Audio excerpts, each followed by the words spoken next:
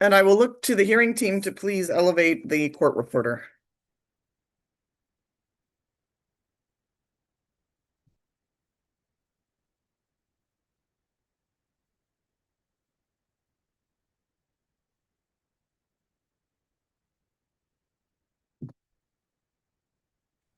Hi there, can you hear me? Yes, I can. Good morning. Are you ready for us to go on the record? I am. Shall we go on the record now? Yes, please. Thank All you. right. And with that, I'll go ahead and get started with introductions. Good morning. It's September 18th, 2025. I'm Nicole Kinsey, presiding hearing officer for the Administrative Hearings Office of the State Water Resources Control Board. This is the hearing on the pending petitions for change of water right permits 16478, 16479, 16481, and 16482 of the Department of Water Resources for the proposed Delta Conveyance project.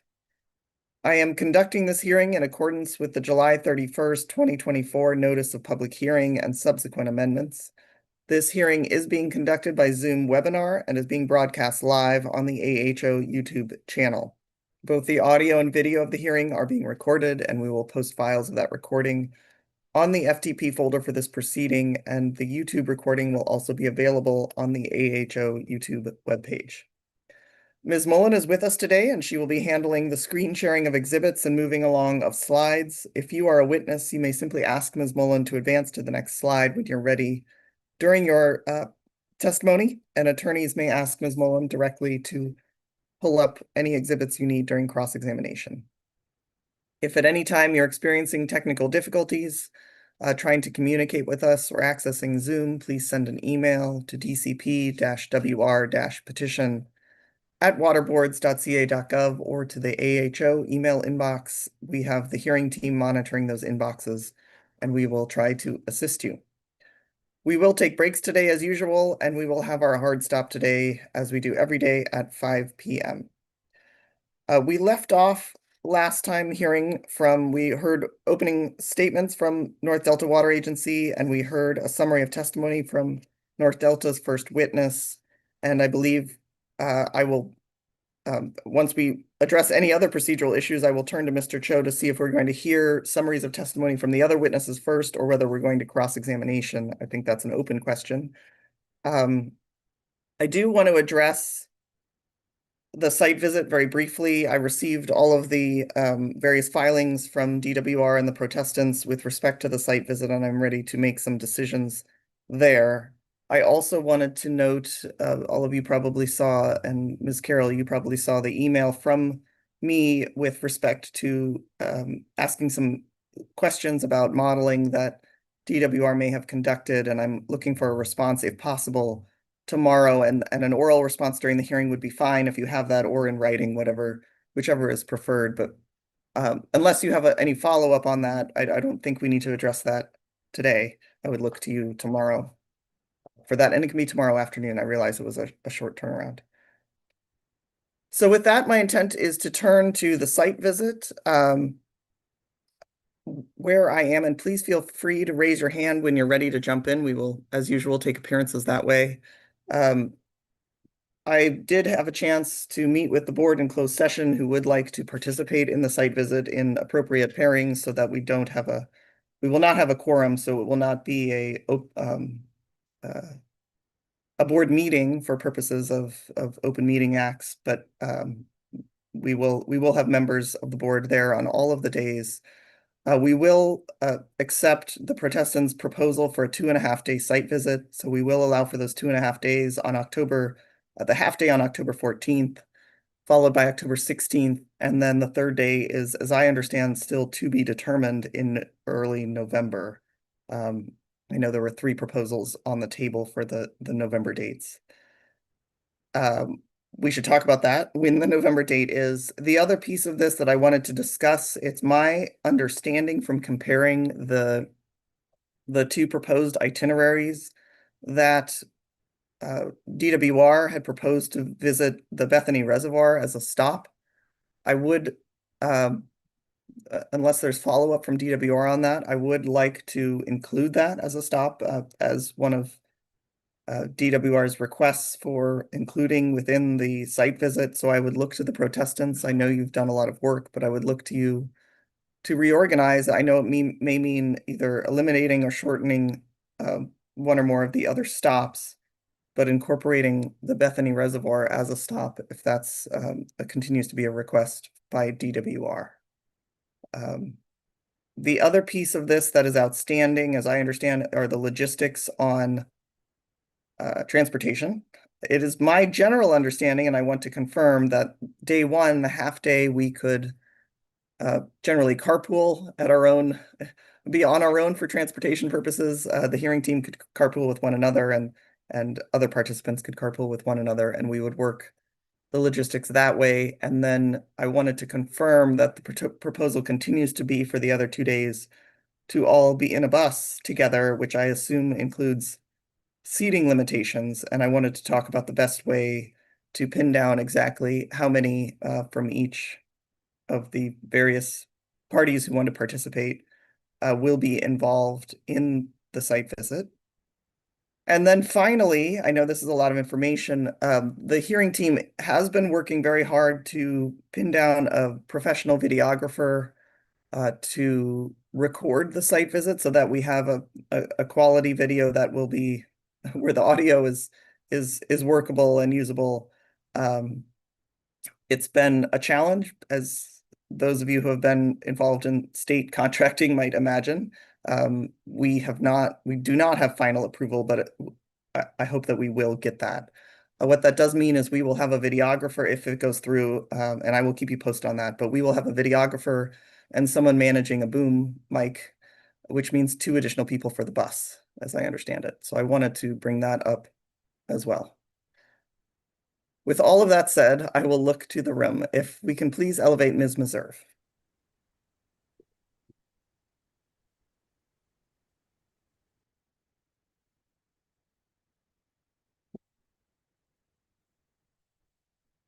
Good morning, Ms. Meserve. Good morning, Hearing Officer Kinsey, OSHA Reserve for Contra Costa County et al. Thank you for addressing the site visit issue. We are we're very excited to settle in on some dates and get started, and we appreciate the opportunity to do so. I guess just touching on the issues that you raised. Yes, it would be very good to pin down that third date in November because of the transport issue. So we can go ahead now that you've decided on the South Delta date and secure the bus transportation for that day. And then we need to do the same thing for the November date.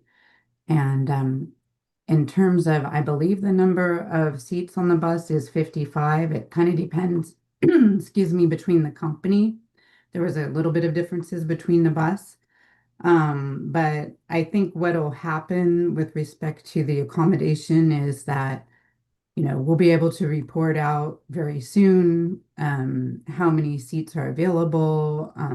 We'll need to do a poll about, who is actually planning on going that day. I know hearing officers team had done an initial survey, which was helpful, but we'll need to pin that down. And then, I think if it turns out there's a need for a couple of cars or, you know what I mean? If there's a little bit of spillover, I think that would be okay. What we didn't want to see was a lot of cars on the small roads in the Delta. And it sounds like, we'll be able to accommodate that. So I would say, with respect to those November dates, I think in terms of the speakers, we had the 6th and the 10th were the better dates for the speakers we had up there. I mean, it was as we indicated in the letter that Ms. Bear submitted yesterday, is quite a bit of work to try to figure out who could speak at each site. And speaking of that, we very much do want to have a stop in Hood. And that's really important. And we're happy to work with DWR, on those specifics now that the hearing officer has made a decision about the length of it. And I don't think, obviously we're not going to try to add to the 2.5 But the Hood is very important with respect to the community of Hood as well as Single Springs Group. And there was a scheduling conflict on the 14th with both of those groups. So we're glad to see that that would be happening on one of the November dates. Let's see. Yeah, so I think that's all, unless there was anything else you were wondering about.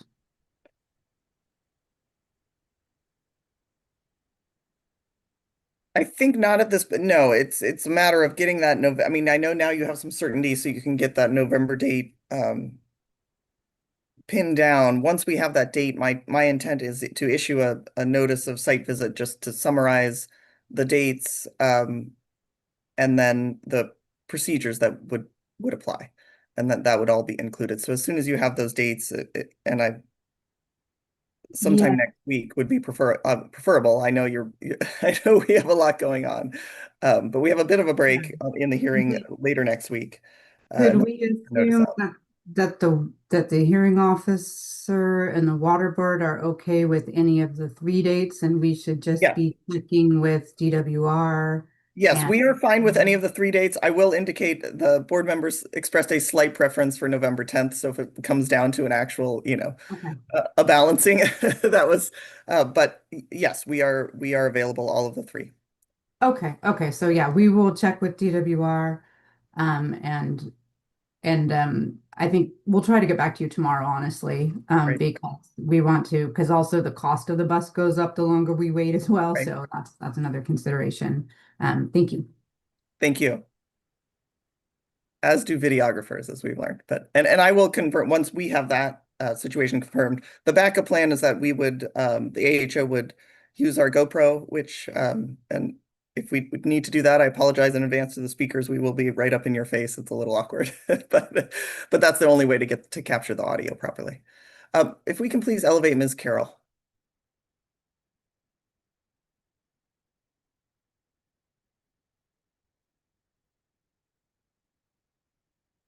Good morning, Ms. Carroll.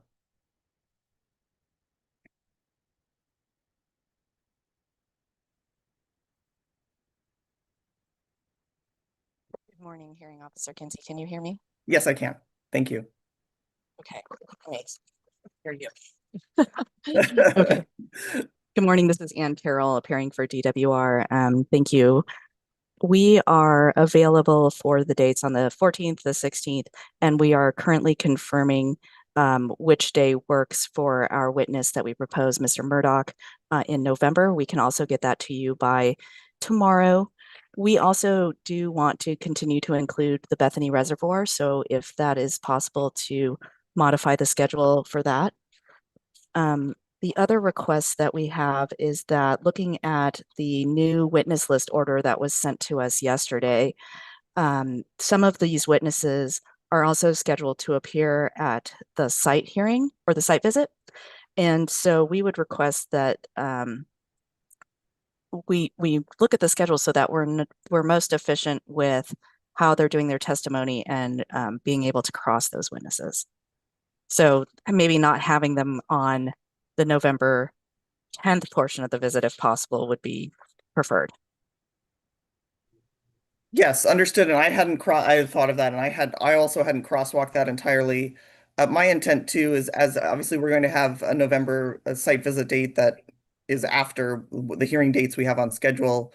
I think we do need to reserve a November hearing date to make sure that if there are witnesses that speak on the November site visit and that there is a request for cross-examination, that we have a hearing day set aside if we need it to do that, but that would be a very limited hearing day just to deal with those. So that's once we get our November site visit date pinned down, then we can look at an appropriate day to reserve as a hearing day.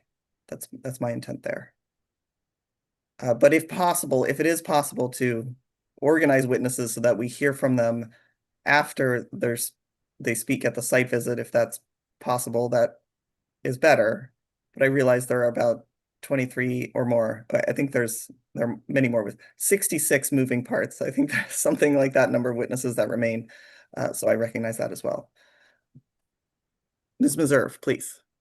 Thank you. Yeah, just with respect to the schedule, we did submit an updated ordering of the schedule yesterday, and I just think it's and I know we're trying to be very transparent with DWR so that it can do its planning with respect to cross and um, our my intent, and I'm happy to work with the other protestants that are working on the site visit, is that there should not be, as I had mentioned before, a lot of controversial, persuasive type talking going on, that it's really a show and tell about the places that would be impacted by the proposal. So I hope there's not a need for cross. There wasn't a need for cross or a desire for cross in the sites proceeding, for instance. So yeah, I just think with all the things we're juggling, I don't see a way, certainly with the North Delta visit, that implicates a lot of the protestants, and there is some overlap, as Ms. Carroll has pointed out, but we can't really do anything about that. And yeah, I would be reticent with the amount of time that has already been put into the schedule that was sent forward to try to move anything else around. Um, so yeah, if we have a chance to accommodate that, great. But I think having the date, a hearing date set out where if there's a need that's after the 10th or whatever that final site tour day is, like that's probably the best way to deal with it. With respect to Bethany, um, myself, I had also thought that that was important um, uh, to include. It had fallen off of the protestants list due to the time, just because it's a distance. So, I think we would like to meet and confer with DWR about the additional expense of going out that far for the bus and whatnot. And we can talk to DWR about that. I think we will be able to find a speaker to speak on from protestants' perspective on the laydown on the Bethany Reservoir State Park in that location. So, I think, yes, protestants are open, in answer to Ms. Carroll's remark, yes, protestants are open to re-adding that in and, figuring out a way to accommodate that request. Thanks. Thank you. Ms. Carroll. I had a quick opportunity to crosswalk the witness order, and it looks like the ones of concern are Dirk Hovel on October 6th, Brian Elliott on October 9th, and Dwayne Martin on October 9th. Also, it would be on October 29th, Miss Barbara Berrigan-Perea and Spencer Fern. So, Ms. Carroll, are you suggesting that you want us to try to put those people on a hearing date after November 10th? No, that they not be put on that late, since they're already coming in to testify and they'll be cross-examined. I just hate to have to bring them back again after the site visit for additional cross-examination, because we do anticipate there will be some cross.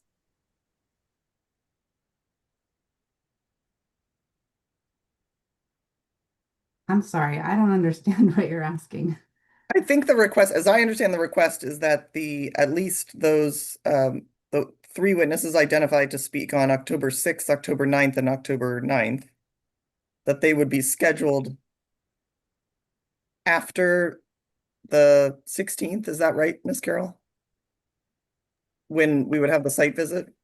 The site visit in the north, it would be in November.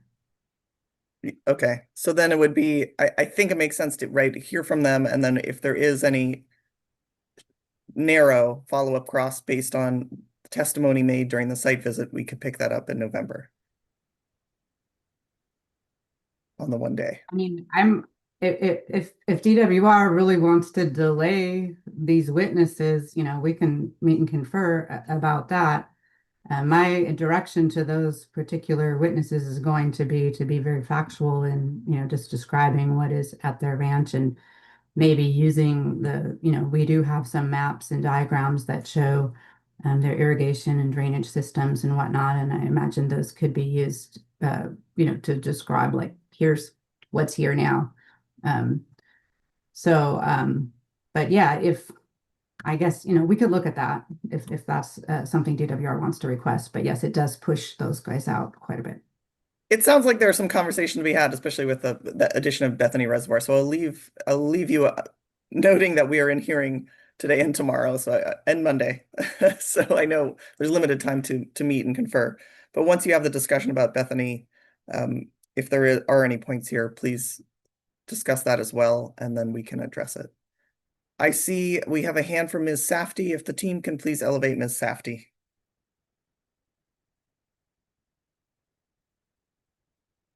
Good morning, Ms. Safdie. Good morning. Thank you, hearing officer. This is certainly something that we can discuss in the meet and confer that you just directed, and I think that should be fine. I did want to note that we set the order of witnesses intentionally so that DTEX witnesses, for instance, the tribal panel, which is going on October 15th, and then the panel that includes witnesses from Restore the Delta, including Ms. Berrigan-Priya and Mr. Fern, are scheduled to go after their site visit on October 16th. And so we did take into account the possibility that there would be a request to cross-examine them. So their witness presentation or their case in chief presentation would follow their discussion during scheduled site visit days. I think you raised that. Thank you. Thank you for reminding me. I think you had raised that, and I appreciate that as well. Thank you. Thank you. Ms. Carroll. I'm sorry, Ms. Safdie, but I don't see the witnesses that you have for the site visit listed on the witness order for that first day. So I'm not sure how to respond to that. So the restored, though, so we have, let's see, Ms. Moreno and Vice Chair Tayaba from Shingle Springs. We have a different witness from Shingle Springs who will be speaking on the case in chief. I don't think you mentioned anything about them. Ms. Barbara Berrigan-Priya and Spencer Fern are scheduled to speak during the October 16th site visit date, which precedes their case in chief presentation later in October. Okay, thank you. No, I think I was confusing the October 15th that you mentioned and those witnesses. Okay. So thank you. Understood. Okay, thank you. So hopefully that sounds like that's resolved then. Okay.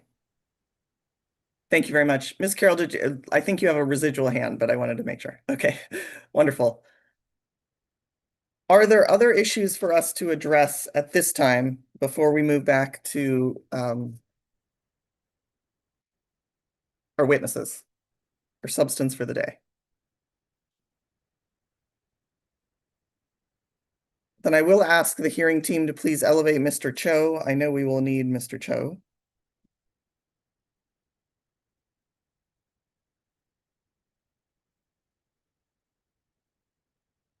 Good morning, Mr. Cho. Good morning, Hearing Officer Kenzie. Austin Cho for North Delta Water Agency and for Reclamation Districts 999, 2060, and 2068. You raised a question at the start of the hearing about our proposed order for the remainder of North Delta's witnesses.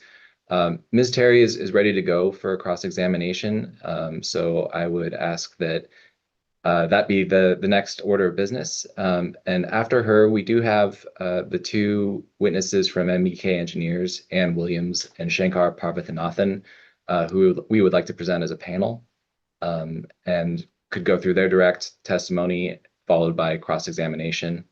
And then lastly, we would follow up with individual testimonies from directors Steve Mello and Tom Slater. Thank you. That's very helpful. Then with that, if I believe we should bring up Ms. Terry. Good morning, Ms. Morris. You're welcome to make your appearance. Good morning, Stephanie Morris on behalf of DWR. I also had just a question about the rest of our day.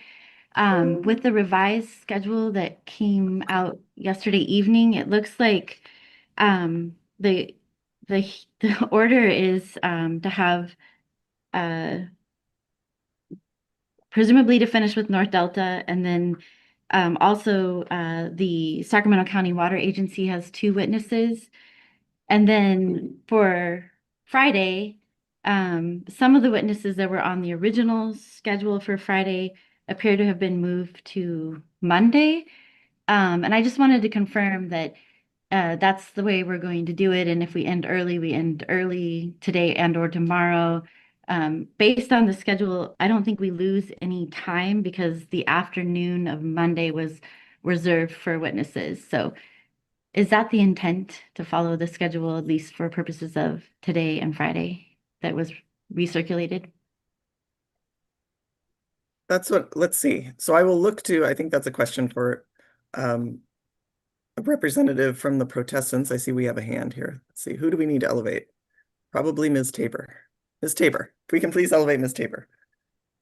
And I had a question about Mr. Stork because I suspect we will not get to Mr. Stork or would not be able to complete Mr. Stork by tomorrow morning if we continue in this order. So that may be worth addressing as well. So thank you for raising this, Ms. Morris. Ms. Tabor, good morning.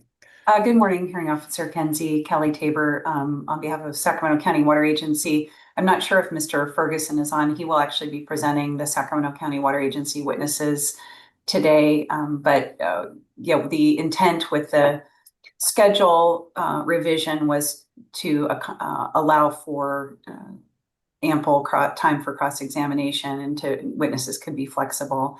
So in Sacramento County Water Agency, they're available today as well as tomorrow. And then after us, I would defer to Ms. Meserve and the other parties who are listed. Ms. Meserve, please. Well, yes. One wrinkle for tomorrow, just for a heads up for everybody, is that Mr. Stork needs to finish by noon if he is to go tomorrow. So, I don't know if Mr. Flanders is on the meeting yet, but I just want to raise that, and I'll try to check in with Mr. Flanders on that. It may require some moving around in order to accommodate that, but it's something that can't be changed. May I make a suggestion that we just plan on doing Mr. Stork first in the morning prior to anyone else? I think that based on the estimates that I have, we would finish North Delta and Sacramento County Water Agency today. Yeah, that sounds fine. And the other thing I was going to ask regarding Mr. Stork, if you know, and maybe it could be later today if you're not sure right now, is just how much cross-exam you had in mind for Mr. Stork. Yeah, I can tell you that. It's about 30 minutes probably. Thank you. And I guess Hearing Officer Kenzie, my question was really more for you is I understand that the protestants have put this list out and that this is their preferred dates and dates certain. But for purposes of us planning what we're doing in one day, I think based on only having Mr. Stork, Mr. Lucas, and Mr. Hurley tomorrow, that would not fill a full day. And previously it included Mr. Schutz and also Mr. Fries. And is the intent to, stop early or to just move through those witnesses as they come up? I think that's going to be an issue as ongoing. Correct. Yes, I agree. And thank you for bringing this up. So my question to the appropriate representative is whether the witnesses identified for September 22nd, whether any of them could testify on tomorrow if we are ready to go. I think the answer is yes, and I think that is the overall intent. I mean, I think we were trying to give the witnesses some certainty, but with the understanding that it's in flux all the time. So, yes, I think without speaking for somebody who I don't represent, we can certainly let the 22nd, the folks who are listed for the 22nd, try to find out who might be able to be in line to go on Friday. Thank you. And then I will look back to you, Ms. Morris. Do you have any objection to that if we move any of those three up to I Friday? don't have an objection, but then I think that basically means that we Everyone end is moved early up. on Monday because I believe City of Stockton is not available until the 29th for all of their witnesses. And so if that's the case, we end up in the same spot. The department isn't concerned if we want to split the days up to give people some time to do other things with their day. in this particular instance. Is that, I guess I look for confirmation to the appropriate representative for City of Stockton. Is that accurate that the 3 City of Stockton witnesses are not available until the 29th? That is correct. Okay. So it looks like we may have time, and the question then will be whether we split it between tomorrow and how we split that time between tomorrow and Monday. I mean, what a wonderful problem to have is so let's keep that in mind. Let's file that away. Let's see how far we get today. These problems sometimes cross-exam expands to fit the time allowed. But thank you for raising that, Ms. Morris. This will continue to be something we need to talk about. So I appreciate that. Thank you. With that, I think we have our relevant participants. Good morning, Ms. Terry. How are you? Good morning. Fine. Welcome back. And with that, I will look to you, Ms. Morris, if you have questions for Ms. Terry. I do. Good morning, Miss Terry. How are you? Good morning. I'm doing well. Thank you. Nice to see you again, and congratulations on your retirement. And thank you. I hope you're enjoying it. I am. This minor blip. I think probably the best thing, if I could ask Ms. Mullen, is if we could pull up your testimony, which is in DWA 5. And I will also be, Ms. Mullen, flipping back and forth between the contract, which is DWR 0414. And as a brief point of clarification, Ms. Morris, we submitted an errata to Ms. Terry's testimony, so there's a NDWA 5E. Oh, I guess I didn't see that in the file. So if we could pull up NDWA 5E.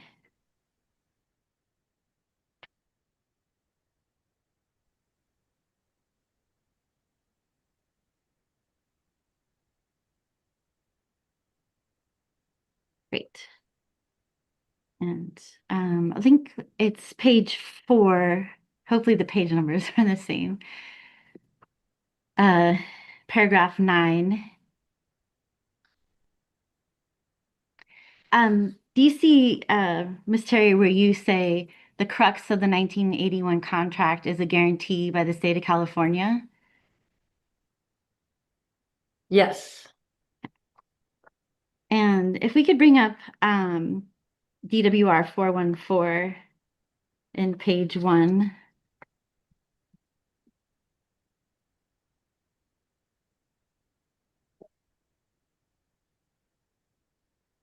And we could go to page 2, sorry, where the recitals start.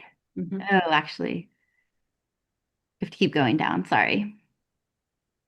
Here we go. There it is. Okay. And is your statement in your testimony in paragraph 9 an interpretation of the language found within the 1981 contract recital A? Yes. Recital A, and I guess I would also say Article 2 as well, where the water quality, but yeah, recital A states what the purpose of the contract is. So yes.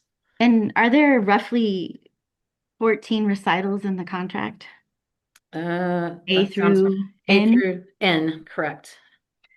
And is it your testimony that recital A is a complete summary of the language found in the 22 terms of the 1981 contract? No.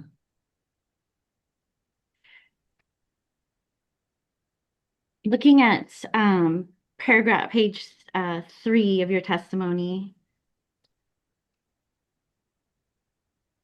same page, on lines, it's kind of the lines are in between, but the sentence that states NDWA's position that legal uses of water within Which paragraph? Which paragraph? paragraph 5, Okay. line 7-ish, 7.5, we'll call it, Okay.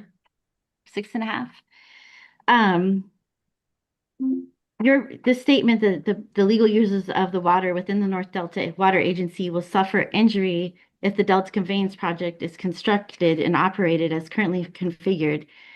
Is North Delta Water Agency's position that compliance with the 1981 contract terms is insufficient to protect the legal users of waters within the North Delta Water Agency boundaries?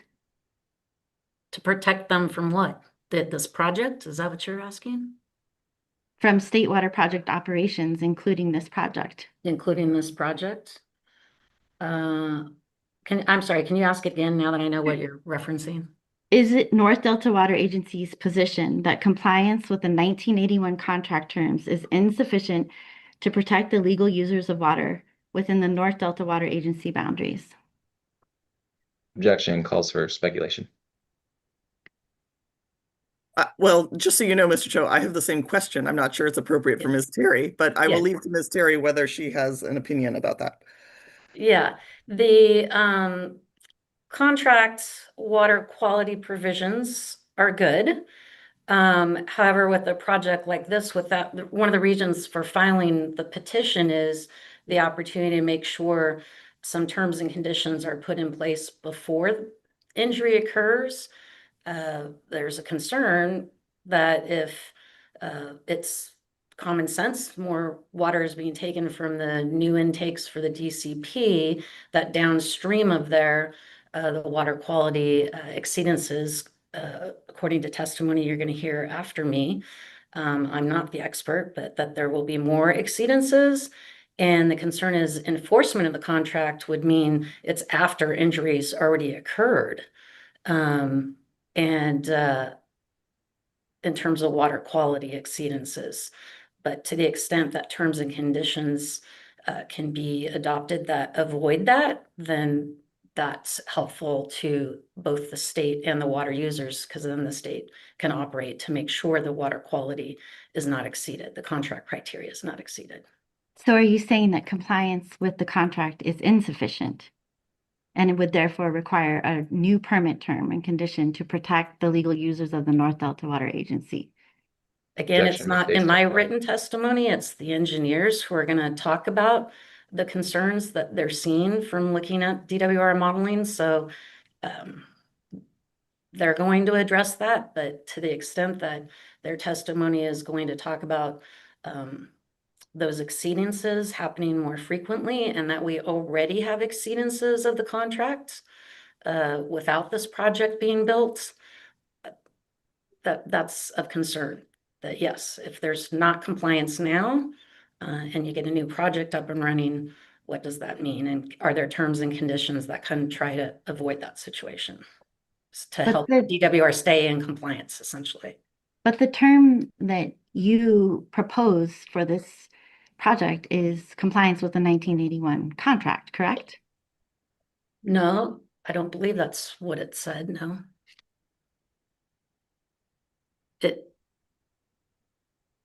I believe, now I'm going to have to reference somebody else's testimony, Ann Williams.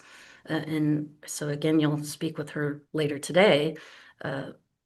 Talked about in order to maintain compliance is to stop once exceedances are occurring, to stop operating those new North Delta pumps. So your testimony is I should ask Ann Williams would be the correct person to understand whether or not the terms of the 1981 contract are sufficient to protect the legal users of water within the North Delta Water Agency. No, I don't think she's the one that in her testimony has anything about sufficient relation to the contract. You were asking me now about, compliance, and her testimony is going to address some compliance issues. So if you can't answer the question about whether or not NDWA's position is that compliance with the 1981 contract terms is insufficient to protect the legal users of water within the North Delta Water Agency boundaries, who can answer that question? Well, compliance is, like I said, if we already have exceedances and if there's going to be more, what's the operational thing to try to prevent that injury? And it's to not pump at the North Delta pumps. So if we can get that, but if we have to go to court after the injury is already occurring, we're in this petition hearing to try to get terms and conditions to prevent a non-compliance, if you will. Yes, we expect compliance, but how are you going to do it? And we're offering ways for you to do it via this project to maintain compliance pursuant to this contract. So yeah, that's our intention. And is it your testimony that the contract doesn't allow for exceedances of the water quality in all conditions? Article Objection 12 is, misstates testimony. Ms. Morris, can we trying to figure out how to ground this? Ms. Well- Morris, please refer to the part of the testimony she's asking about. That might help. Hearing Officer Kinsey, this witness is providing an interpretation of the contract all throughout the direct and through her testimony. She's just citing and interpreting the contract. And I'm asking about her understanding of whether or not the contract is protective of the legal users of water within the North Delta Water Agency. That is my question. And if I need to rephrase it, I'm trying to get at that. Yeah, understood. But maybe just try this question again. With respect to the water quality, I actually now don't remember the question, so please. Okay. Well, I'll come back to it because I have other questions about it. It was just that Miss Terry brought it up. In paragraph 10 on page 4 of your testimony, and just if I can, I believe I am allowed to ask, like many other people, questions beyond the scope of the witness's testimony. And I was specifically asking about whether there was a damages provision in the contract under the 1981 contract, so that there is, in essence, an off-ramp to meet water quality requirements in certain conditions. Are you aware of that provision, Ms. Terry?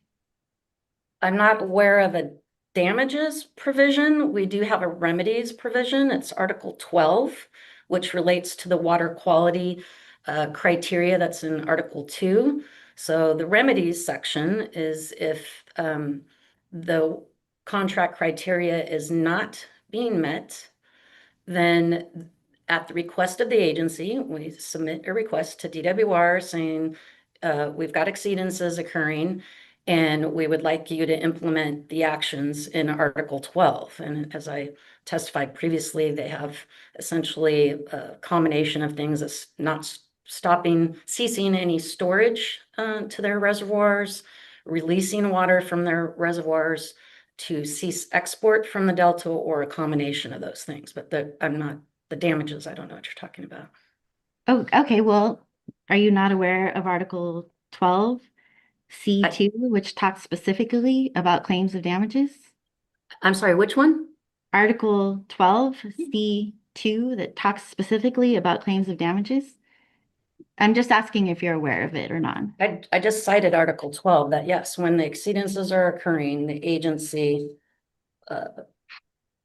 notifies DWR and requests them to take the actions in Article 12. Maybe we can, well, you might be going here, Ms. Morris. Yeah. If we can bring pull up the up exhibit. 414.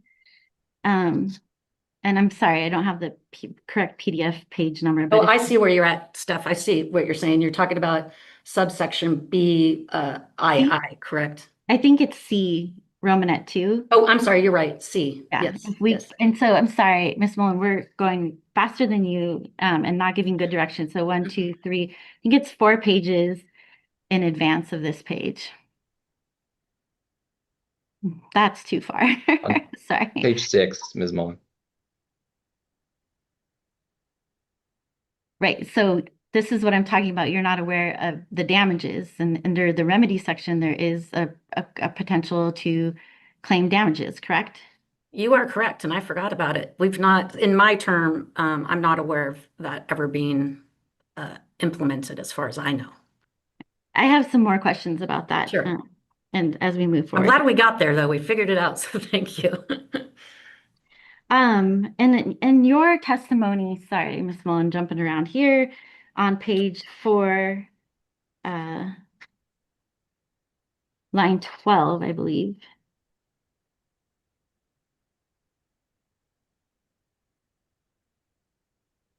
Do you see where it says the state, before I do this, I'm checking, yes.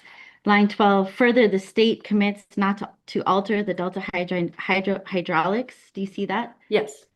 And you're citing to the 1981 contract article, Article 2, correct? Correct. Is it NDWA's position that in agreeing not to alter the delta hydraulics, that the state committed to counteracting conditions caused solely by naturally occurring hydrology?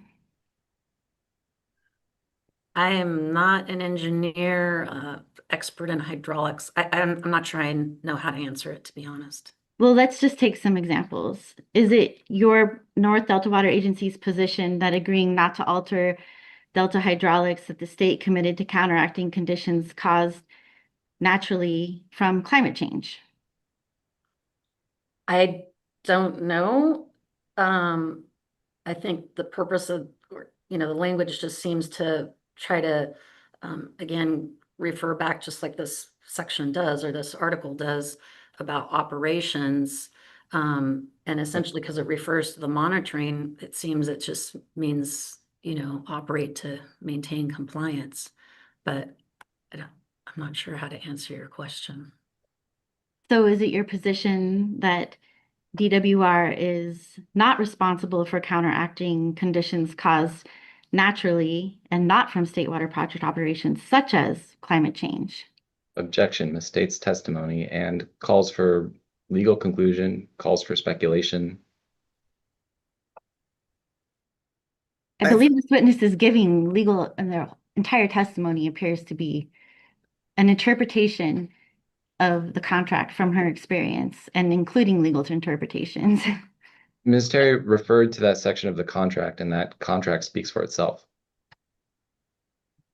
And Ms. Morris, can we, I guess if you're going to continue to ask questions, can we go to the contract itself? That's Sure. what, that would be helpful.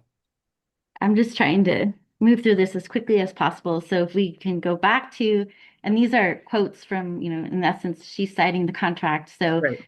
this is going to be, the citation is Article 2. B. Correct.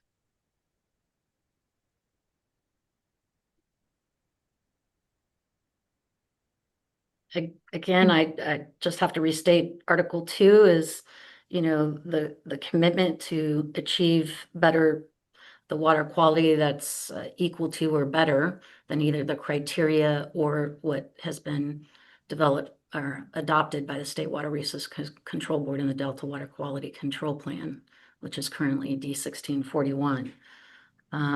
Not sure how climate is not addressed in this article. It just is about the state operating to maintain this criteria in attachment A.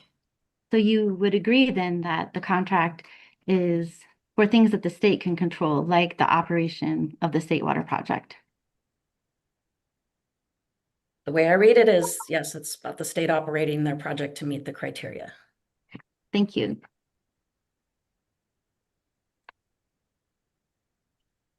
And in that same sentence, you say, you use the word alter in your testimony.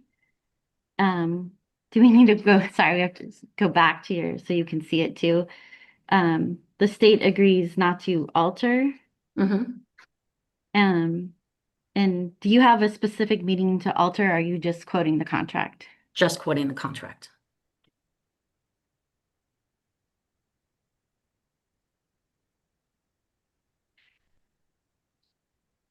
If we can look up, go back to the contract, DWR 14, to the recitals. I think that's PDF page 3, I think. And if we could look at H, recital H, please.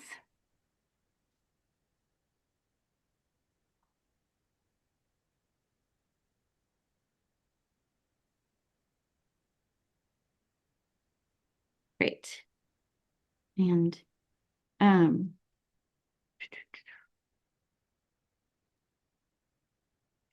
would you agree that our recital H is actually, sorry.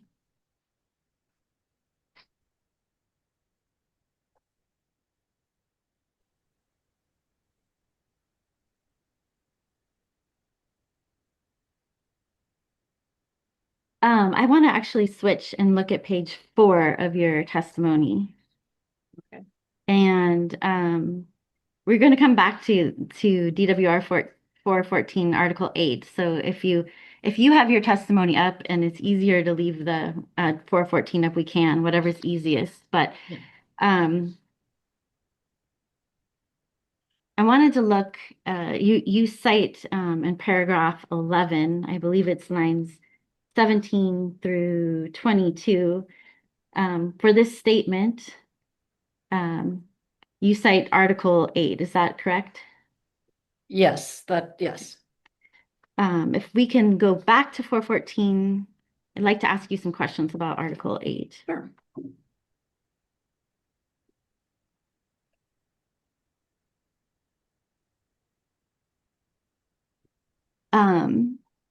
And I think it's page 5, but maybe not PDF page 5.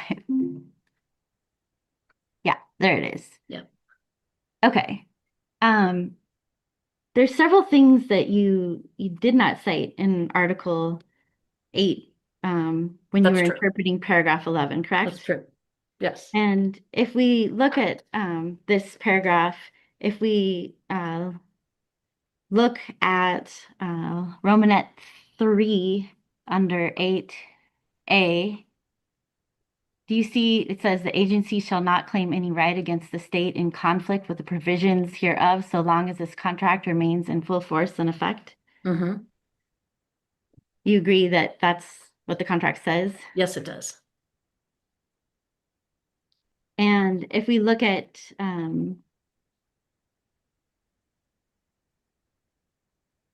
my question then I guess is it your testimony and NDWA's position that the 1981 contract is in full force and effect? Yes, it is.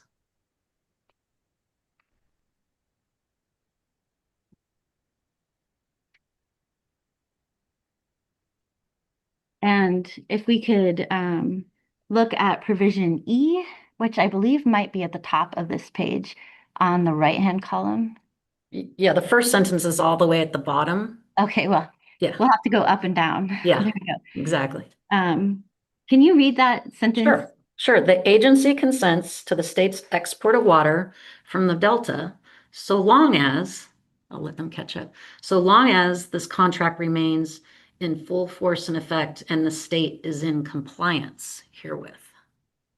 So is it is it North Delta Water Agency's position that the state is not in compliance with the 1981 contract? Not when the water quality is being exceeded. In all instances? No, well, I don't know, maybe that's a legal question I don't have an answer to, but.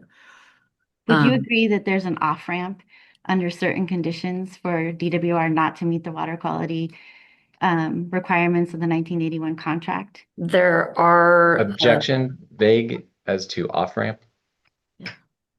Can you point to a provision? I assume you're referring to a specific article, Ms. Morris. I think the witness knows and was actually going to answer the question. So do you know what provision I'm talking about, Ms. Terry? Well, I'm going to guess. Article 4? I don't know. I'm not sure where you're headed, to be honest. Yes, and we can go there. That's page 4, please.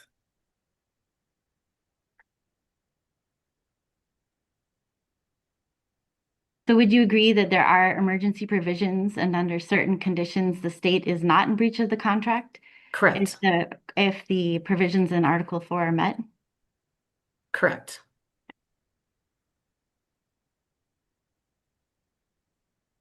So going back to that, is it your position and the North Delta Water Agency's position that the state is not in compliance with the 1981 contract? Objection vague as to time. Yeah, I'm not sure. Right here, as we're sitting here today. Today? Yeah. I am not personally aware of what the water quality conditions are today, but I would assume that the criteria is being met today. And would you agree, and we can pull up under the remedies section, Article 12, that you cited, Mm-hmm. that there are remedies for the agency, including specific performance of the provisions of this contract? There are remedies available, yes.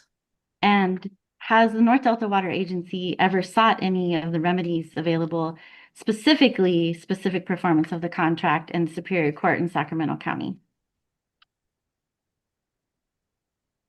I believe so, but it was before I was manager. I So believe. you believe that the North Delta Water Agency has sued the Department of Water Resources for breach of contract or specific performance of the 1981 contract? I'm not aware of any breach lawsuit, no.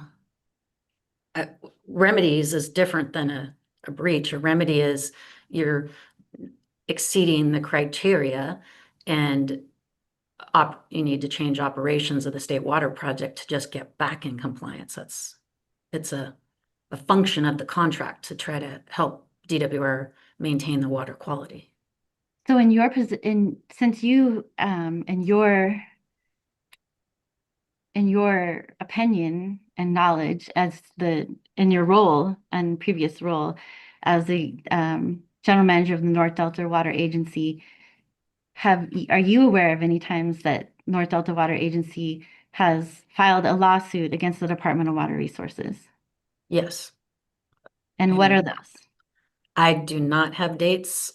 Again, I've seen documentation, and I believe it was before I was manager, but there have been instances. I can say for myself, there have been instances where the contract criteria is being exceeded, and I have contacted the state, written to them, notifying them that it's exceedances and asking them to advise us what remedies in Article 12 they're going to implement, when they'll implement them, and when they think they can get the criteria back in compliance. Because again, this article allows, at the request of the agency without going to court, that those things be done, but you can also go to court, is my understanding. So my question was specifically about going to court. So and specifically about your tenure at North Delta Water Agency. So is that you're not aware of any times that North Delta Water Agency has brought a lawsuit regarding the 1981 contract while you were at North Delta Water Agency for your tenure? It's possible something did get filed, because we definitely had during my tenure exceedances that occurred. I just can't really swear to it right now, but it's very possible that we did file something during my tenure. And when you say file something, you mean file a court case? Yeah, in accordance with Article 12, that's possible, yes. It's possible, but you don't know? Or I it happened really- and you just can't recall the year? I just can't recall, to be honest. Okay.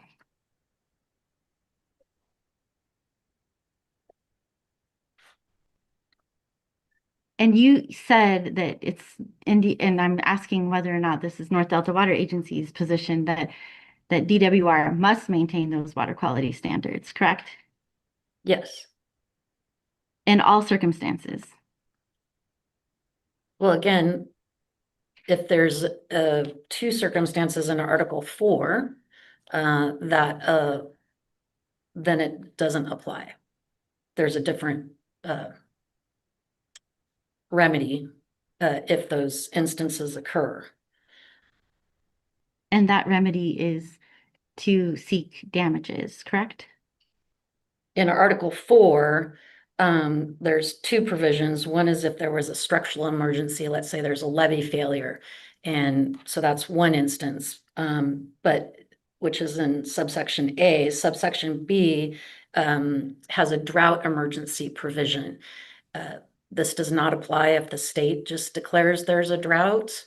There's specific criteria that have to be met.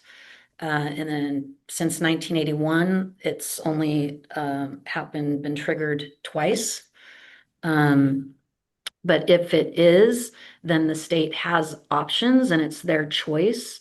They can do overland water supply, or they can establish a special contract claims procedure that compensates water users for losses associated. And I'm gonna try this question one more time. Okay, sorry. If DWR were to not meet the water quality requirements today, is it your position that the contract is in full force and effect and that North Delta Water Agency can assert whatever remedies or damages that they may have under the 1981 contract? That's the role of the agency, is to try to enforce it and use all of the articles to do that on behalf of the water users, yes. So you would agree that the contract is in full force and effect? Yes, the contract is in full force and effect. So what we disagree on is whether or not the state is in compliance. Objection, Ms. With State's water testimony. quality? Oh, yeah. Maybe Ms. Morris, you can be more specific about what circumstances you're talking about. Well, the contract is what it is. And so if the state is in compliance at the time that we can say today, then the contract is in full force and effect and the state is in compliance, correct? Yes, And the That's right. North Delta Water Agency's position is that the contract remains in effect and that you are able to pursue any remedies and or damages that the contract provides for, correct? yes, And that would include specific performance. It would include the informal reaching out and not filing a lawsuit that you already mentioned, correct? yes, And potentially in emergency provisions, it would include damages as described in the contract, correct? yes, And so would you agree that the North Delta Water Agency in signing this contract, acknowledge that the department may not always be able to meet the water quality requirements and that in and of itself would not be a breach under certain circumstances, correct? Objection, Ms. State's testimony and calls for legal conclusion. I think it's fit. That does call for a legal conclusion, Ms. Morris. So I'm struggling how to know how to ask questions that are not calling for a legal conclusion when the entire testimony is about the interpretation and application of the contract on behalf of North Delta Water Agency. In fact, the only testimony in this is interpretation of the contract. it sounds like you're gearing up for an evidentiary objection. So that may be the appropriate way to handle this. Okay, I'll move on then. Thank you. If we could look at page 4 of your testimony, paragraph 12. mm-hmm,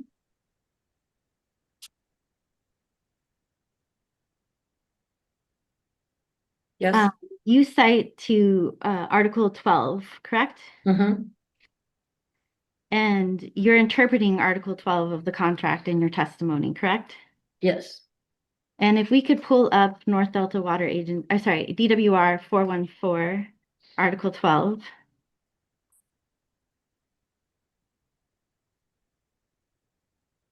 And this is the remedies section that we were talking about before, correct? mm-hmm, yes. And you cite to a portion of it, but if we scroll, and I am looking at 12A, so it's on the top right and bottom left, well, top left, bottom right, top left of the contract on this page.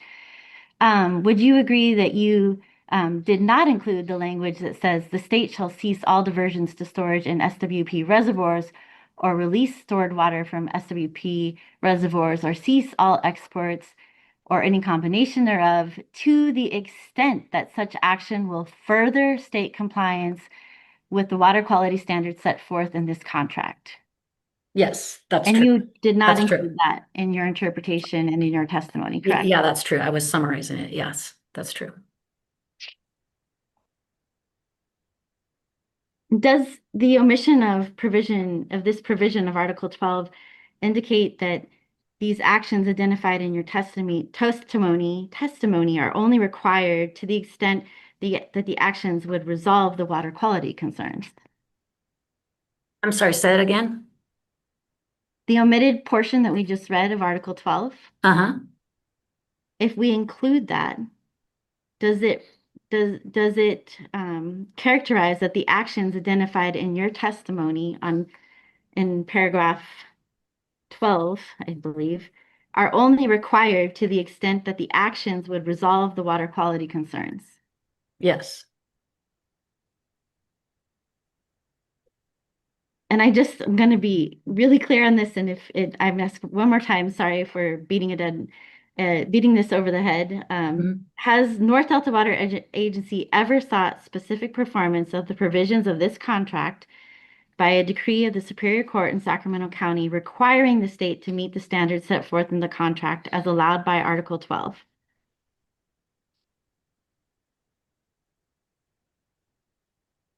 I believe so. Which actions and what years?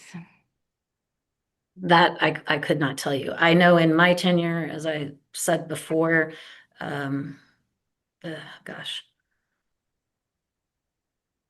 If I had to guess, it's twice because we had significant droughts in 2015, 2021, and I did contact via written contact DWR to inform them of the exceedances and asked about what they were going to do state operationally to get in compliance. So I did make requests. It's possible a lawsuit was filed. I just honestly can't remember. We didn't end up going to court. I know that because I know it'd be more in my memory, but filing of something, I'm not confident You of agree answering. a letter is not a legal pleading, correct? It's not Correct. filed Correct. with the court. Yes. And you state that the state was, in your opinion, not in compliance in 2015 and potentially 2021, correct? Objection misstates testimony.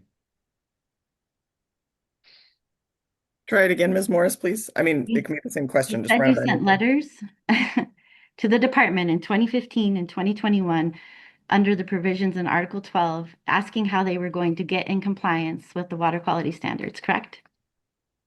I believe so, but 2015, we also had a period. These are the two times there were periods that Article 4 was in effect, but there were also exceedances that occurred that were not during the period when Article 4 emergency provisions and a claims process was established by the state. So in those times of noncompliance that you just described, what is your understanding of why North Delta Water Agency did not seek specific performance under the remedies available to it in the contract? Because we were communicating with the state and trying to have them inform us what they were going to do and when to get back in compliance. So is it your position that the letters that you sent were regarding the drought provisions or noncompliance? There was both. There was both. There was noncompliance, but then separately, at the point that our engineer saw that the criteria in Article 4 for the drought provision were triggered, we did notify the state that that had occurred. Because again, it's their option under Article 4, whether they want to do overland supply or other things, or do create a special claims process, which is what they chose to do.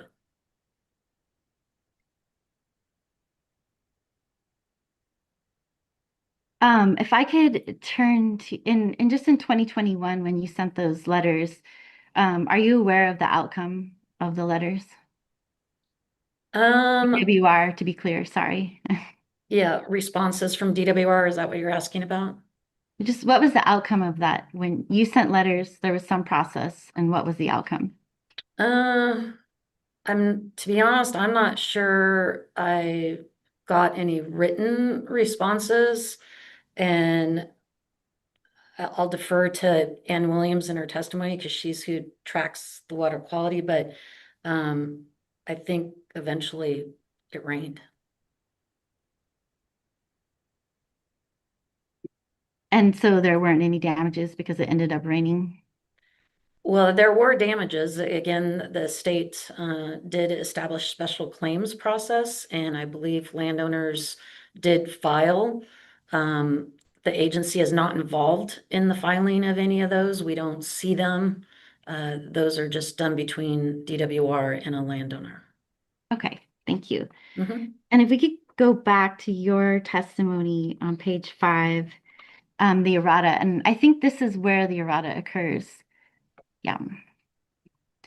And why did you change this 1997 memorandum of understanding to agreement? I believe because at the title of them is actually different and uses the word agreement, I believe. If we could just pull up, I think this is marked as NDWA 10, correct? That's incorrect. It's DWR 415. 415. Okay. I see. So then separately on paragraph 14, the 1998 memorandum agreement stays the same. Yes, yeah. Okay. They I were just understand titled now. differently. Memorandum of Sorry. Yeah. understanding. Okay.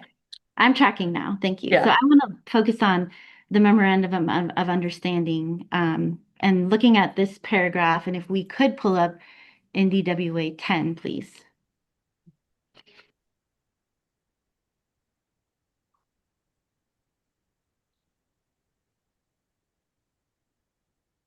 And if we could scroll down to recital C, please.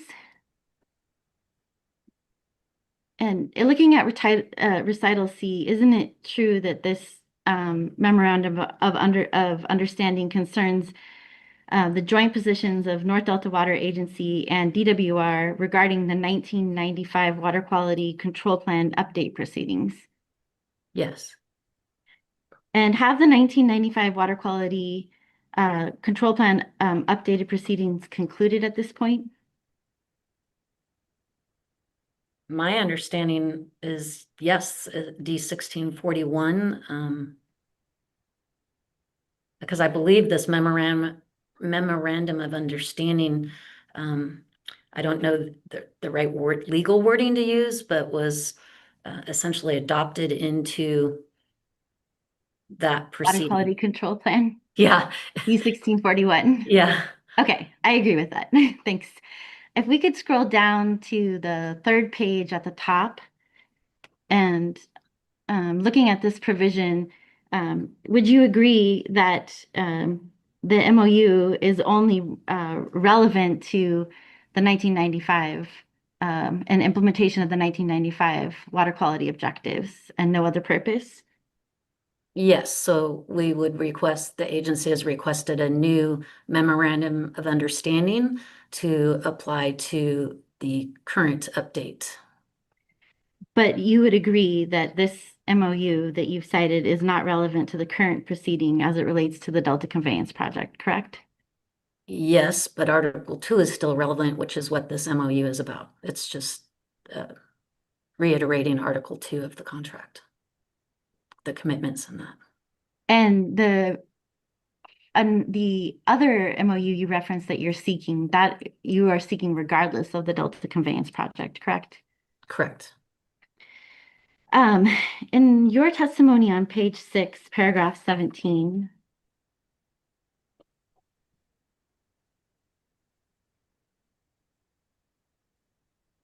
Yes. You state that the parties did not exercise the adjustment period in 2021. Do you see that? Yes. Are you asserting a position on behalf of DWR with this statement? No, no. And are you aware that DWR sent North Delta Water Agency a letter initiating Article 9 negotiations on July 27th, 2021? Yes.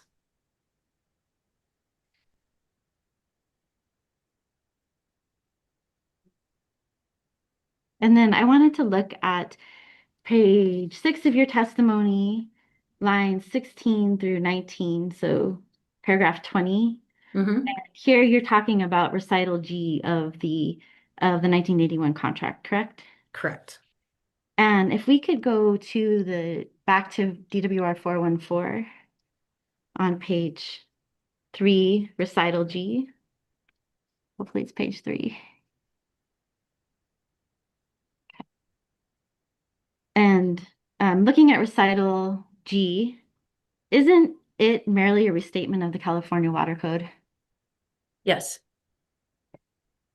And what language in recital G are you relying upon to support your testimony that this recital is a commitment by the state of California?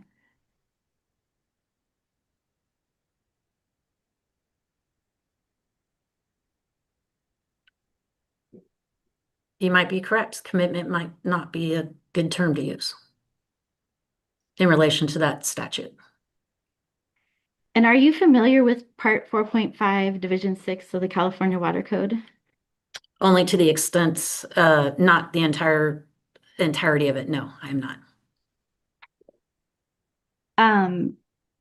Is it NDWA's position that the analysis in the FEIR and the modeling produced by Mr. Singh in this proceeding that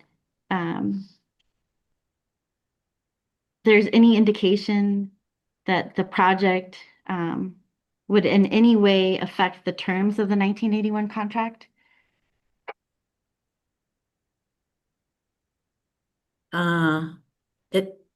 It doesn't change the terms. I mean, that's something legal that would have to happen, but so I'm not sure what you mean by that. I think that answers my question. And then looking at page 7 of your testimony,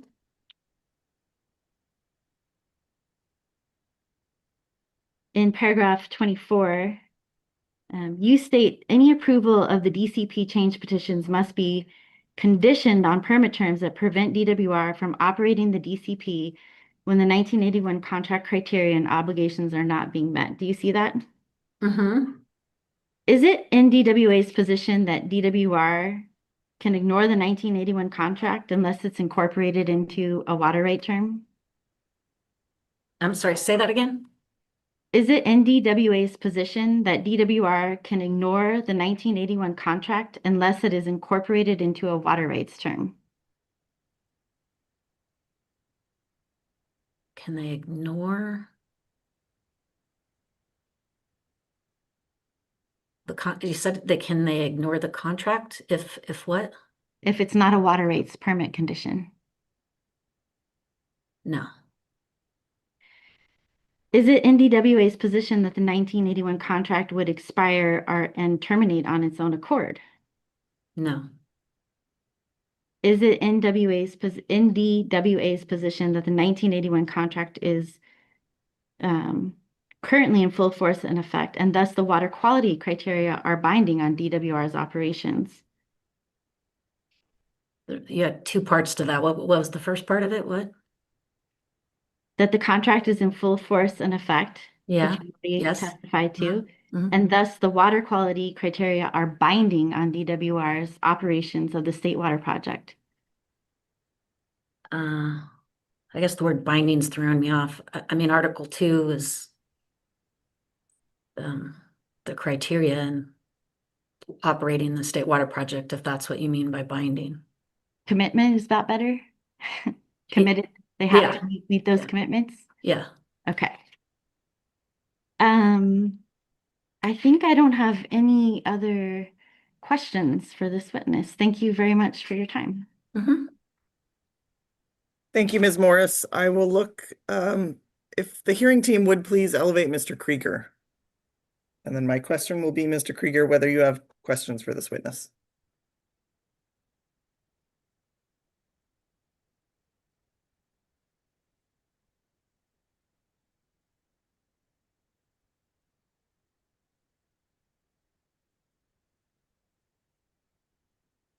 Good morning, Mr. Krieger. Good morning, Hearing Officer Kenzie. I do not have questions for this witness. Thank you. Thank you. Is there anyone else who has would like to make a case for having questions for this witness? And I don't have questions at this time. Mr. Cho, do you have redirect for Ms. Terry? Couple questions. Great, please. Ms. Mullen, could we go back into DWR 414, which is the 1981 contract? And we could go back to Article 12, which starts at the very bottom of page 5, but I'm looking at page 6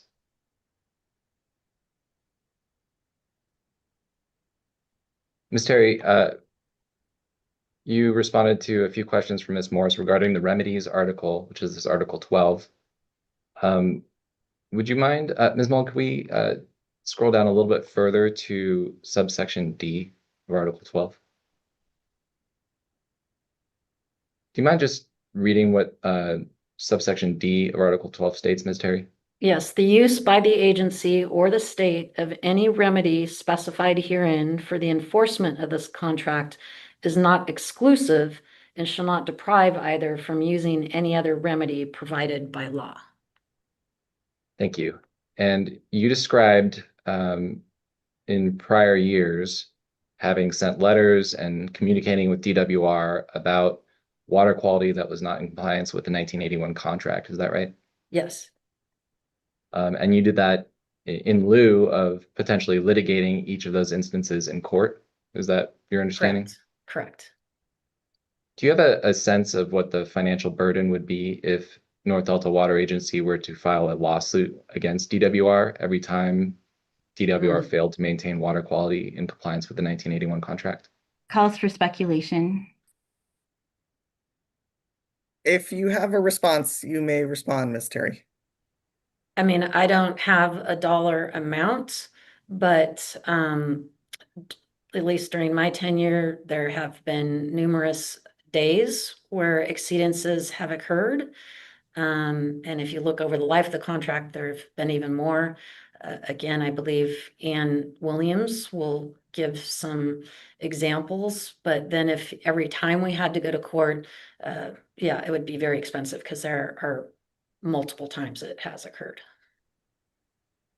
So last question then, in reference to your testimony in paragraph 24 that suggested that the state board should consider imposing a condition that prevents DWR from operating the DCP anytime that the 1981 contract criteria are not in place, is it your opinion that that would prevent these injuries from happening in a more cost-effective manner than having to litigate after the fact? Yes, that was the intent of filing the petition and participating in these proceedings. That's all the questions I have. Thank you, Ms. Terry. Thank you, Mr. Cho. With that, Ms. Morris, do you have any follow-up? I do. Can we take our mid-morning break? Would Sure. that be okay? That's fine with me. Let's go ahead and take 10 minutes. We'll come back at 10:39. Thank you.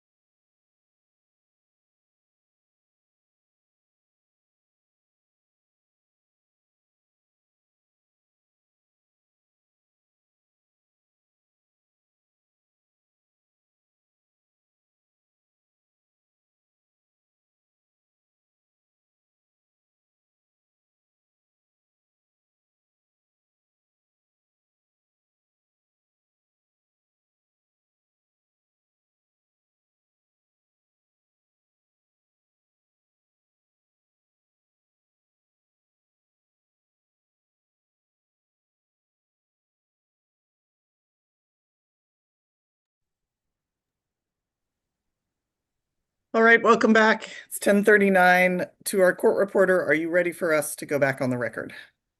Yes, ready to go. Great, thank you. And it looks like we have all of the relevant participants, so I will look to Ms. Morris. Thank you. Ms. Terry, is it the position of North Delta Water Agency that provision D of Article 12 that Mr. Cho just went over with you allows North Delta Water Agency to not comply with its commitments in the 1981 contract?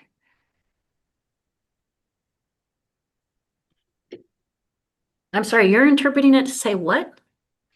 No, I'm asking if you want to pull up the contract, Yes? WR 414, Mm-hmm. please.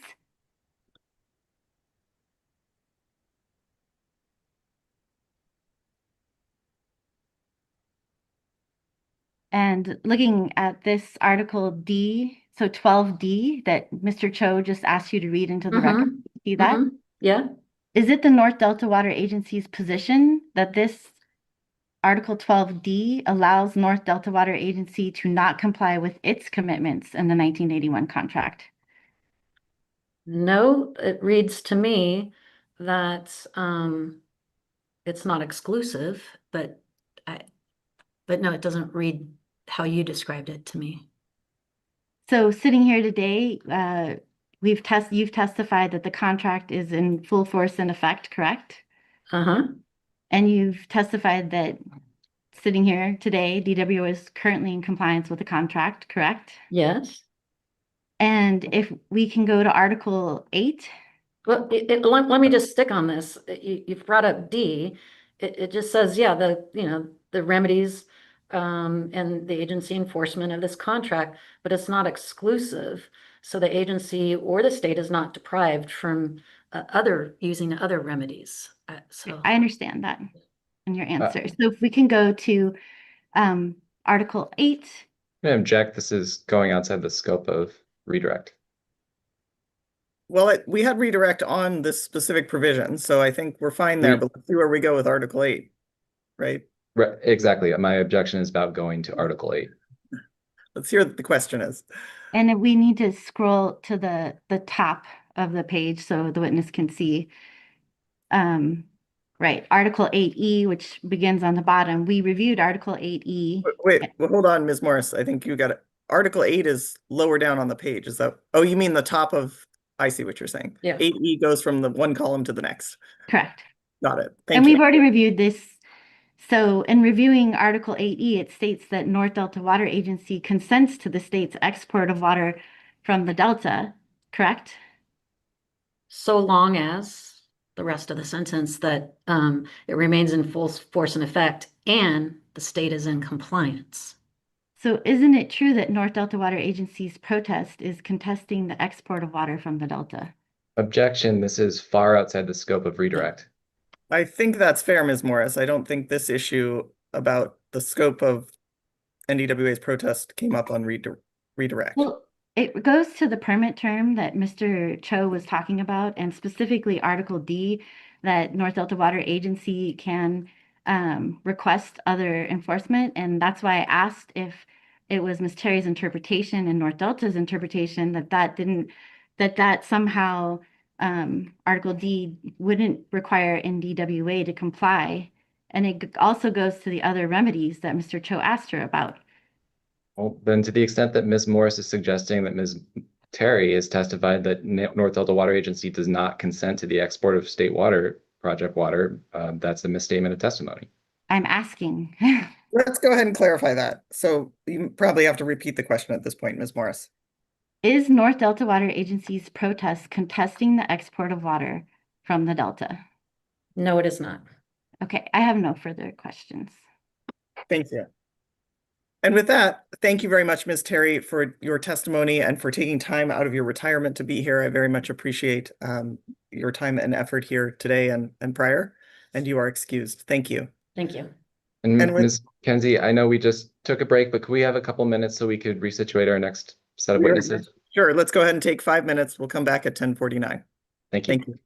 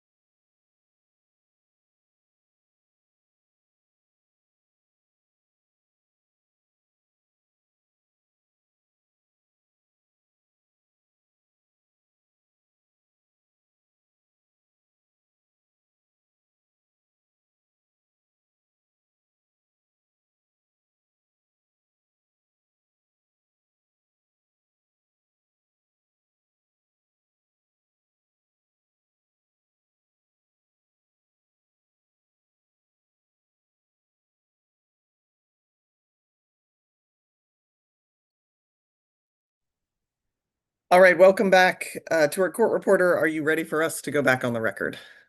Yes, ready to go. Great, thank you very much. And then with that, Mr. Cho, my guess is that you are ready for us to elevate the two witnesses. Is that right? Yes, Ann Williams and Dr. Shankar Parvathanathan of MBK Engineers. Great, thank you. To the hearing team, if you would please elevate Ms. Williams and Dr. Parvathan. Say that again, Mr. Cho. Parvathanathan. Parvathanathan. Thank you.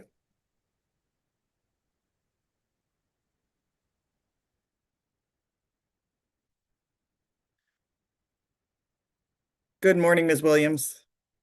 Good morning.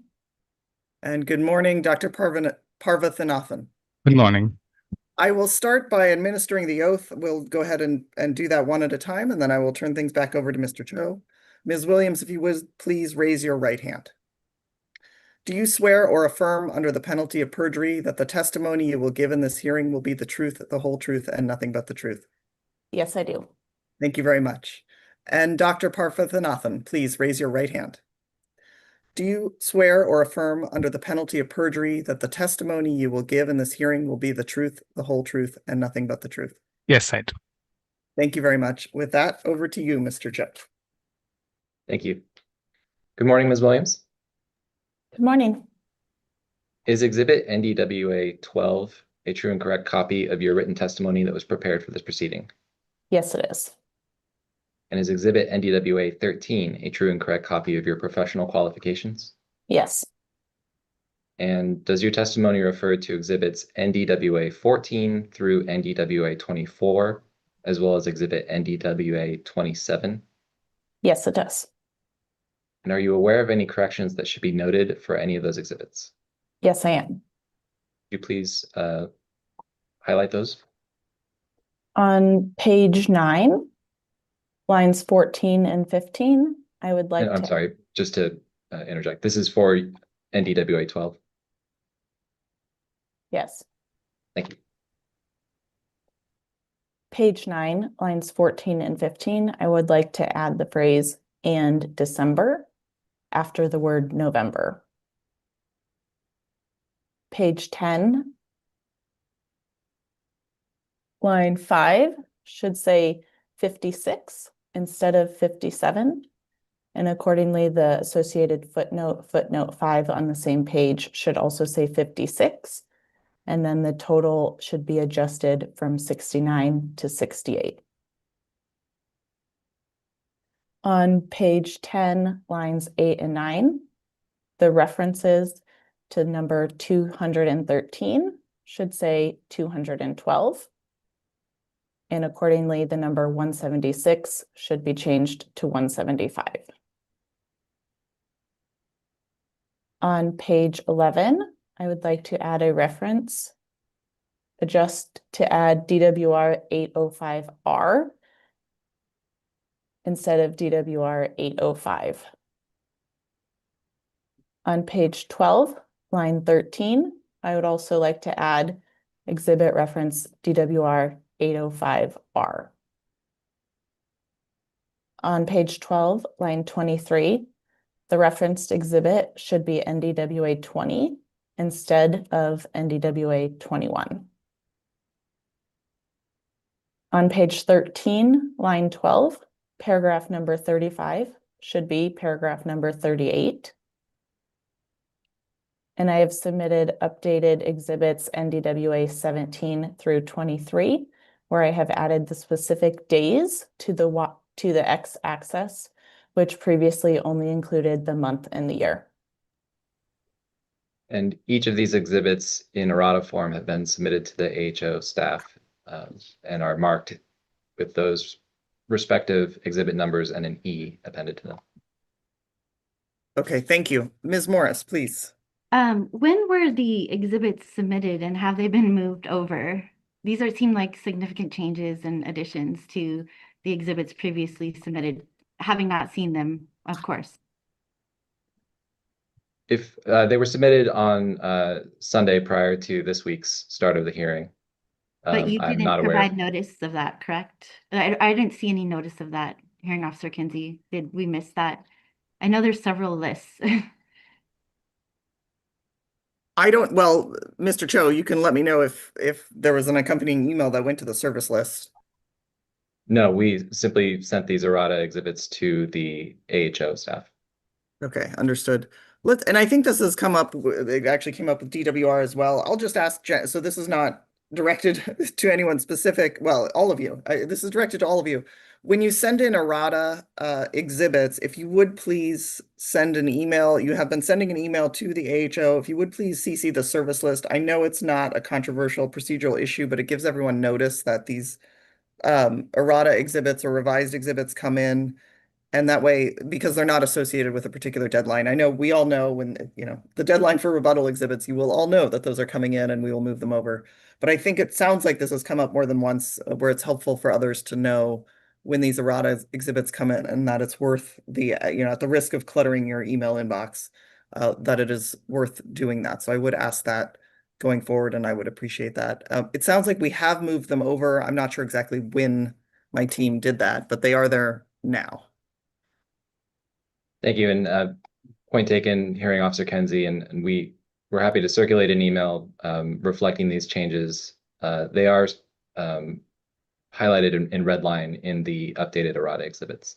I think no need to do it now that we've all heard it. It was more of a just practice going forward because this issue has come up more than not just with respect to these exhibits. And Understood.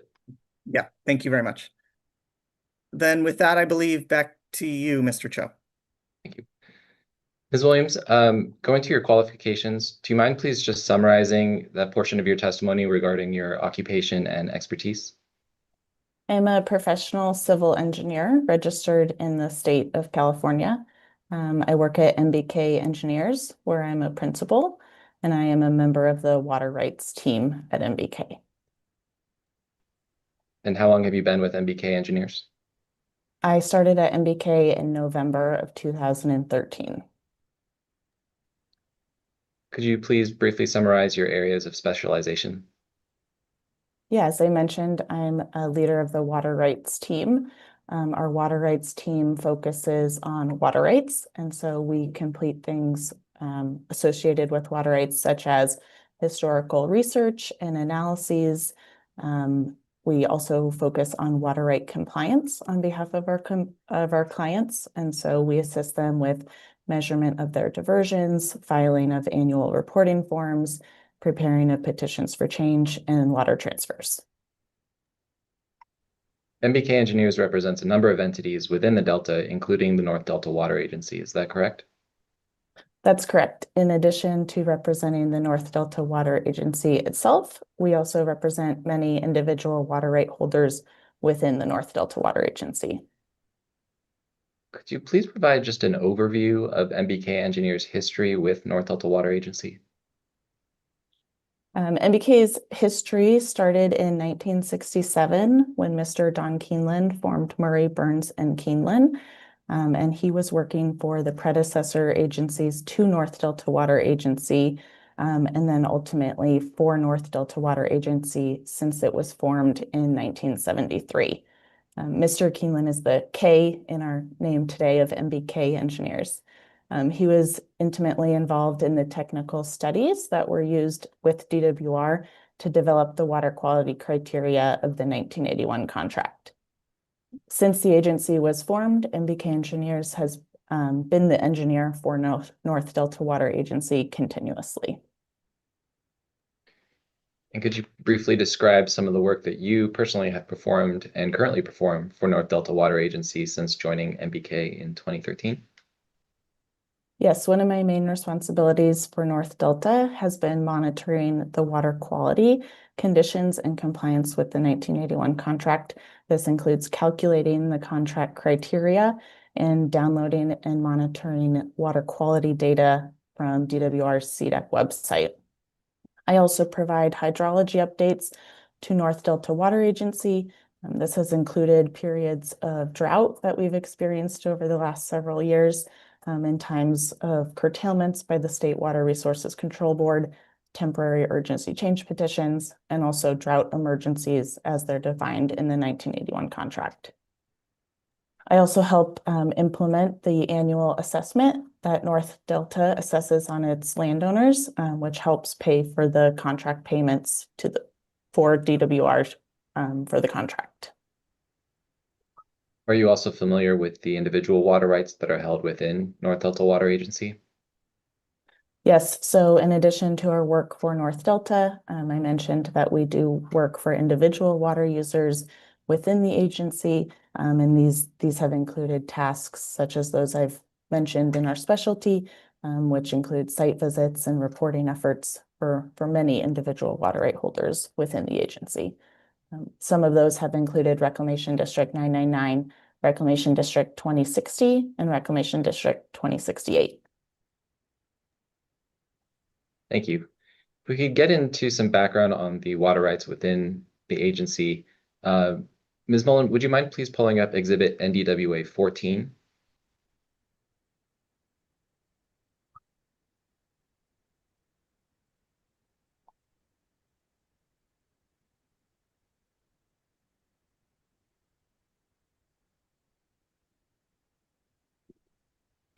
If we could pull out a bit so we could just see the entirety of the map at first. Thank you. And Ms. Williams, would you mind please describing what this image depicts? This is figure 1 for my testimony. It's a little small, but I think that's good. Ms. Mullen, I can describe from here and we can zoom in if we need to. First, I'd like to point out the Sacramento River. It's highlighted as the dark blue line. The Sacramento River flows generally from the north in the Sacramento Valley to the south. It's the largest source of inflow into the Delta, and it enters the Delta near the city of Sacramento, which is near the northern extent of this map. Also, the northern extent of this map, you will see a black line highlighted in yellow. This boundary is showing the North Delta Water Agency in the northern Delta. As you can see within the northern Delta, the Sacramento River flows generally southwest towards the ocean, which would be off of this map to the west. The freshwater inflows, like the Sacramento River, repel tidal forces, which bring salt water from the ocean inward into the Delta channels. These opposing forces result in seasonal changes in salinity, where salinity advances typically in the summer and fall when freshwater inflows are lower, and salinity is pushed back out typically in the winter and early spring when freshwater inflows are higher. Within the yellow boundary, within North Delta Water Agency, there are water users who divert pursuant to their own water rights, many of which are senior to the State Water Project water rights. To protect these water rights, in 1981, the North Delta Water Agency and DWR executed the existing contract. The 1981 contract assures that the state will maintain a dependable supply of both quantity and quality for the beneficial uses of water within the agency. To do this, it provides minimum water quality criteria at set locations. These are shown on my map as the black dots. They're the same locations, the 7 locations that Ms. Terry described in her testimony the other day. The criteria and the locations are the same today as they were in 1981, with the exception that Ms. Terry described of the movement of the standard from Edmonton, which is shown in the lower left corner of the map with the gray dot, which was moved upstream to 3 Mile Slough in 1997. Ms. Mullen, would you mind just zooming into the bottom left quadrant of this exhibit so we can see that a little better? And so you're referring there, Ms. Williams, to the change from the Sacramento River at Edmonton monitoring location to 3 Mile Slough under the 1981 contract amendment? Yes, that's correct. Thank you. Would you mind then, Ms. Williams, still using this map, just providing an overview summary of the testimony you'll be providing today? Yeah, Ms. Mullen, if you don't mind just zooming out a tad bit more, I want to identify the green triangles on the map. So these are shown as the Delta Conveyance Project proposed intakes. You can see that they are upstream of the 1981 contract criteria locations. and they are upstream of many water users within North Delta Water Agency. Diversions by the Delta Conveyance project at these locations will reduce Sacramento River flow available downstream to repel salinity intrusion. Water quality within the agency has been exceeded historically, and DWR modeling shows higher salinity within the North Delta with the DCP project as compared to existing conditions. So reduced flows resulting in higher salinity means it's more likely that the 1981 contract water quality criteria would be exceeded. You referenced water rights and water users within North Delta Water Agency. Could you provide a summary of the kinds of water rights that are exercised within the agency? Yes, so North Delta Water Agency itself does not hold water rights or divert water. The agency, it holds and administers the 1981 contract on behalf of its water users and landowners. Within North Delta Water Agency, individual water right holders divert pursuant to riparian claims, pre-1914 appropriative claims, and post-1914 water right permits and licenses held with the State Water Board. If you could please open NDWA 15, which is figure 2 from my testimony.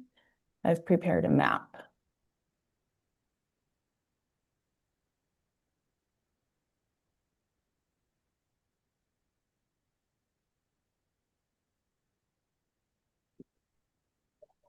Thank you. So you can see that this figure is set up similarly to the prior figure that we looked at. The Sacramento River main stem is shown as the dark blue line. The North Delta Water Agency boundary is shown with the yellow highlight, and the proposed Delta Conveyance project intakes are shown as the green triangles. What's been added to this map are the points of diversion obtained from the State Water Resources Control Board's eRIMS web mapping database earlier this year. What this shows is that there are 1,428 points of diversion within the North Delta Water Agency boundary. Do you mind also speaking to the water rights of the reclamation districts 999, 2060, and 2068? Yeah, and of course I've prepared another map, which I'd like to pull to. Thank you, Ms. Mullins, so much. Exhibit NDWA 16 is figure 3. And this will be a similar setup to the prior two figures, with the main stem of the Sacramento River shown in dark blue, the North Delta Water Agency boundary highlighted in yellow, and the proposed Delta Conveyance project intakes shown as green triangles. First, I'll start with Reclamation District number 999. This service area is shown in pink, and its points of diversion are shown as pink dots. Reclamation District number 999 holds 4 water right licenses with the State Water Board and also has 5 active supplemental statements of water diversion and use, documenting riparian and pre-1914 claims. In addition to these rights held by Reclamation District 999, there are individuals within the district who hold water rights and claims under their own names. In green is showing Reclamation District number 2060, and its points of diversion are shown as green dots. Reclamation District 2060 holds 1 water right license, and similarly to Reclamation District 999, there are several individual water right holders within the district who hold their own diversions and claims of right. Reclamation District number 2068 is shown in purple with its service area, and its points of diversion are shown as purple dots. Reclamation District number 2068 holds 2 water right licenses and 1 permit with the State Water Board. There's additional information provided in North Delta in the RD's protest, which I believe is Exhibit AHO 30. Each of these reclamation districts hold water rights and are entitled to the benefits of the 1981 contract. And these water rights are also identified and on file in the State Water Board's online database. Is that correct? Yes, that's correct. Thank you. Thank you for that. I'd like to now jump to the 1981 contract water quality criteria. Ms. Mullen, if you don't mind pulling DWR 414 back up.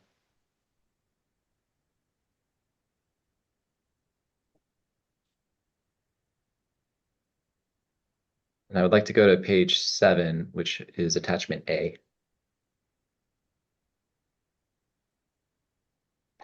And are you able to possibly rotate this page 90 degrees clockwise? Thank you.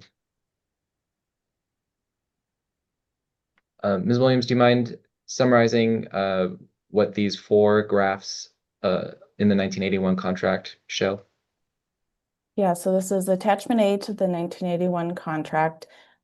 These criteria were developed to protect the beneficial uses of water within the agency.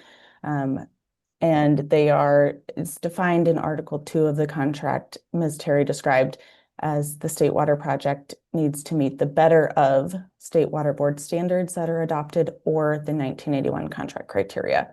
My testimony and what I'll cover today focuses on the 1981 contract criteria shown here in Exhibit A. So there are 4 different graphs for the 7 monitoring locations, which we looked at earlier on the map. You can see that they vary from season to season and year to year based on hydrology and other conditions. If you could please zoom into the lower left corner, we can look at part 3 of 4. And I do just want to point out that Ms. Terry mentioned the y-axis on the left is slightly cut off, but we'll be able to work from this, and I'll just make sure I explain it when we get there. So across the x-axis, you can see the label acre feet in millions. This is representing the 4 River Basin Index. This is an unimpaired flow forecast that's published in the Department of Water Resources Bulletin 120 forecasts. It is a sum of the unimpaired flow from the Sacramento River, the Feather River, the Yuba River, and the American River. DWR publishes this forecast from February through May, and the May forecast typically holds until it produces its next forecast the following February. The 4 River Basin Index was used in Decision 1485 to identify the water year types that set different Delta standards at that time. This is different than the water year types which are used now pursuant to Decision 1641.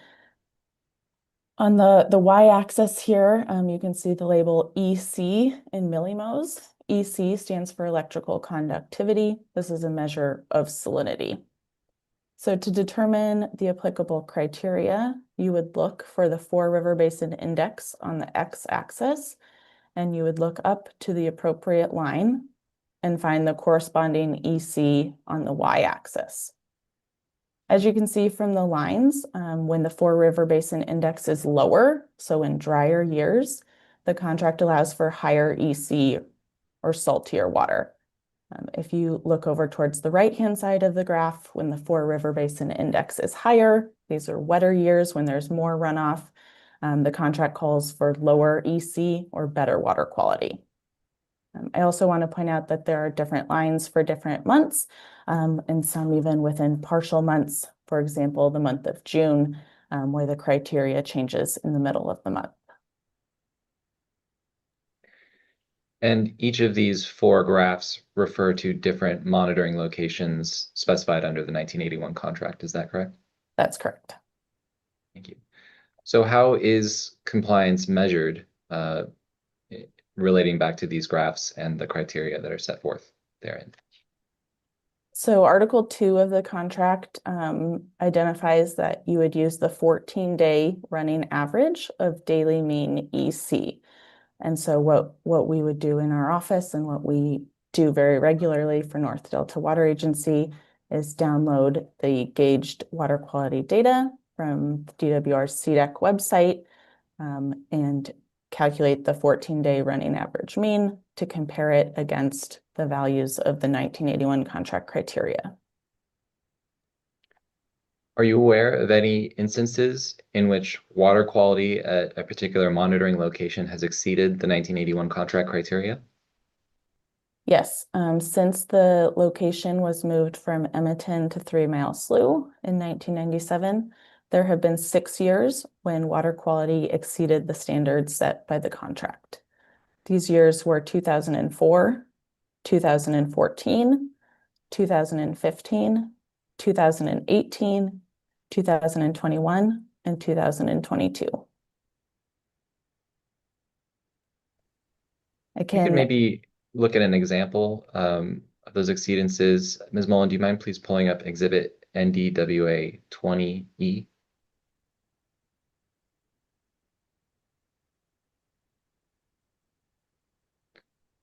Would you mind walking us through this exhibit, Ms. Williams? sure. So each of the figures I have prepared for each of the 6 years I've identified, including 2 figures for 2021, where there were exceedances at 2 different locations. So 1 figure for each location. These are figures 4 through 10 in my testimony, or NDWA 17 through 23. The red line across the screen is showing the 1981 contract criteria as it's been calculated using the Bulletin 120 forecasts and the 4 River Basin Index for those applicable periods. The blue line is the 14-day mean EC seen at 3 Mile Slough. And you can see that the blue line exceeds or goes above the red line at the end of November in 2018. So water quality at this location exceeded the 1981 contract criteria for 11 days from November 21st to December 1st. So if we were to pull back and look at those years that you identified, 2004, 2014, 2015, 2018, 2021, and 2022, do you have an estimate of, or account of the total number of days of water quality exceedances under the 1981 contract and when those exceedances occurred? Yes, so those exceedances occurred 212 times across those 6 years. Most of the time, most of the exceedances, maybe 83% of the time, occurred outside of the Decision 1641 standard season, so after August 15th. The majority of those occurred within the month of October. It's been my experience that after salinity intrudes into the delta and these criteria are exceeded, it takes a large volume of fresh water to recover the water quality below the criteria. And are those identified exceedances depicted in exhibits 19E through 23E? Yes. Thank you.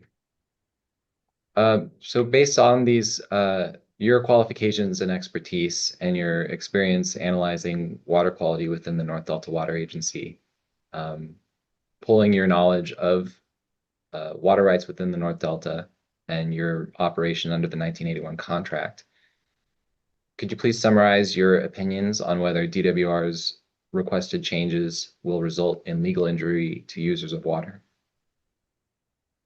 Operation of the Delta Conveyance project will result in higher salinity and will increase the likelihood of 1981 water quality exceedances.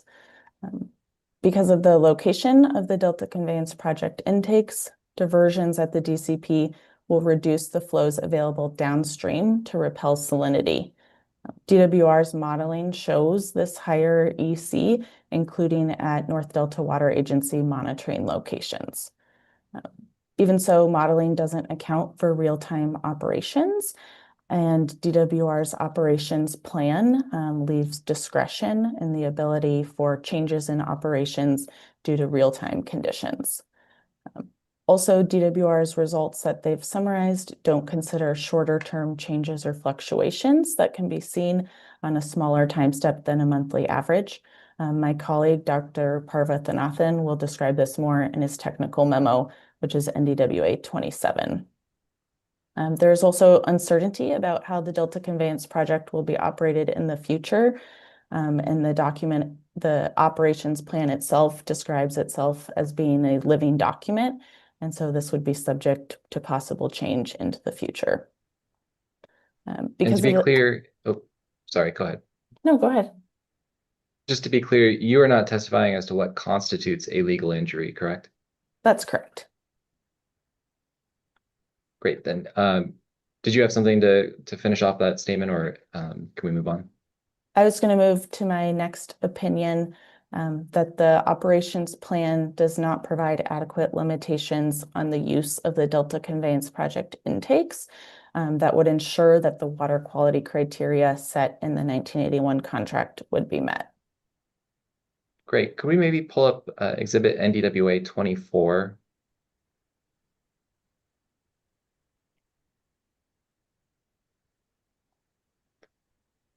Now, looking at this exhibit, do you mind describing for us what this is showing, and then maybe explain how this relates to the opinion you just shared? So this figure is set up similarly to the one we looked at before. The red line is again the 1981 contract criteria. The blue line is again the 14-day running average mean daily EC. And this is a shorter time step. So this graph is showing only the months of October through December of 2018. You see the same exceedance where the blue line exceeds the red line here at the end of November for 11 days. What this graph has added is a secondary y-axis shown on the right, marked for units of flow in cubic feet per second. Flow is shown on this graph as the yellow lines, both the 15-minute data and also a 3-day mean. So I've used the Sacramento River at Freeport gauge from CDEC's website to show both of these values. Freeport is about 6 miles north of the proposed intake locations. The operations plan identifies that the November and December bypass flow criteria for the Delta Conveyance Project is 10,000 CFS. So if you look on the right-hand side y-axis at the 10,000 CFS mark and look to the left, you will see that the yellow flow in the river exceeded this bypass flow criteria throughout the period of exceedance, November 21st through to December 1st. So above 10,000 CFS on a 3-day average occurred starting on November 23rd through the end of this exceedance.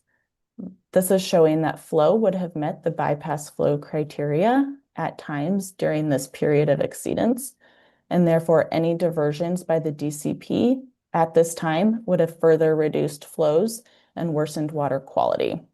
I think this is likely to extend the duration of this exceedance event and/or the severity or the magnitude of this event. In conclusion, the Delta Conveyance Project diversion will result in reduced Sacramento River flow available to repel that salinity intrusion. Water quality has been exceeded historically from the 1981 standards, and DWR's modeling shows higher salinity with the Delta Conveyance Project than exists today. So reduced flows causing higher salinity means it's more likely that the water quality criteria of the 1981 contract would be exceeded. And just to make sure that I'm understanding this chart correctly, I see that as both the 15-minute and the 3-day average flow of Sacramento River water at Freeport drops down, that corresponds with an increase in EC. And then as the flows increase on the right side of that graph, we start to see EC drop. Is that a correct interpretation of this graph? Objection, leading question. That's correct. That supports my statement earlier that it can take large volumes of flow to improve salinity conditions down below the contract criteria. Thank you.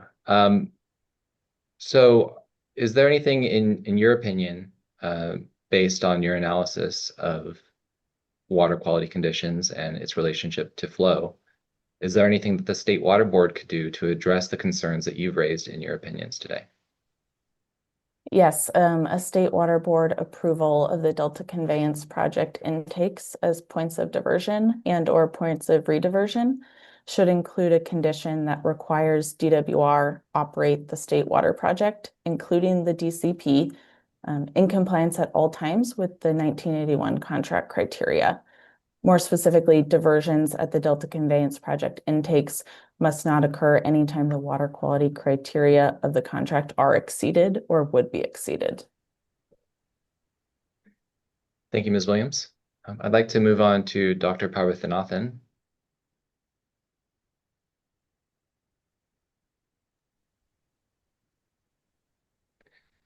Good morning, Dr. Parvathanathan. Good morning. Is Exhibit NDWA 25 a true and correct copy of your testimony? Correct. Is Exhibit NDWA 26 a true and correct copy of your professional qualifications? That's correct. And is Exhibit NDWA 27 a true and correct copy of the technical memorandum you prepared? Yes. Are there any corrections to any of those exhibits that you'd like to note at this time? I have a small correction on page 2 of my tech memo NDWA 27. It's reference to the footnote 2. It's missing a word month after each. Thank you. And that exhibit has also been submitted to the AHO as an errata exhibit with the addition of the word month marked in red line. Dr. Parvathanathan, could you please briefly summarize your occupation and professional expertise? I'm a supervising engineer at MBK Engineers. I've been there for nearly 10 years. My specialization is in water resources modeling, specializing in the use of calcium and DSM-2. And how long have you been with MBK Engineers? Since 2015. Thank you. And are you familiar with the delta simulation model known as DSM-2? Yes, I'm familiar with it. Could you please briefly describe it and also describe how you've interacted with that model? Prior to coming to MBK Engineers, I was with MWH and I had worked on the DSM-2. The DSM-2 is a one-dimensional hydrodynamic model capable of simulating flow, stage, velocity, and water quality in river and estuarine environments. I've had experience using DSM-2 in several planning projects in the past. And have you reviewed the DSM-2 modeling files that were made available by DWR as it relates to the Delta Conveyance project? That's correct. And when you reviewed those DSM-2 modeling files, did you have a particular focus? I was focused on understanding water quality changes in the Delta, especially in the Sacramento River at Emerton. And did you prepare any findings relating to your review of the DSM-2 model? My findings are summarized in Exhibit NDWA 27. And do you mind please summarizing your findings for us? Sure, thank you. Thanks, Officer Kenzie, for the opportunity. I would like to request Ms. Mullen to bring up NDWA 27. And that would be NDWA 27E, please.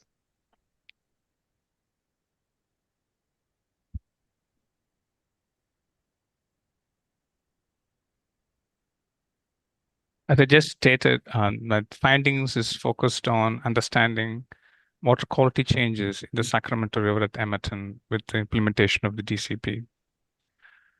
Based on a review of DSM-2 modeling, we found there is degradation of water quality. And I like to move to page number 2.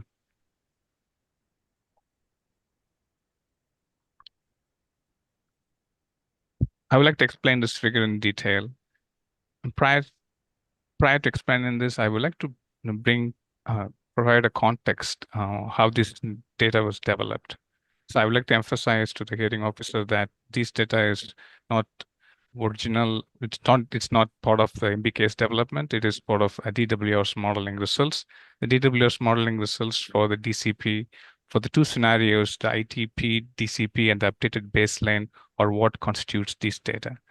I would like to request Ms. Mullen to bring up DWR 110, please.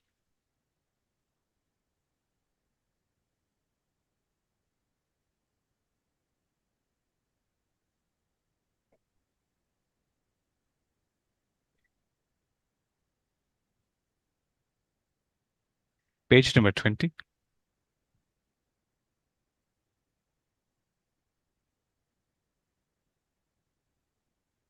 Thank you. If you could enlarge just to focus on figure 19, and that's good enough. So I would like to explain this data here that's represented in figure 19. Figure 19 shows long-term monthly average water quality EC at Sacramento River at Emmett. So there are 4 bars. Each of the bar represents the average EC in the Sacramento River for 100 years of data. For example, let's focus on October. The 4 bars are average of 100 months of October, starting from 1921 to 2021, simulated using DSM-2. And the first bar is blue, and that represents the existing conditions. The second bar shows a DCP scenario. And these 2 bars in the first blue and the orange bar are derived from the results that were presented in the EAR. And the last 2 bars, the green and the red bars, are part of the updated baseline and ITP DCP scenario that were presented recently. So the first observation is that you can see from just focusing on October that with DCP, under both the EAR modeling and with the updated ITP DCP modeling, you could see an increase in EC in October. Similar observations can be noted in November, not so much so in March and April. In July, you see an increase, and similarly in August and September. So the conclusion from these charts that either it is the EAR modeling or the updated DCP modeling, the results show that there is an increase in the EC between July and January. So what I attempt in my testimony is to simply elaborate on this graph based on the DWR's data. So if you can switch back to figure 2 of NDWA 27, please.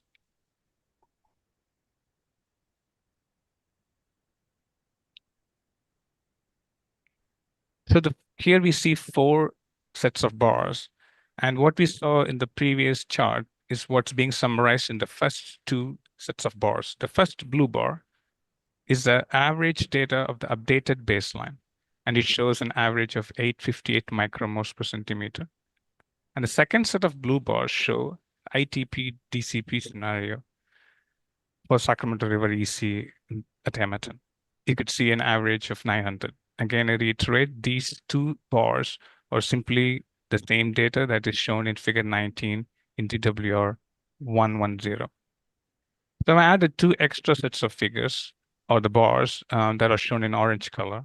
That is the difference in EC. And you could see that the average increase is 42 micromoles per centimeter across all the months. And the last set of bars show the percent increase in the EC. So similar to the observation I made using figure 19, there is a consistent increase in EC across all months, with the significant increases noticeable between July and January. And the average increase in percentages is 5%, with some increases up to 9%. If you can move to figure 2, please.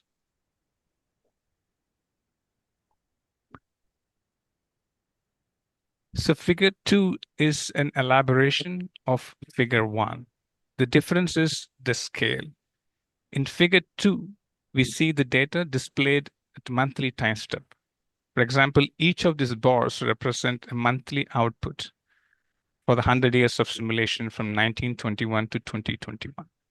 So if you recall the statistic from figure 1, the average EC in the updated baseline is 858, and that's what's shown here as well. It is simply an average of these different monthly data outputs from the DSM-2 model. And the second sets of bars show the average EC with the implementation of DCP, and that is 900, an increase of 42 micromoles per centimeter, similar to what we saw in figure 1. If you could please move to figure 3, please.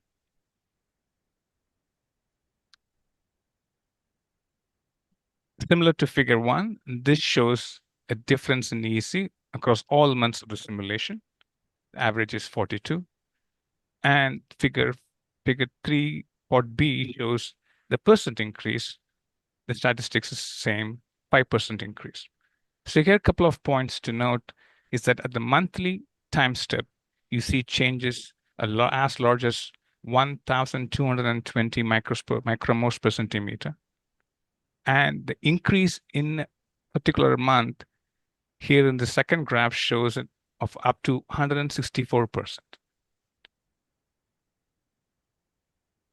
overall, figures simply indicate that there is a consistent increase in the EC. So I would like to conclude my presentation with a summary. Based on our findings, it is demonstrated that there is a consistent increase with an average increase of up to 5% in the EC, with a maximum increase of up to 164%. We did not provide results for water quality changes in the Sacramento River at 3 Mile Slough. I would like to request Ms. Nolan to bring up NDWA 400. I think you mean DWR 400. Sorry, NDWR 400. Thanks.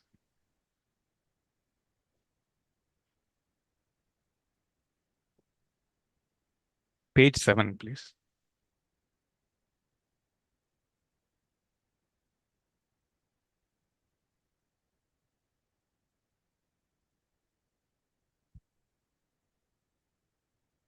Page 7.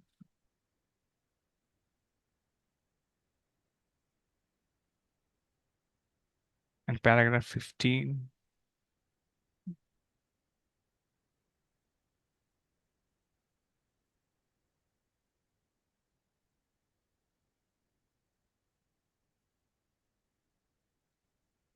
It is stated here that modeled EC levels for the Sacramento River at 3 Mile Slough were similarly higher with DCP compared to the existing conditions in July through January, but to a lesser degree.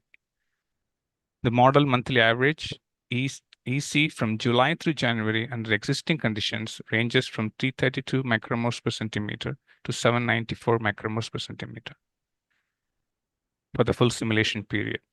Under the DCP, the modeled monthly average EC ranges from 352 micromoles per centimeter to 856 micromoles per centimeter for the full simulation period. Thus, on a long-term average basis, modeled monthly average EC levels are up to about 8% relative to existing conditions. These results presented in this exhibit refer to the EIR, which shows an average increase of up to about 8%. And it also indicates that the changes in the water quality at 3 Mile Slough were similar to the changes observed at Emerton, but to a lesser degree. And I couldn't produce data on water quality in the 3 Mile Slough because I was unable to reproduce figure 20 that was presented in DWR 110. Due to this difficulty, I didn't produce any quantitative assessment of either the changes in water quality at 3 Mile Slough nor the contract assessment in the Sacramento River at 3 Mile Slough. This concludes my presentation. Thank you. And I just have one follow-up question for you, Dr. Parvathanathan. If we could go back to exhibit NDWA 27E to figure 3. I just wanted to draw some particular focus on the bottom portion of this graph. And given that DWR has provided information regarding monthly average long-term EC changes, what does that mean for an increase in salinity that you note here of up to 164%?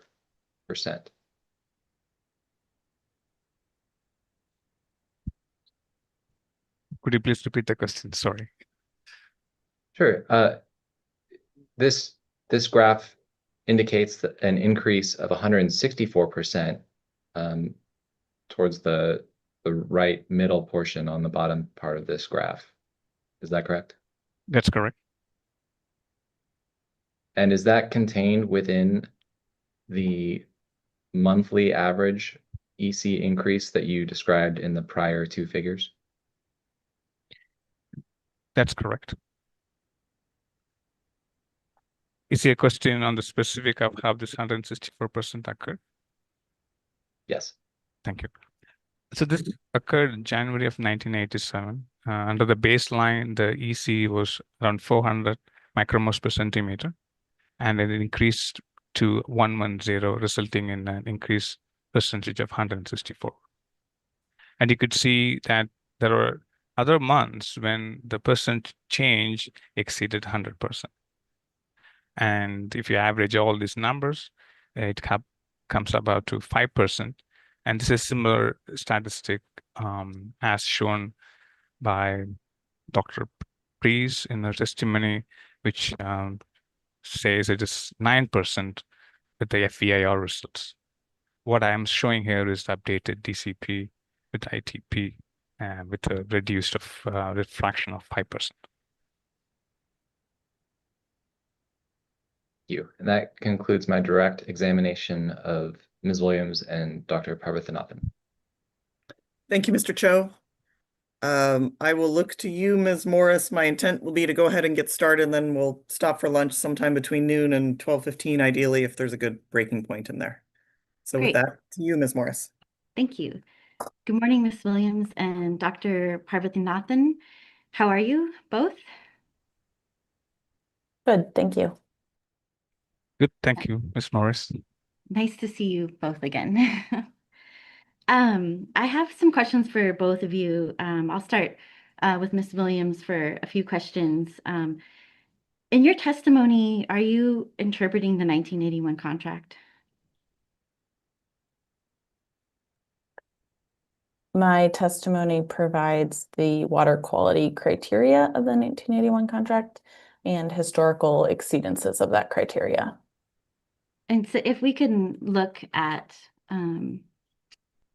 your testimony, which I believe is in DWA 12E now, on page 6, please, Ms. Mullen. And looking at the bottom of this page on paragraph 16, you state that the 1981 contract requires DWR to operate. So is that just not a legal interpretation, just trying to specify the water quality requirements? Yes, the contract requires that DWR meet the water quality requirements of the 1981 contract. And that interpretation that you stated on lines 19 through 21, what is that based on?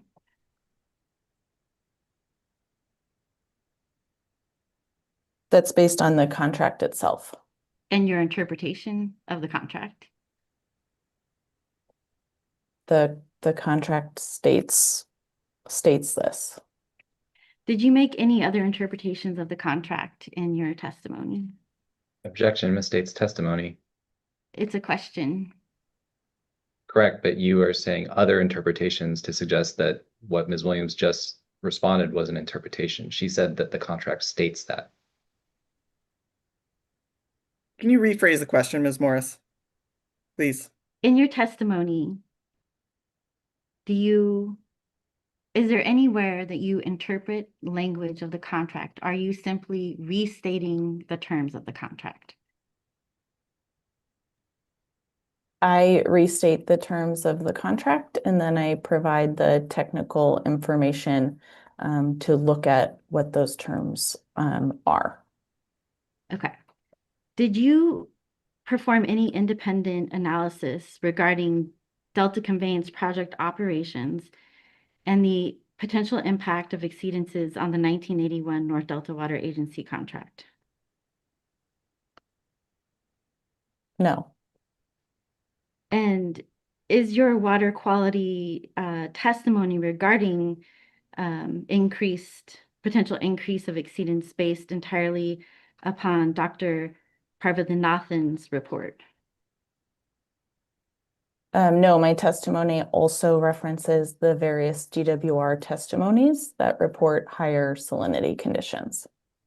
But your independent analysis did not include any DCP operations or Delta Conveyance project operations, correct?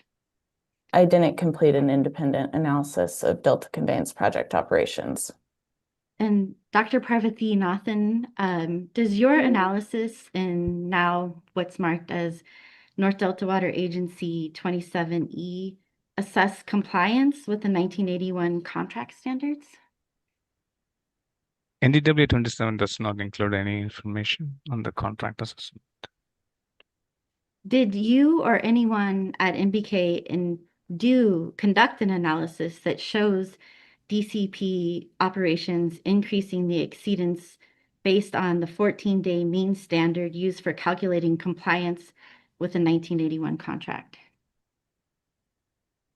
Yes, we did. For the current tech memo, the analysis I was suggested to use the updated DCP ATP models. And prior to coming to this tech memo, I had done my analysis using the EAR data. And so you did look at the DCP operations and use the 14-day mean standard to see if there were increases in the 1981 contract exceedances based on the FEIR data.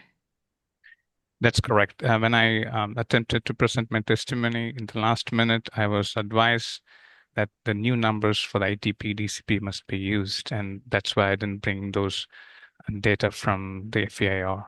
When were you made aware of the modeling for the ITP modeling that was provided by Department of Water Resources? I don't recall the exact date, but at least a month ago. So you were aware at least in August, I'll just say a month ago is August 18th of this year? I don't recall the date. I remember it's probably more than a month. Okay.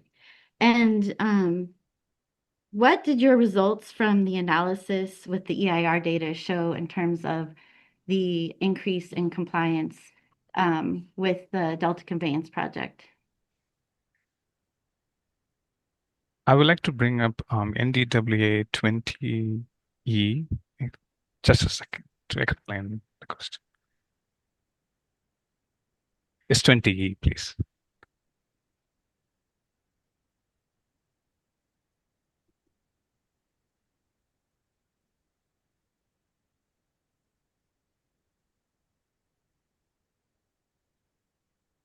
Thanks, Ms. Millen, for bringing this up. So, Ms. Morris, I'm restating the question. So your question is whether I performed a similar analysis as shown in Figure 7 using the DCP data. And I did, and your question is on what did I notice? So I would like to explain this figure for the officer and for everyone's understanding. And this analysis of the assessment of the NDWA contract requires two sets of data. One is the data that is shown in blue, which reflects the water quality as EC in the Sacramento River 3-mile slope. And it requires another set of data, which is shown in the red line, that presents the contract criteria. So for the DCP EAR numbers, I was able to compute on the blue line, which is simply an output from the DSM2 model. I averaged and compute this 14-day numbers. And the second part of the data is this red line, which is the contract criteria itself. And there was a bit of a challenge in computing it. As you can see, that red line is the function of the hydrology, and it shifts depending on the hydrologic conditions in the delta. So based on my computation, I found that there were minimal exceedances under both the baseline and the DCP under the 2020 conditions.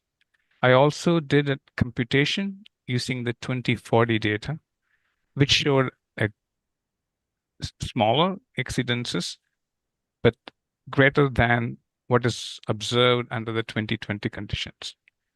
And I didn't also present those numbers in my tech memo for a couple of reasons. One is my lack of confidence on the red line, which is the contract criteria. I wasn't sure if I was pulling the right hydrology indices for computing the criteria. And I was also not certain about those numbers and for the fact that Dr. Prince did not present the similar graphs in her testimony in her assessment of the NDWA contract criteria. So for these reasons, I was not confident in presenting those numbers. Nevertheless, to answer your question directly, there were smaller increases, and I don't recall the exact numbers, up to the tune of less than 1%. Okay, so you were unsure about the contract criteria, but you work with Ms. Williams, right? Who was applying the water quality standard, or sorry, the criteria as outlined in the 1981 contract, correct? I apologize. I didn't mean I was unsure of the criteria. I meant the contract criteria calculation requires several inputs, and I was not confident if those inputs are correctly delivered from the calcium model. And I also wasn't unsure for another reason, that Dr. Prince did not provide a similar graph, and she used a different index to compute the contract criteria. So to avoid this confusion in the contract criteria, I preferred to use a simple difference in the water quality in the EC. And I also understood from Ms. Williams' statement that there is historically there has been more than 200 days of exceedance in the last 6 years. I understood it was sufficient to demonstrate these points, which is under the historical conditions, there has been exceedance. And the computed numbers did not corroborate with the historical observation, leading me to question the contract criteria and the evaluation of the DSM2 results. Okay, and when you did the analysis, Dr. Parvathy Nathan, when you did the analysis in 27E, you were just looking at increases in salinity. You did not consider either one, I'll start with the 1981 contract water quality standards, correct? That's correct. And I also mentioned during my testimony, sorry to repeat things, and one of the other reasons that I didn't compute is, if you could refer to figure 20 in DWR 110, Mr. Singh's testimony, I was unable to reproduce these numbers for the Sacramento River EC at 3 Mile Slough. So the contract is assessed against the 3 Mile Slough EC outputs. So when I'm not confident of those EC numbers that was provided by DWR in 110, it started casting more doubt on whether I have the right outputs and if I also have the right contract derived from the calcium 3 outputs.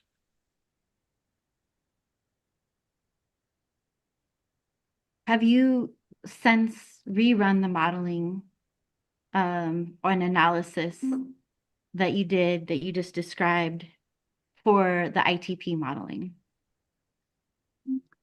Could you please rephrase the question? You meant, what do you mean by rerun?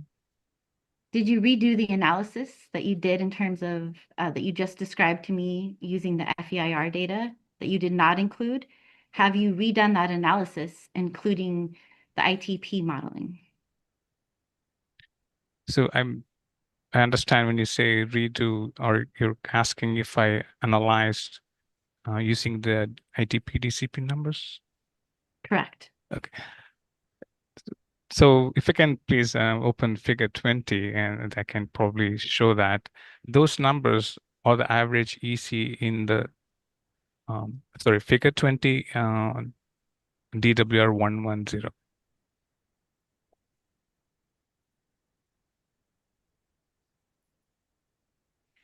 And I understand that you can look at this, but I think I'm asking a very specific question about whether you redid an analysis that you previously described to me based on the ITP. So I'm ITP modeling.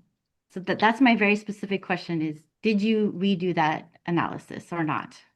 Thanks, Ms. Morris. I didn't redo it, and I was just explaining why I didn't redo it, because I wasn't able to reproduce figure 20. That would show me what the simulated water quality in the Sacramento River 3 Mile Slough. So without that data, I couldn't proceed with the analysis of the comparison against the contract. So just to be clear, you were able to replicate the data for Sacramento River at Edmonton. That's correct. But you still did not provide that analysis that you did for Edmonton, correct? I was able to Objection. reproduce figure. Sorry, Mr. Chu. Misstates the testimony. Overruled. Please. My statement is on figure 19. I can elaborate a bit further. Figure 19 numbers reflect the 4 scenarios.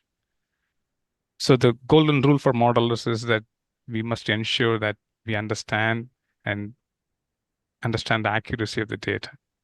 So I had to go and cross-check these numbers against what was published in the EAR.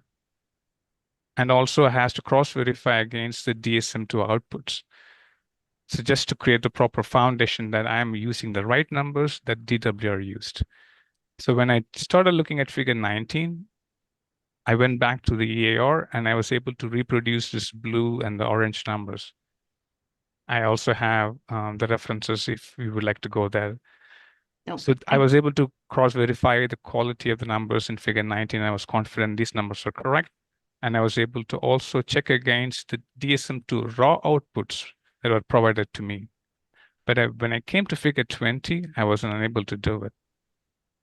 And did you, in terms of figure 20, you said you do now have access to the ITP modeling, correct?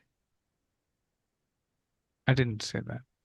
Okay, do you have access to the ITP I do. modeling? And I that do. includes the DSM-2 raw files, correct? I do. I do.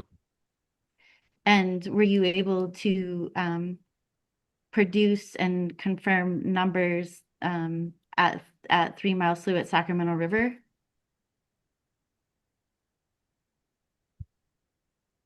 I couldn't reproduce, so I wasn't sure what happened between these figures 19 and figure 20. Why figure 20 numbers are different from the FEAR produced. But you do have the raw data from the ITP modeling for the Sacramento River at 3 Mile Slough, correct?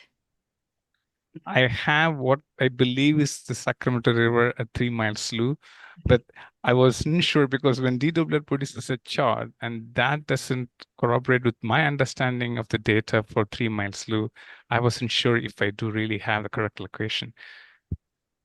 I understand. And are you aware that DWR provided the modeling files in approximately the end of February of this year to all the parties in this hearing? For the FEAR? No, for the ITP. I don't remember the date, as I said. Okay. Ms. Williams, if we could look at your testimony, North Delta Water Agency 12E, page 6.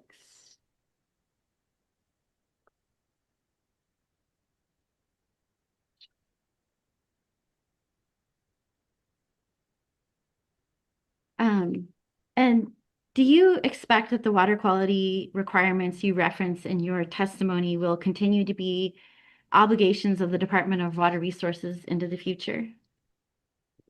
Yes. Objection calls for speculation. Yes. Okay. On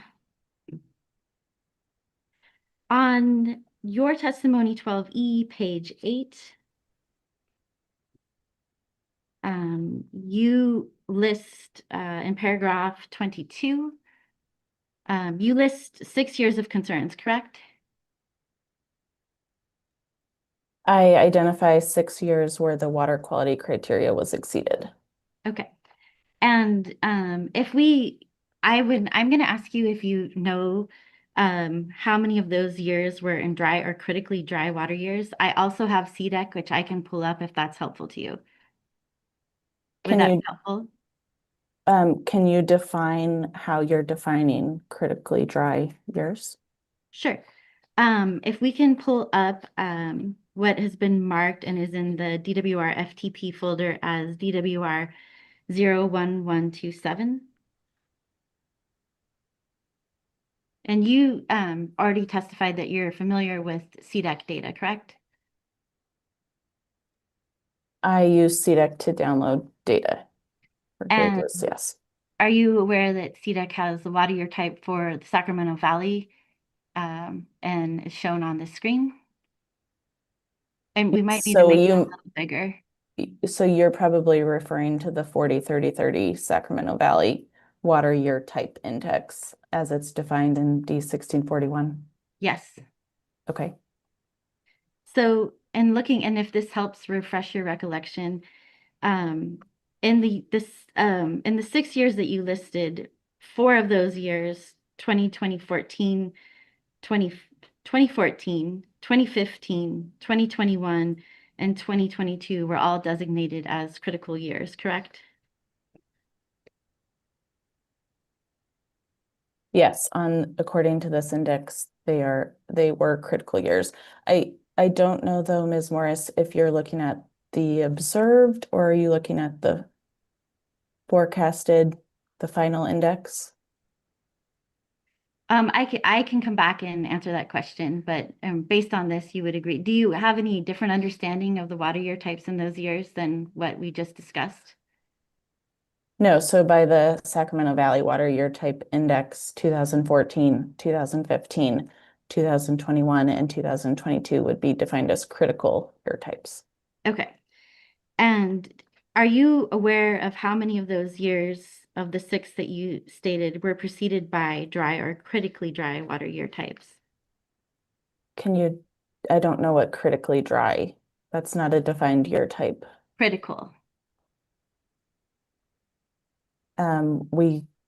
If we're using the same index, it would show that 2013 is a dry year. And 2020 is a dry year. And there's also, of the years that you state, years that are preceded by critical, correct? Yes, so 2022 is a critical year that was preceded by a critical year. And 2015 is a critical year that was preceded by a critical year. And does your testimony and the opinions that you rely on draw upon data other than is shown in figures 4 marked as NDWA 017, I believe E now, through figure 11, which is marked as NDWA 024E? What's your question? Does your testimony and the opinions you draw within it rely upon any other data other than NDWA 17E through NDWA 24E? Yes, I rely on DWR's data, as I've referenced in my testimony, and has been used in NDWA 27. Anything else? Not that I can think of. Is there a specific topic you're asking about? No, I'm just trying to confirm the extent of the data that you use to reach your opinions. And looking at your testimony in DWA 12E on page 10, I'll wait till it comes up to give you a line number. Otherwise, it's hard to follow. Line 13. Yep. You state in this sentence that other factors, you see where you say other factors on line 13? Yes. What are those other factors? So specifically for each of these years, I did not look at what factors were in play at the time, but these could include things like the tidal cycle, the opening or closing of the Delta Cross Channel gates, exports, the weather, lots of different types of factors. But in the information that you look at, and you're looking at the data, that would include data regarding, I mean, in essence, project operations would be embedded in that data, would it not? No, I looked at water quality data, EC data from these stations and the 1981 contract criteria. But inevitably, the water quality is impacted, right? Or you're in essence claiming it's impacted by exports, and that is included in that, like those actions are included in the data, correct? Not specifically how many exports, but whatever impact exports may have had is reflected in the water quality data, is it not? Objection vague as to actions and data. Is there a specific time period Ms. Morris is asking about? The years listed in her testimony. Can you please go through them specifically? I'm not going to go through them one by one. are all of the factors that could be a potential for water quality, are all of those factors under the control of the Department of Water Resources?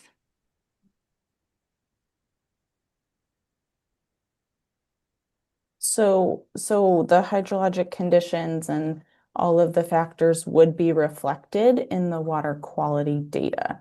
And so, yes, those would be included in the water quality data. There are many system-wide operations and other factors like the weather, which would not be in the control of the Department of Water Resources. And would other factors also include diversions from farmers within the North Delta Water Agency? Yes, they could, but the water quality criteria of this contract was developed to protect those water users and leaves them with the ability to divert.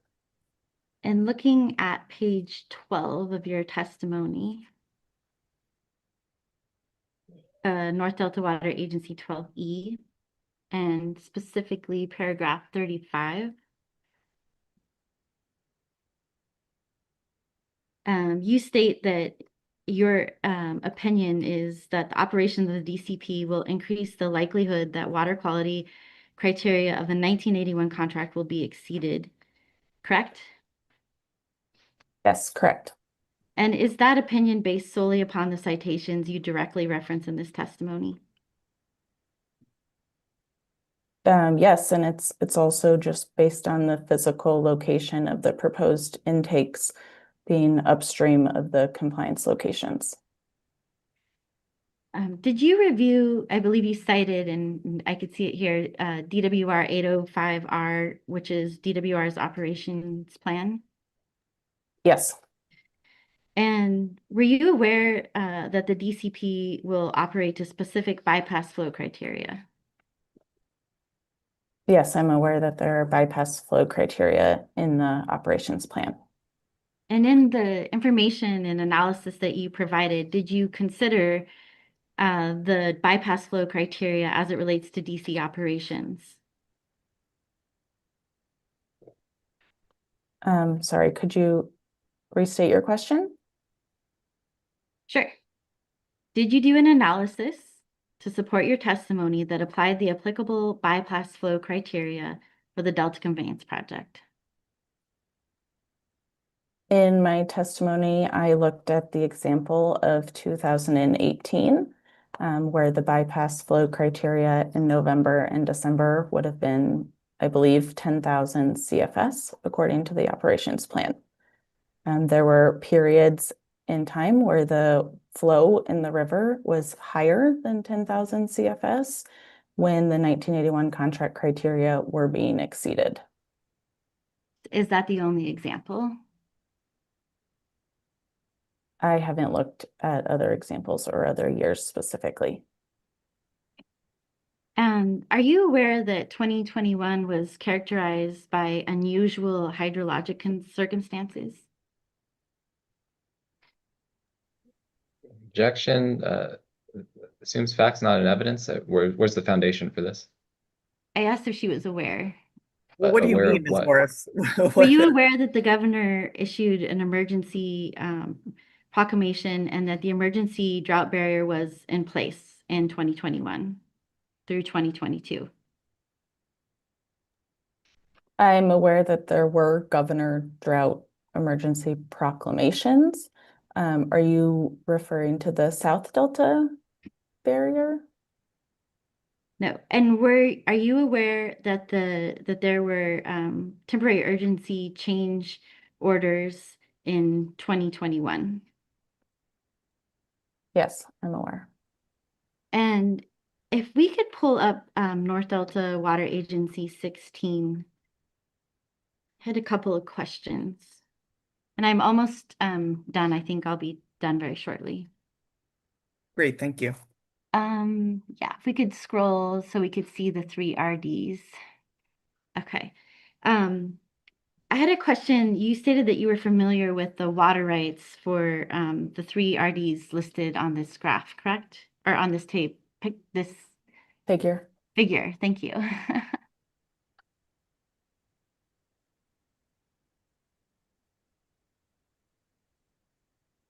You stated that you were aware of yes. the water rates for these three RDs listed on the figure. Yes, that's right. I've provided a summary in my written testimony, and the additional details are provided in the protest document itself. And for RD, if you know, for RD 2060, what's the source of water for that permit? Theirs is a water right license, I believe. We could pull up my testimony to confirm that, or AHO 30. But their water right license allows for movable points of diversion along the shores of Hastings Tract. But what's the source of the water, if you know, in the license or permit? We can open up the license document itself where it's It's listed, okay. but there are multiple sources listed. Okay. And do you know the source of water for RD 2068? And if not, if I can look at the permit, you said you're familiar. I was just wondering. So the point of diversion in the north there is the Dixon Drain. And in the south, if you could you scroll a little, please, Ms. Mullen, just so I could see the, so there's also diversions, I believe, from, that's Haas Slough, down where the southern purple dot is. Okay. And in your testimony on page, sorry, I was just wondering specifically if you could point out for RD 99, what is the closest 1981 compliance location for RD 99? If there's a better map that you'd like to pull up, just let me know. Are you asking about Reclamation District 999? Yes. So Mr. Slater will provide testimony in more detail about each of these points of diversion. And so he can provide added information there. If you could zoom out or possibly go back to figure 1, I have the 1981 contract locations identified. Okay. And I just want to ask you the closest we can go there. I'm just wanting you to point out for RD 999, RD 2060, and 2068, which contract compliance location is the closest to their points of diversion. So whatever map you need to use to show me that would be great. Ms. Mullen, NDWA 14, I believe, may show the compliance locations.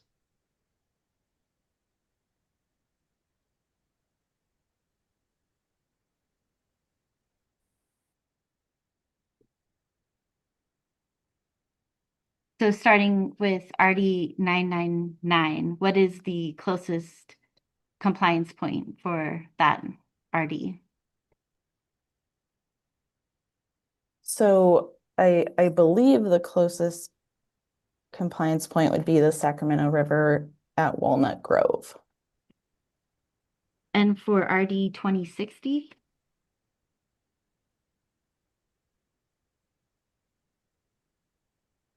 Maybe the Sacramento River at Rio Vista or Steamboat Slough at Sutter Slough. And for RD 2068? Probably the same. I thank you so much for your time, Ms. Williams and Dr. Parthas. Oh, I was doing so well and now I'm going to mess it up. I'm going to get it. Parvathinathan. Thank you so much for answering my questions. Thank you, Ms. Morris. And before we break, I'm just going to look to you, Mr. Krieger. Do you anticipate having questions for these witnesses? I do not. Okay.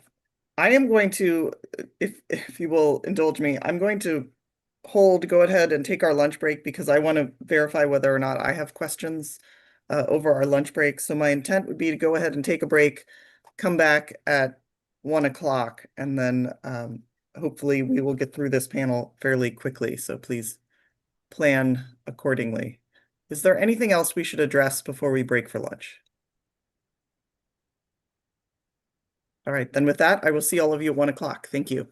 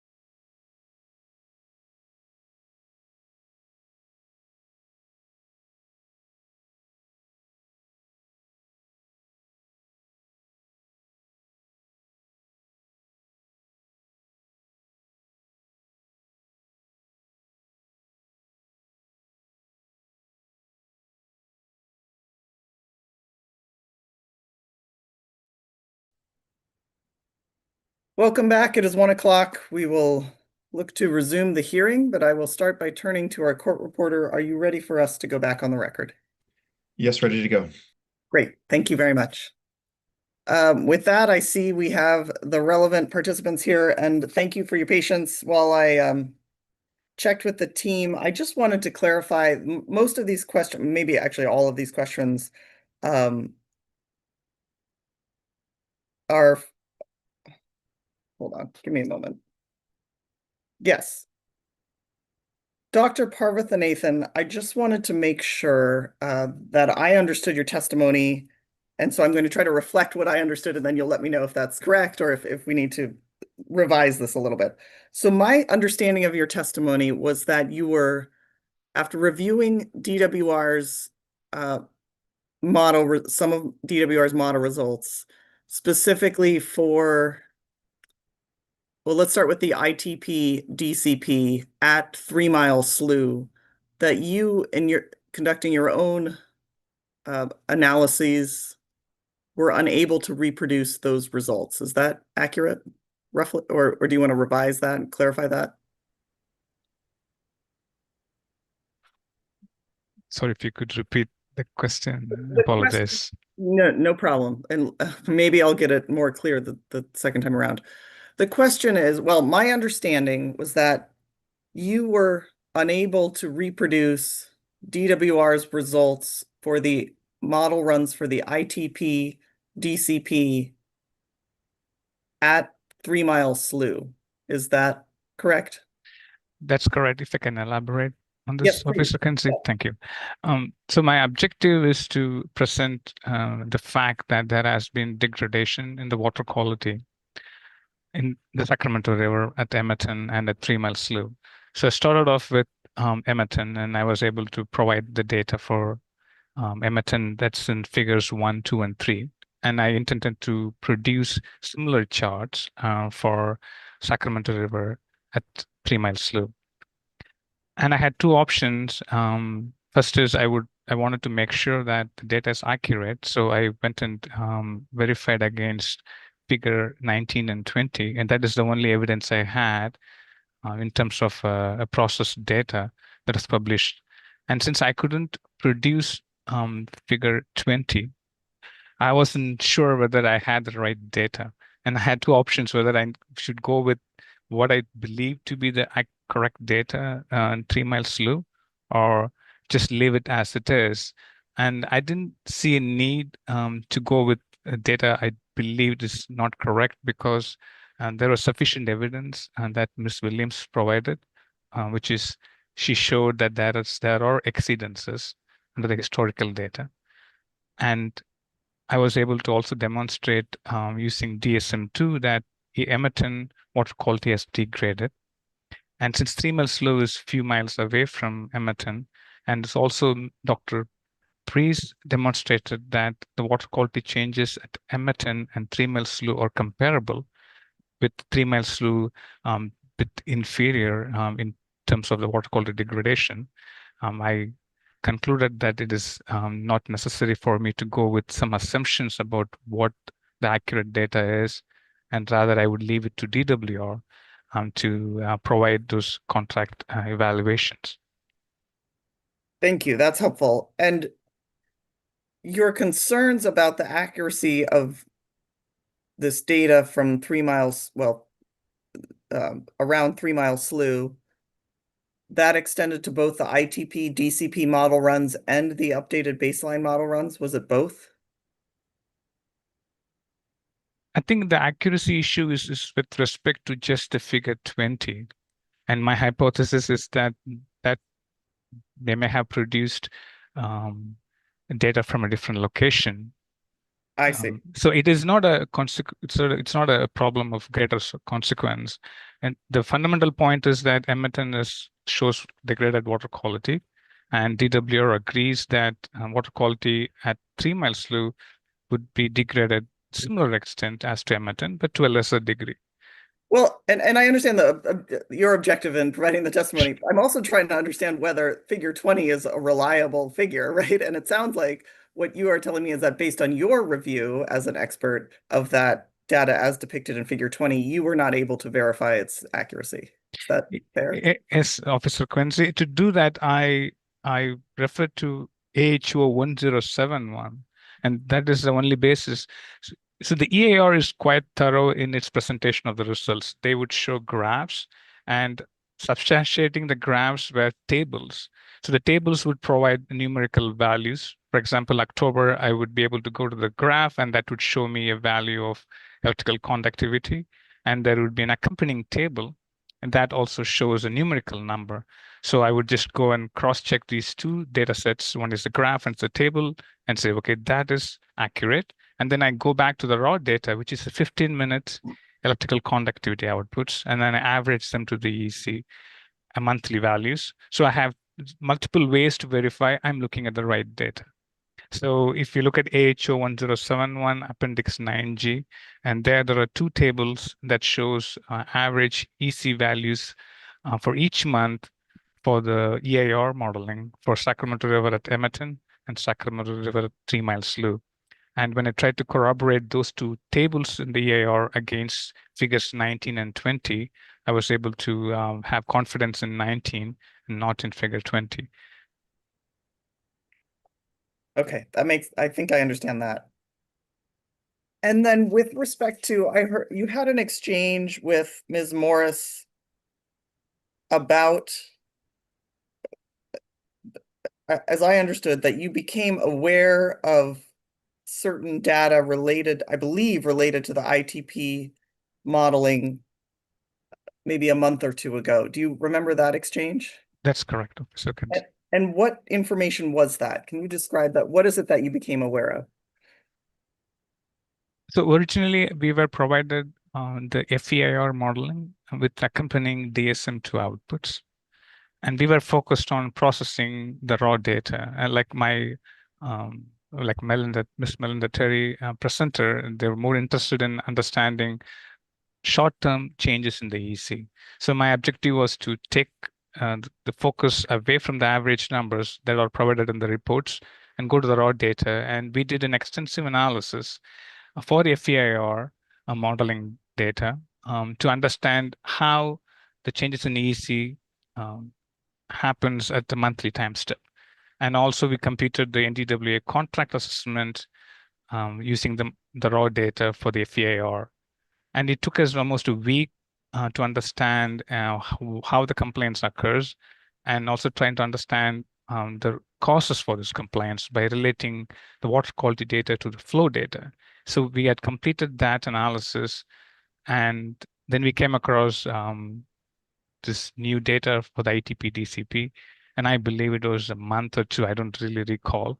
All I recall was, I had spent sufficient time looking at the EAR modeling to go into the bottom of it to see what is the cause of an increase in EC, because I was surprised that there is an increase of EC of 8-9%, and I didn't see a corresponding increase in the exceedance. That means I had to go and understand the causes of all this, because the model has numerous parameters.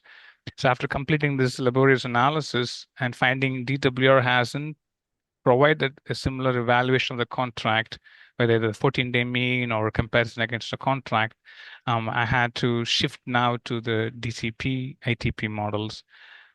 And I believe it was a month or two. I don't honestly recall when it was provided. And then immediately when I realized I do not have sufficient confidence in the data, I don't know, it's either I was looking at the wrong location, or maybe DWR has a different idea of 3 Mile Slough, and I didn't want to take my chances of just looking at some number and being contradicting DWR's presentation and being questioned in that manner. I thought I would our engineer, Ms. Williams, has provided on exceedance, and I am showing adverse changes in Emerton. I thought that would be sufficient, and maybe DWR would provide additional data, because when we evaluated the EAR, we had the 2040 climate conditions as well. And now when Mr. Singh presented his testimony, he presented his figures 19 and 20 using 2020 and not 2040. And I was expecting, okay, when additional data arrives, and maybe with corrections to 3 Mile Slough, I would be in a better position to assess my DWA contract evaluation. until then, I decided to leave it as it is. So what I'm trying to understand is whether or not how this relates to when your testimony was submitted. So you received the information, as I understand, the information about the ITP DCP and thought about whether or not it merited a change in your testimony before you had submitted your testimony NDWA 25. That's correct. Understood. Okay, so it was sometime before July 11th, which is when the testimony Yes, was. definitely. I great. had That's the all. data when I presented the testimony. Understood. I think, and thank you for going through this. I really appreciate that. I believe those are all the questions I had. Thank you, Officer Kenzie. And I also wanted to highlight there is a climate change effect that has not been evaluated for the EC, for the ITP DCP. And if you could recall Dr. Paulson's report, and she talks about emittent changes and how the water quality degrades just with the climate change. It's like a staircase you could see of the 4 bars that indicate the degradation in the potential future. And we didn't have the 2040 data with the ITP DCP to perform an evaluation. Right. Objection. This is outside of my questions, I know, but and of the witness's testimony. Dr. Parvathanathan did not have anything about this in his testimony, climate change, and you did not ask about climate change. Well, and then that's fair. So we'll strike the substantive testimony with respect to climate change, although I think it's relevant. The note as to the model runs, when I was asking about those with respect to 2040 model runs, I'm not sure whether that's here nor there, but that will stay in. But the last whatever it is, to the unsolicited response. Thank you, Ms. Morris, are stricken. With that, Mr. Cho, I think it's back to you. Do you have any redirect for these witnesses? I have no redirect. All right. Then thank you very much. Thank you, Dr. Parvanathan. I did so well, and so was Ms. Morris. Parvathanathan. Thank you, Dr. Parvathanathan. Thank you, Officer Kenzie. Ms. Williams, I appreciate your time. I appreciate your answering my questions and being here today, and you are excused. Oh, sorry, Hearing Officer Kinsey. You get a follow-up. No, you yes. don't. Wait, sorry, what, Ms. Morris, what was that? Oh, yeah. Am I able to ask a follow-up based on your questions? That's an interesting question. I will allow it, given, and I know Can I object to you that? can object to that, and I will overrule it. Noted that it's outside because it doesn't follow the normal, but because I'm exercising my, go ahead. Let's get to the bottom of it, because that was confusing. Okay, I think that was legitimately confusing. So as long as it's within the scope of what I asked about. I think so. If we can pull up the figure that you were asking about and talking to Dr. Parvathanathan about on DWR 01110, I think PDF page 20, figure 20.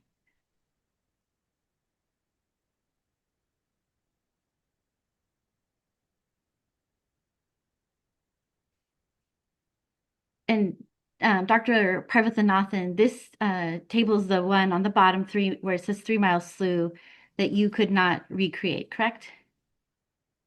Oh, you're on mute. I do that all the time. Sorry, that's correct. Okay. And is it possible that you were looking at 3 Mile Slough at the Sacramento River, which is a different node than 3 Mile Slough?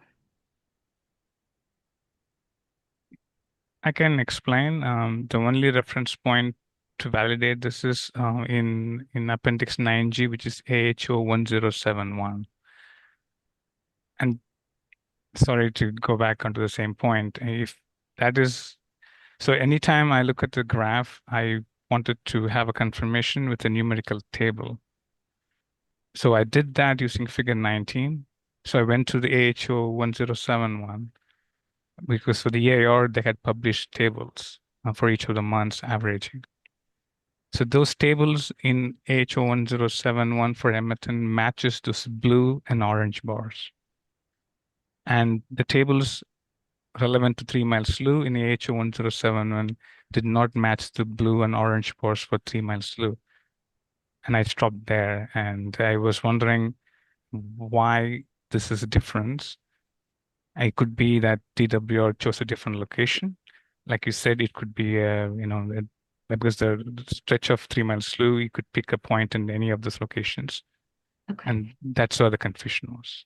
Okay, and were you aware that the DWR, pursuant to the AHO's request, reproduced the information, I believe the EC information from the EIR in tables and graphs in DWR 505? I'm not aware of that. Okay, I don't have any further questions. Thank you. Thank you, Ms. Morris. And then to you, Mr. Cho, you're welcome to follow up if you would like. I do not have any redirect. All right, thank you. Then with that, I think this is an ultimate final call. You are excused. Thank you so much for your testimony, and thank you for being here. Thank you. With that, Mr. Cho, are you prepared to call your next witness? I am, and I believe he should be ready to go. I would like to call Mr. Steve Mello. And I'll look to the hearing team if you would please elevate Mr. Mello. If he's, yes.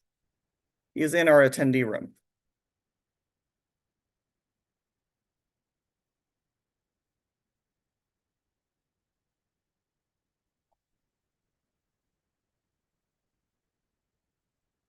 Good afternoon, Mr. Mello. You're welcome to come on camera and off of mute.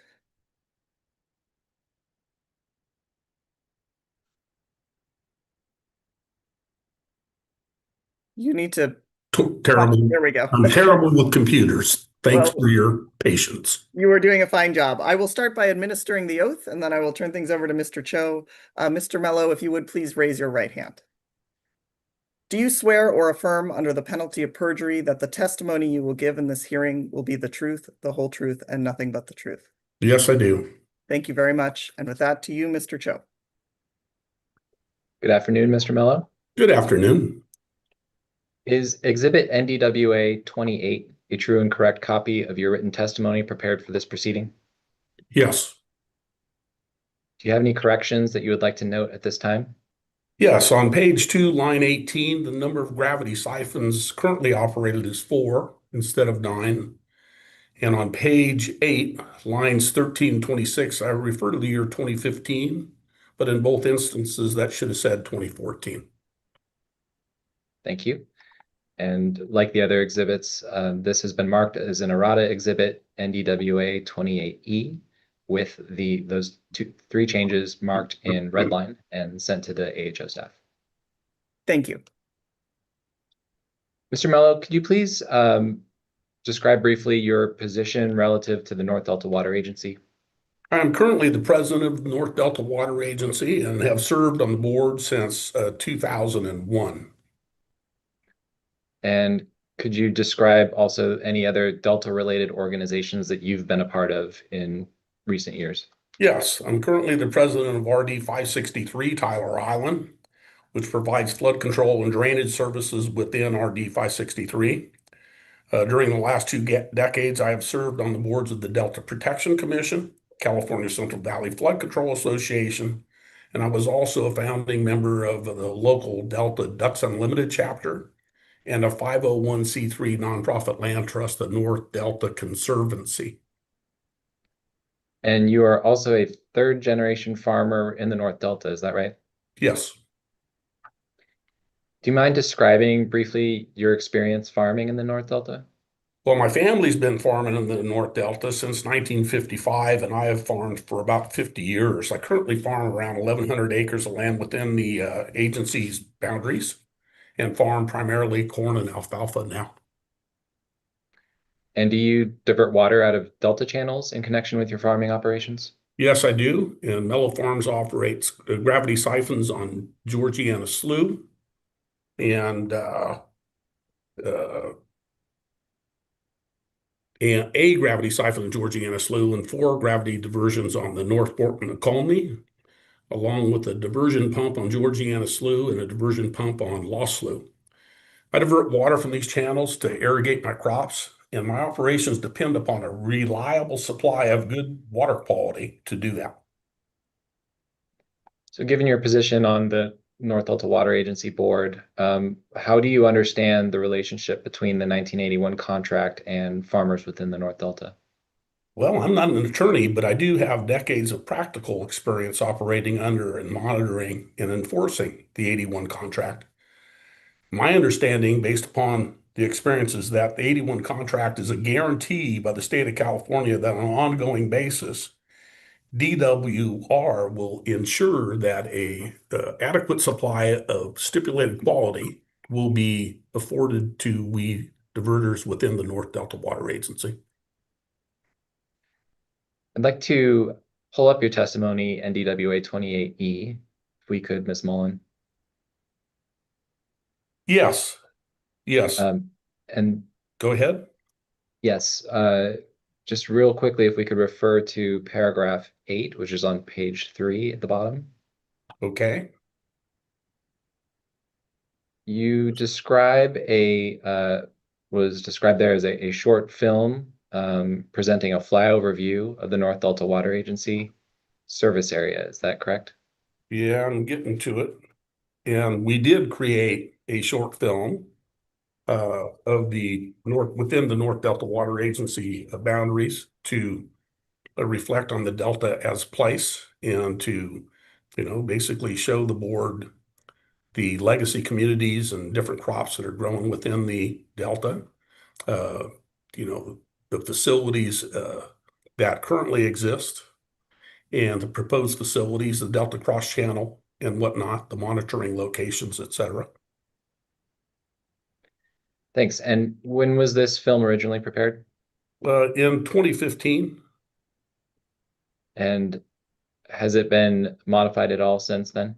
It has been. The prior project, WaterFix, had twin tunnels. This has one. The prior plan, WaterFix, had 3 diversion points. This has 2. Great. So those sections of the film were stricken. And so there have been a couple of slight modifications, those 2 modifications. Thank you. I'd like to pull up that film, which is NDWA 30. And this is a short video, Ms. Mullen, that I believe should be playable. And I'd love to have Mr. Mello provide some brief narration over that video, if you don't mind. I will, please. And we will give it a shot. And I'll try not to mess up.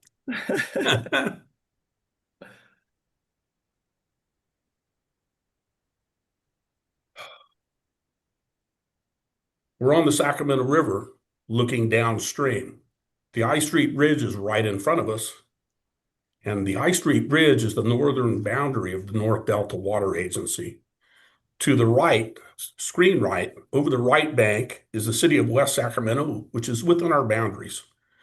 To the left, over the Delta King, is downtown Sacramento as we approach the Tower Bridge. The Sacramento River delivers water to the myriads of channels that run water into the Delta. We're near Clarksburg here, south of the Freeport Bridge. That runs water into the Delta and out to the bay. Some of it goes down to the pumping plants and provides we Delta diverters the water we need to irrigate our crops. This is the Freeport diversion of Sacramento County and East Bay mud. This facility has a capacity of approximately 290 cubic feet per second.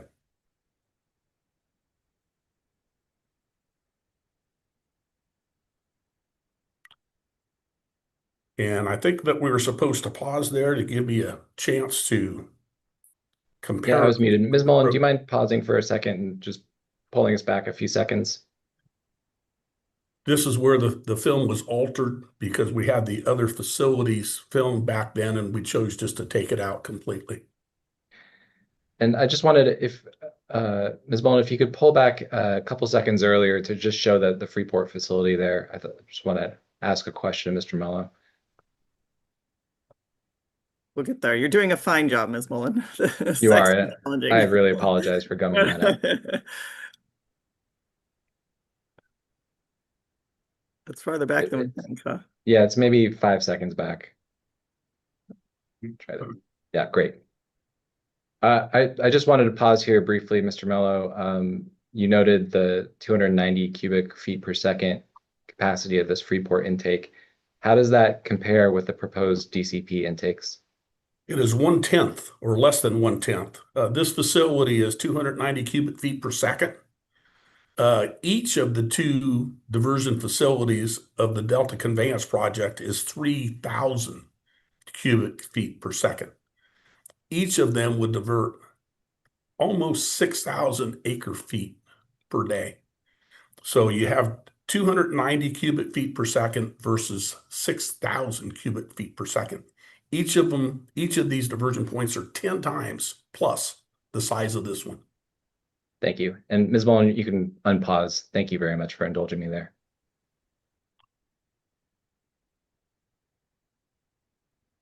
RD 999 has several diversions. The headquarter siphon depicted here diverts water from Elk Slough into the main canal and irrigates almost 26,000 gross acres. This main canal doubles as the drain for the district as well as the water supply. It's a beautiful picture here.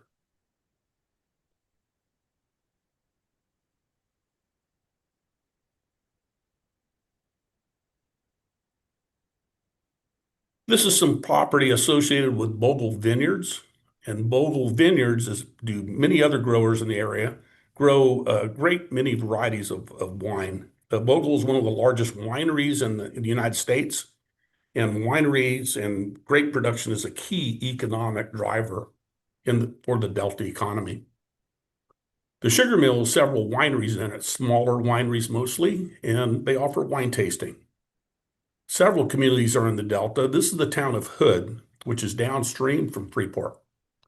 We're looking here at Green and Himley's packing shed near the proposed intake location. The packing shed was in continuous operation from 1890 until 2023. Green and Himley packed Bartlett pears and many other special varieties of pears and apples. We have several communities in the Delta. Cortland is depicted here. The Painterville's Bridge is located downstream from the town of Cortland between Sutter and Steamboat Slough.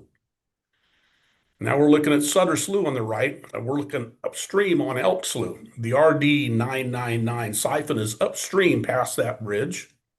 At the upper end of Elk Slough, there's a gated pipe into the Sacramento River. It does not free flow. This is Steamboat Slough at the confluence of the Sacramento River. It runs downstream and to the west into the Cache Slough complex, and provides water for diverters and environmental purposes all the way down to the ocean. Recreational boating is a key aspect to the Delta economy.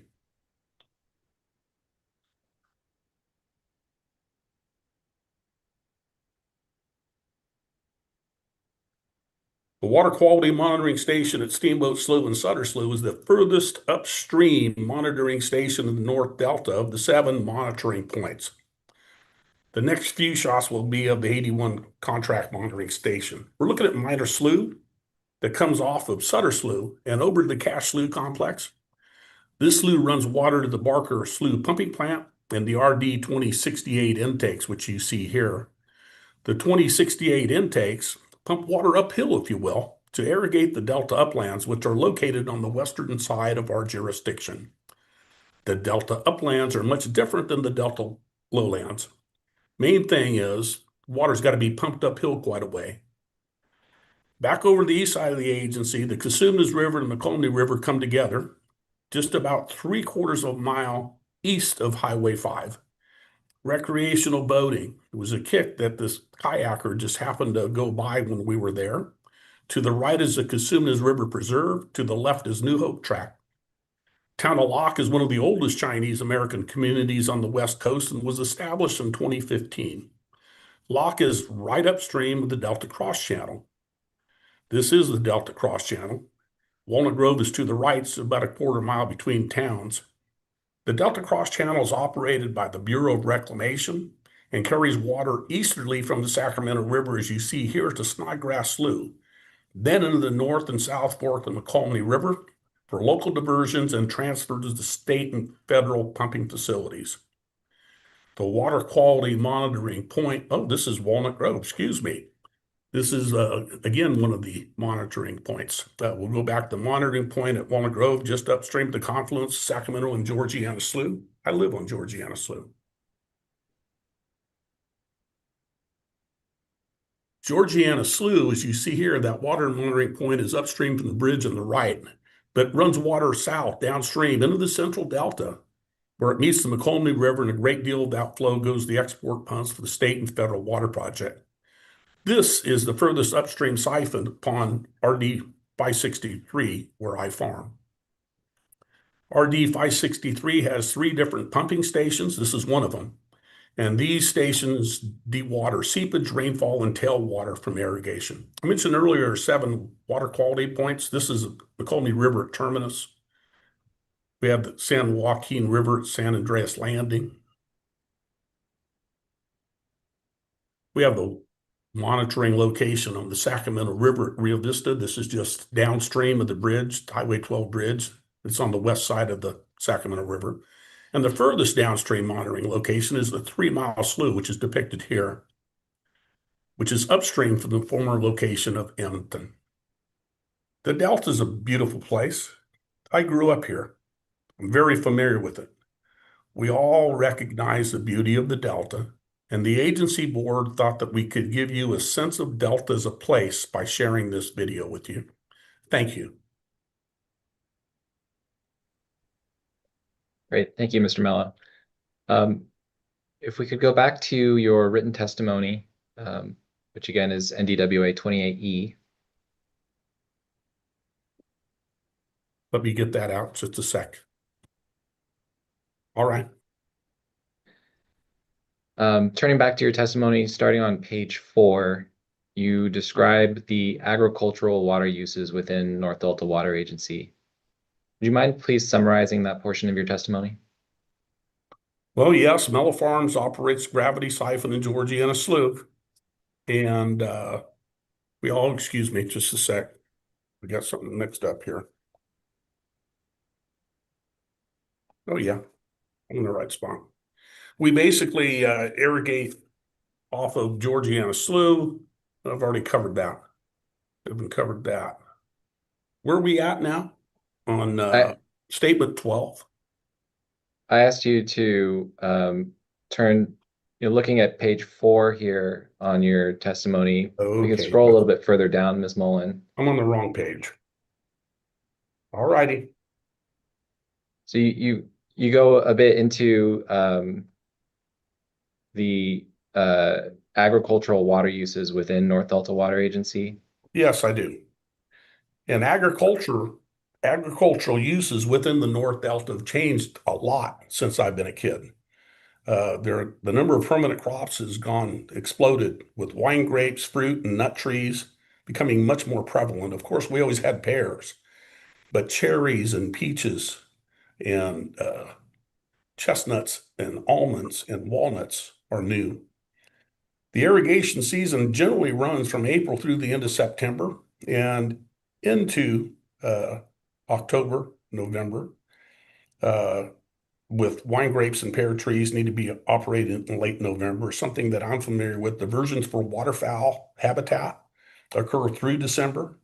My farming operation has done wildlife-friendly farming practices since before Steve, and I have carried them on. So we divert water into December, and when we divert water into December, it has some other societal benefits other than just agricultural and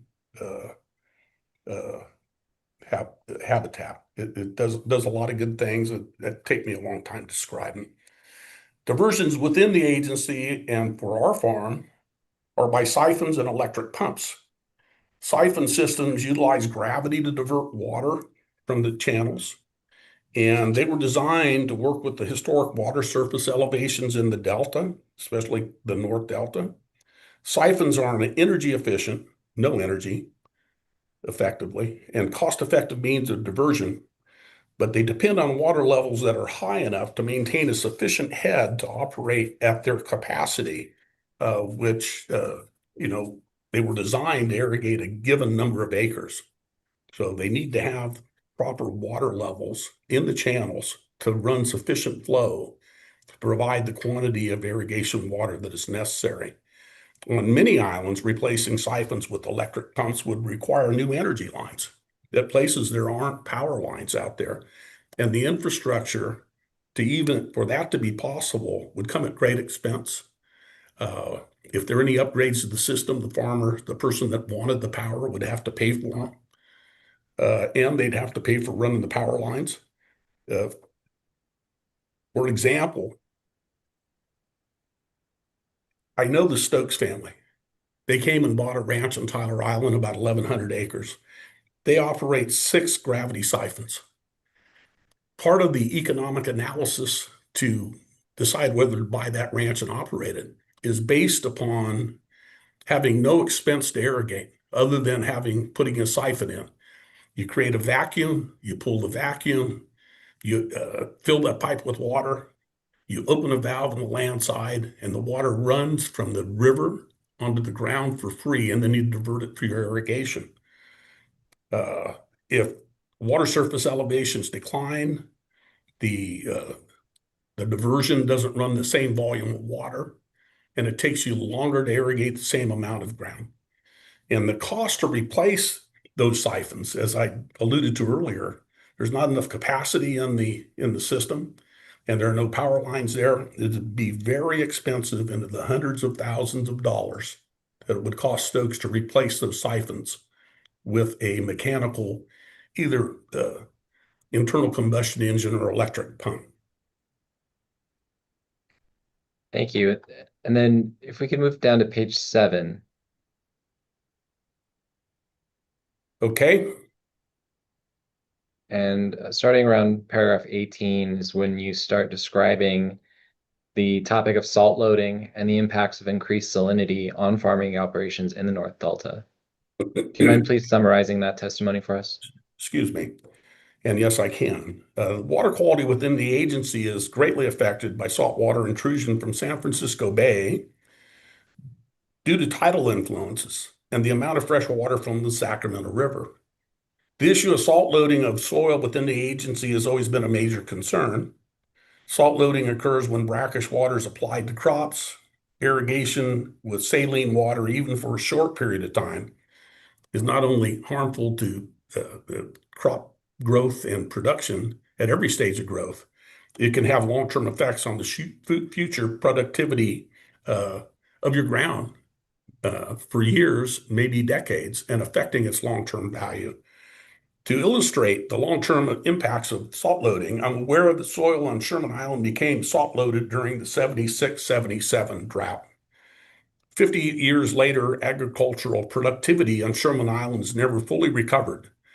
I know the Katsuki family. Mr. Katsuki, his son Dennis, and then now Ryan, his grandson. Mr. Katsuki and Dennis used to grow record-breaking corn crops. They'd win state yield contests on Sherman Island, 6 ton the acre plus. This is way back before 76 when we have the modern cultivars. Ryan currently barely has a heck of a time getting 3 ton. Every once in a while he gets a little more. So the production has been cut in half because of salt loading. That's pretty dramatic. Thank you. Given these factors and how you've experienced impacts to your farming operations in the North Delta, what are your concerns as a board member on the North Delta Water Agency and as a farmer about the proposed Delta Conveyance project? It's pretty simple. You take more water out of the system upstream from us, and there's going to be lesser quality downstream. I'm very concerned that by diverting 6,000 cubic feet per second, or nearly 12,000 acre feet a day, in the North Delta, reduce water quality and water levels, namely between the areas of Byleton and 3 Mile Slough, but also elsewhere, to the detriment of water users like myself and the farmers and the communities I represent. When you reduce the amount of fresh water coming into the Delta, the water quality can only get worse.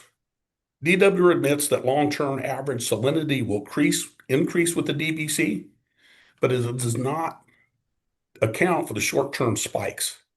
The modeling for DCP uses a monthly average, where our contract is a 14-day running average. And I don't divert as a farmer based upon some theoretical average. They averaged months over a number of time. I got to deal with the real-time world and real-time irrigation needs of my crop. And if I have to choose between irrigating with salt water and creating salt loading for future fields and future uses and future crops versus not irrigating my crop and suffering short-term yield and quality diminishment, it's a tough ask. And, you know, basically we're stuck between a rock and a hard spot. You either irrigate with salt water to try to get the most out of your crop, even though you're going to hurt it some, it's not hurt as bad as not irrigating at all, but you're going to salt load your soil. So what do? The Delta Conveyance Project threatens to lead to lower crop productivity, salt-loaded soils, and reduced property values within the agency.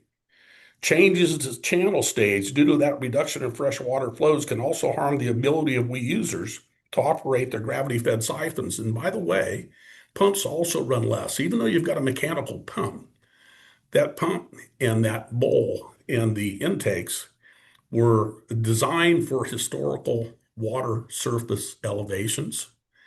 And so that same pump with the same horsepower motor, the same bowl and impeller is going to flow less at lower stage. So stage is very important.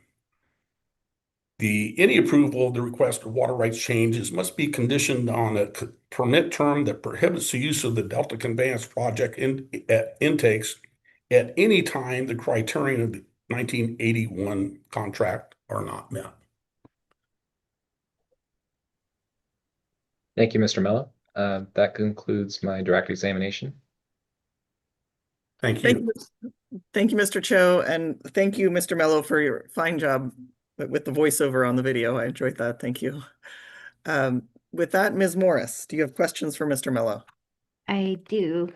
Good afternoon, Mr. Mello. How are you? I'm fine. How are you? Good. Nice to see you again. Good to see you again. In regards to the flyover, you do reference the flyover in your testimony on page 4, paragraph 8. But a lot of the information that you provided was not specifically referenced in your testimony, correct? Your narration. In my narration, the testimony, basically, we didn't put the script in, if you will, in the testimony now. Okay. We summarized what the film showed. Okay. But you did have a script that you were reading from that was expanded upon information that was in your testimony. Yes. Okay. As the current president of the North Delta Water Agency Board, are you authorized to speak on behalf of the North Delta Water Agency? Well, I'm here representing the agency and I must be authorized. Otherwise, the lawyers wouldn't have let me speak, would they have? Well, I don't know. But okay, so I'm going to take that as a yes. Yes. Okay. And is the testimony also in your personal capacity? I have very, very much personal views involved here, but I am testifying here on behalf of the North Delta Water Agency, representing the agency, and I represent Division 1. That includes the southwest quadrant of the Delta. And when I go to the post office, I speak to people that are getting negatively impacted by poor water quality down by 3 Mile Slough. I miss going to the post office. When you get your mail, I guess in small towns, you get to go to the post office, you get to interact more. Unfortunately, we have to drive 4 miles to get there. Yeah. I grew up in a similar place. You also reference a number of agencies in paragraph 1 on page 2 of your testimony, like the Delta Protection Commission. And are you speaking on behalf of any of those organizations today? No. Did you perform any analysis to support your testimony? No, I'm a layman. I would not say that, but is it fair to say that the personal opinions on behalf of the North Delta Water Agency that you are providing are based on observations and not specific data? I would say that the only specific data that I would have is that I know darn well that a siphon, by personal experience, runs less water when the water surface elevation is lower. A pump runs less water when the water surface elevation in the channel is lower. I know that I saw the trophies from Mr. Katsuki's winning state yield contest. And by speaking with his son just a few days ago, found out that he grows 3-ton corn and maybe 3.5. So that would be the analysis and the data. Otherwise, I would say it was personal observation. And Mr. Mello, based on your testimony and some of the things you said here, would you characterize your experience with siphon pumps as extensive? Oh, yes. And in your testimony, you state that North Delta Water Agency would be ground zero for Delta Conveyance project related impacts, correct? Yep. And what do you mean by ground zero? Well, I mean that when all of our water monitoring quality points are downstream from the diversion, the proposed diversions, that are going to take nearly 12,000 acre feet out of the river upstream from us, 6,000 CFS, when sometimes the flows at Freeport, the bypass flows, which have been spoken about, are not adequate to provide that 6,000 CFS to be pumped and still provide enough water to keep salt water at bay and out in the ocean. And it's just a fact that if you're going to put a diversion facility in the middle of where others divert, that is going to lower stage. And when I've seen lower stage, I would hate to be right close to it. I'm about 12 miles downstream. But were one of my diversions right next to this diversion facility that the state is proposing, I would be very concerned about how much water my diversion, whether it be a siphon or a pump, would provide my operations and whether I could irrigate my crops in a timely manner with the quantity of water that is necessary. And in regards to quality, you get down to Ileton and below that down to 3 Mile Slough. Well, it's just common sense that if you're putting less water into the system, that salt water is going to come up further. You said 12,000. Did you mean 6,000 total? Well, you got 6,000 cubic feet per second. Well, if you multiply the cubic feet per second times a little bit less than 2, I want to say it's 1.97. That's how many acre feet a day it's flowing. I understand. That was a conversion to acre foot. Okay. I missed the conversion piece of that. So I understand what you mean by ground zero, I think in the context of your response. And I just want to be clear that in terms of project impacts for your testimony, you're focused on water quality and water levels. Is that accurate? Yes. And looking at page 3 of your testimony, Okay. you can pull that up. Thanks. Is this the errata version? Yes, I can see the E. Okay. So North Delta 28E. Looking at line 6. Okay. Through the end of that, your statement, is that statement based on the testimony of Ann Williams and Dr. Parthanathan? Now I messed it up. Now I can't do it. Sorry. Parvathinathanon. Yes, thank you. Yes. And DWR modeling, is that Yes. accurate? That's what my testimony says, is described in their testimony. Okay. Dr. Parvathanathan. Okay. And if he, my question for you is, do you have any experience in interpreting modeling results? Heck no. Looking at page 3 of your testimony, beginning on line 7, you state that you believe the modeling indicates that the Delta Conveyance project will result in what you view as a significant increase in long-term salinity at critical locations within the North Delta Water Agency. In the context of this statement, how do you define significant? How do I quantify significant? Well, any increase in salinity to a farmer is too much of an increase. And when you're talking about an 8 or 9% increase, in my opinion, that is significant. And it over a period of time, now we're not talking about a year or 2 years, but over a period of time, when you irrigate with water quality that is a little bit off kilter, you're going to salt load your soils and decrease your long-term productivity and the long-term value of your ground, and possibly and probably really limit the types of crops that you can grow. So is it fair to say that by significant, you said any increase, but then you also said 8 to 9%?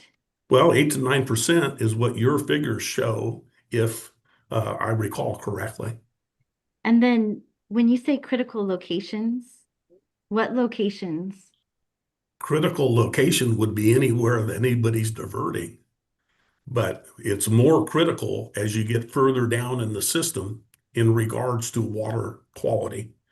Water quality short-term spikes in salinity basically cause issues with your timing. I know people down by Ileton that have to cease diverting in the middle of the day and then go turn the pump or siphon back on later on when the tide is down, so that the salt water is at bay, if you will. So a critical location is anywhere you're diverting. And it's critical also that the stage in the channels remain high enough where the historical water levels that those diversions were designed to operate at to provide the same amount of water, or the amount of water that you need to irrigate your crop in a timely manner, is there. So critical is everywhere. In the context of your statement right now in response to my question that any increase in salinity is a potential impact, would you agree or disagree that that variability that's allowed under the 1981 contract, are those levels protective of farmers within the North Delta Water Agency? The quality levels are basically spelled out in the contract, and they change by date and water year type. And so, yes, there are variabilities that are built into the contract during the negotiations before the contract was signed between engineers that were representing North Delta Water Agency and the state of California. And they came to an agreement that this is what we can expect.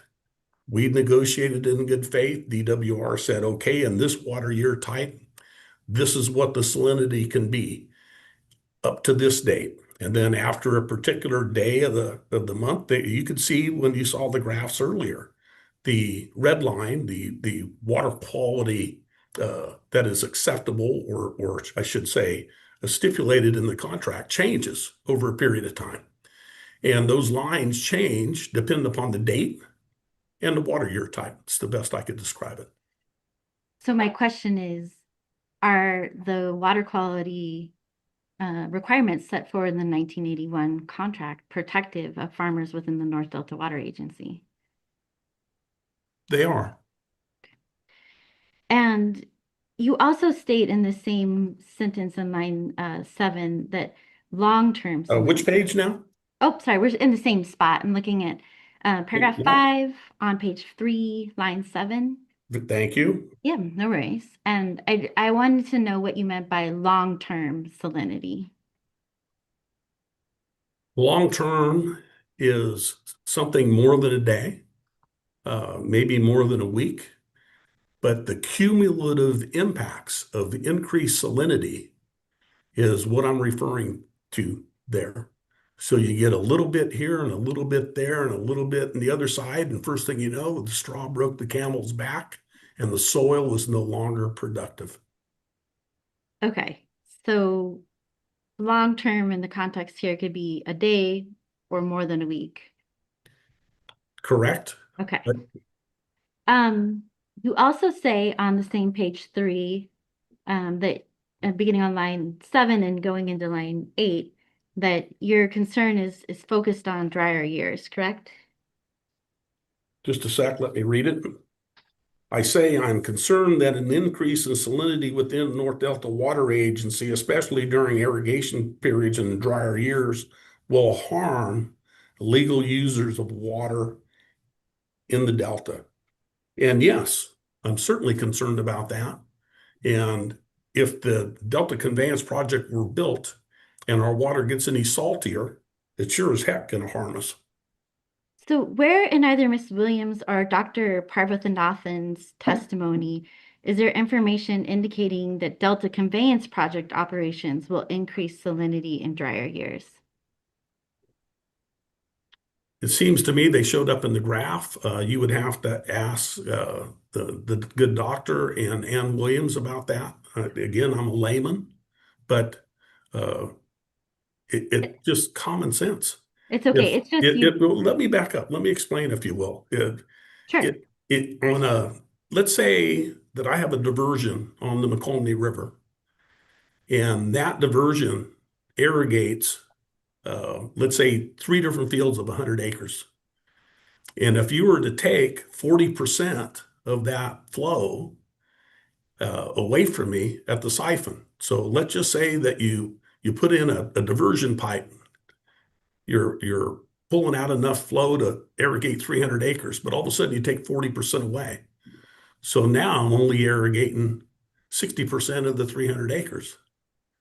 So does that make sense to you? I understand what you're saying. I was only asking you where in the testimony of either Ms. Williams or Dr. Parvathanathan, because you cite it in context of this paragraph. And so I'm just trying to understand the basis of different statements. So, well, it was just in a general reading of it that I surmised that statement. okay. And Mr. Mello, at the locations where you farm in the Delta, how much do the water levels fluctuate from the tide on a daily basis? Well, on Georgiana Slough, not that much, because where the Sacramento River runs into the Georgiana Slough, by virtue of its elevation, it falls quite a bit down to, I want to say about 6 feet down in the McComney River, where Georgiana Slough runs into the McComney. Most Delta channels you have, tides. Basically, there's two high and two low tides a day. So a portion of the day, the water within the channel is running backwards. But on Georgiana Slough, according to Department of Water Resources at a meeting with DWR, I don't know, 10, 12 years ago, and my personal observation, I've swum in the river. I've never floated upstream. 97% of the time, Georgiana Slough runs downstream. And the elevation of the slough changes, but not dramatically. On the North Fork McComney River, there is a more dramatic change over there, and it is especially significant when the Delta Cross Channel is closed. The Delta Cross Channel, as I noted earlier, runs water from the Sacramento River in the McComney River system. When the water is coming out of the Sac into the McComney, the difference in stage is not as dramatic as when the Delta Cross Channel is closed. But on the North Fork McComney River, from high tide to low tide, and of course, there are higher high tides and lower low tides, if you will, depending upon the moon and everything. But there may be a 5-foot difference in stage from high to low tides. But that was the irrigation systems were designed with that natural variation in mind. And so to confirm your testimony, the North Fork of the McCollum has significant tidal effects, correct? Yes. And the siphons that are used were designed to accommodate, in what you just said, up to a 5-foot difference. Well, yes, they were designed to run the given water volume at low tide, which is the worst case scenario. And if you put a diversion upstream and that water's a little bit lower, that siphon's going to run less water. Are you aware of the tidal fluctuation on the in the Sacramento River above Georgiana Slough? Well, I know that it's similar, but not as dramatic. Similar to the North Fork of the McCollum. It's similar to the North Fork, that there are high tides and low tides a couple of times each day. But I don't believe the swings in elevation are as dramatic as those on the McCollum River. That's a casual observation. It's not like I'm out there measuring it. That's fair. On what testimony or evidence are you relying for your concern that the Delta Conveyance project will, and this is on page 3, line 12 of your testimony, significantly and adversely affect water surface elevations? First of all, where is that at in my testimony? And would you say it again? Sure, of course. Am I Yeah. blind? I'm a little deaf too. I'll try to speak louder. I'm looking at page 3. I am looking at paragraph 6, and specifically on line 12 and 13, the sentence that is there. Yes. And what is your question again? Yes. You could you could see my comment there. It's fairly short. Right, and I'm just wondering what the basis of that statement is. My personal experience. Okay.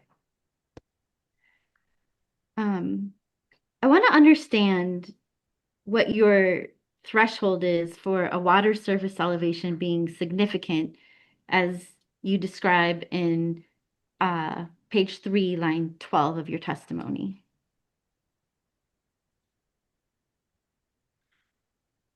Well, in 2014, I experienced reductions in hay quality and quantity because even on Georgiana Slough, it was a drought year. The stage was lower in the river than typical. And because of that, I could not run the volume of water to irrigate my alfalfa fields as quickly as normal. So instead of maintaining a 30 days cut schedule, which would give you finer quality, finer stem, better quality alfalfa, it took me longer to get the water over it. So then I couldn't get my harvesting equipment on it till later. So they ended up going to a 36, 38, 39 day between cutting.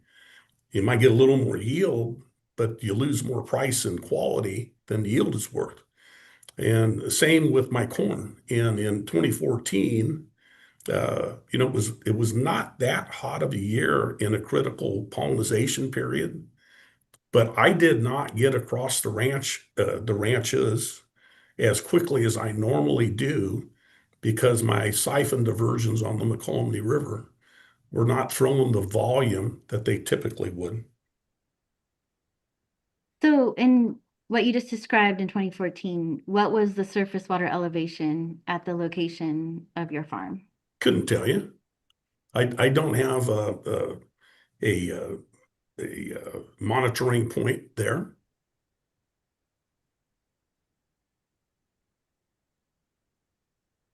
I'm trying to understand is there a threshold for surface elevation? Like, for example, anything more than a foot could impact siphons. I mean, because your siphon was still working, correct, in 2014? There were actually times that the water gets low enough that the siphon will suck a vortex. It'll suck enough air that you lose your prime. And you have to wait for high tide for the water to come back up to start siphoning again. So yes, it will actually interrupt and stop your siphon if it gets too low.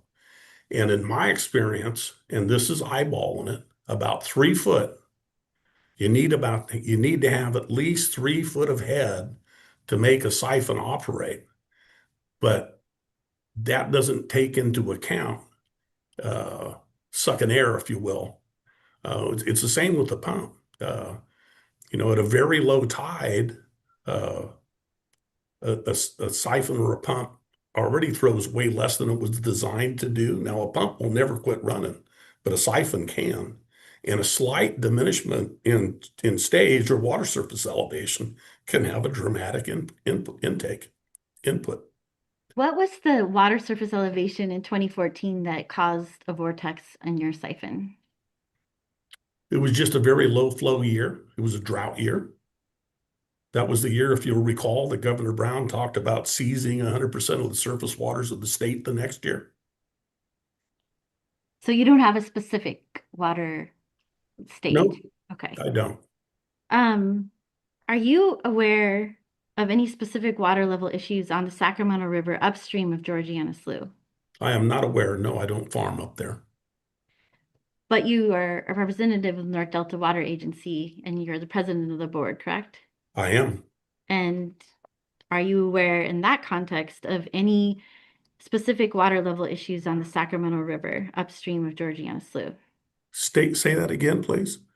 Are you aware of any specific water level issues on the Sacramento River upstream of Georgiana Slough? No. And are you aware if North Delta Water Agency has ever submitted any claims to the Department of Water Resources for water level issues on the Sacramento River upstream of Georgiana Slough? Not that I'm aware. And sitting here today, if I asked you what amount in feet or inches, What amount of what? I'm going to get there, in feet or inches, and I'm just defining amount. You tracking what I'm saying? No, say it again, Okay. please. I'm trying to understand, as you sit here today, if there is a threshold in terms of feet or inches that would cause issues with siphons on the Sacramento River upstream of Georgiana Slough. I would think that Mr. Slater from RD 999, who has intricate knowledge of the inner workings of his district and his diversions, would be the better one to ask that question of. I am not aware of local conditions up there because I'm not there every day.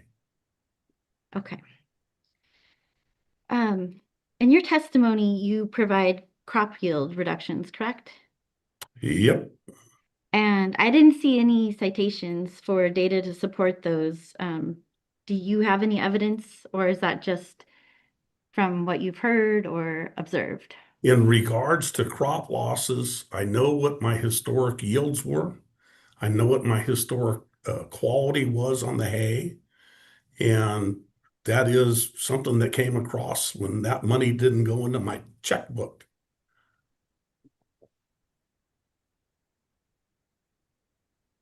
And looking specifically at your testimony, North Delta Water Agency 28E on page 7. Just a sec. Yeah. Yes, ma'am. So looking at paragraph 20, do you have any citation or did you provide any evidence that supports these statements that are made in paragraph 20? I know the Katsukis personally. I don't have yield trials. On my ranch, we run yield studies with the Ag Extension Service. But all I know is that prior to 76, they were growing state yield winning corn crops. And they currently can at 6 ton the acre. And because it was cited on the trophy that I looked at in Dennis Katsuki's garage.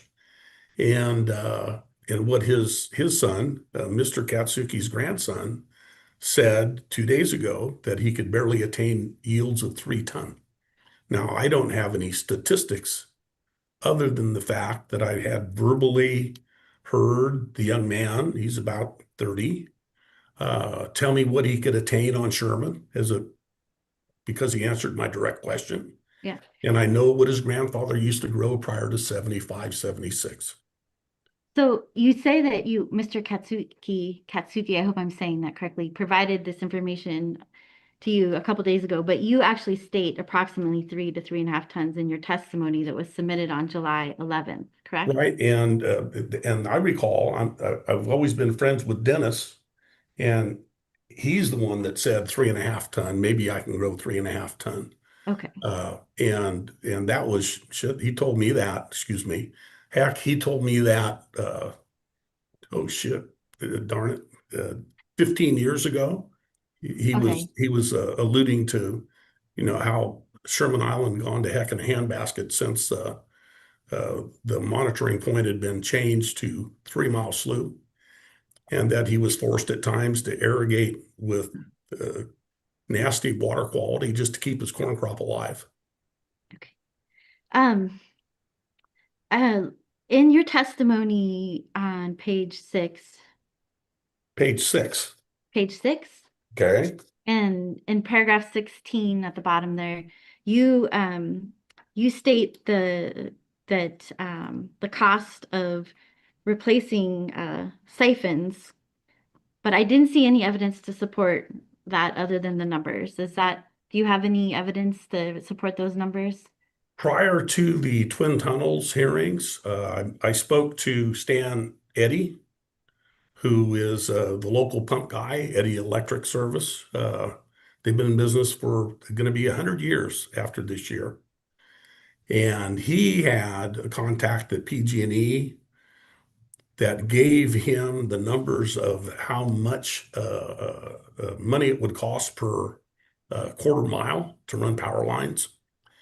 And the fact that, heck, on Tyler Island, well, I know because on Tyler Island, we installed an extra dewatering pump at pump station 2. We wanted to go to a 200 horse pump. PG&E said we can't provide the amperage to get that pump started. So we had to go through some very expensive switching. We wanted the 200 horse pump. It was necessary. But in order to turn the 200 horse pump on, the pumps turn on automatically when the switches are triggered by water surface elevation. They call them. It's basically like a Murphy switch. But when the low probe gets hit with water, and that connects part of the connection, that completes part of the connection. When the high probe hits, the pump turns on. Well, when our 200 horse pump turns on, the first thing it does is it doesn't turn on. It tells the number 1 and number 2 pumps to turn off. So now the 2 other 100 horse pumps stop. Then the big 200 horse pump starts, and it's got to be a 2-stage start where the original starting impetus is at a partial RPM, and then it kicks on to full speed. And there's enough amperage in the line to power that pump without hurting it. And then you have to wait. There's an automatic system that you got to wait 5 minutes for one of the other pumps to turn on. And they're not 2-stage start, but there's enough stabilization, the amperage in the line. And then after another 5 minutes, then you can turn on your other pump. And in regards to the permit costs, I never did have to go through it, so I couldn't tell you that. But Stan Eddy talked in general about the costs of installing a pump station. And I know I've had to replace pumps before at both Lost Slough and Georgiana Slough, and it's quite expensive.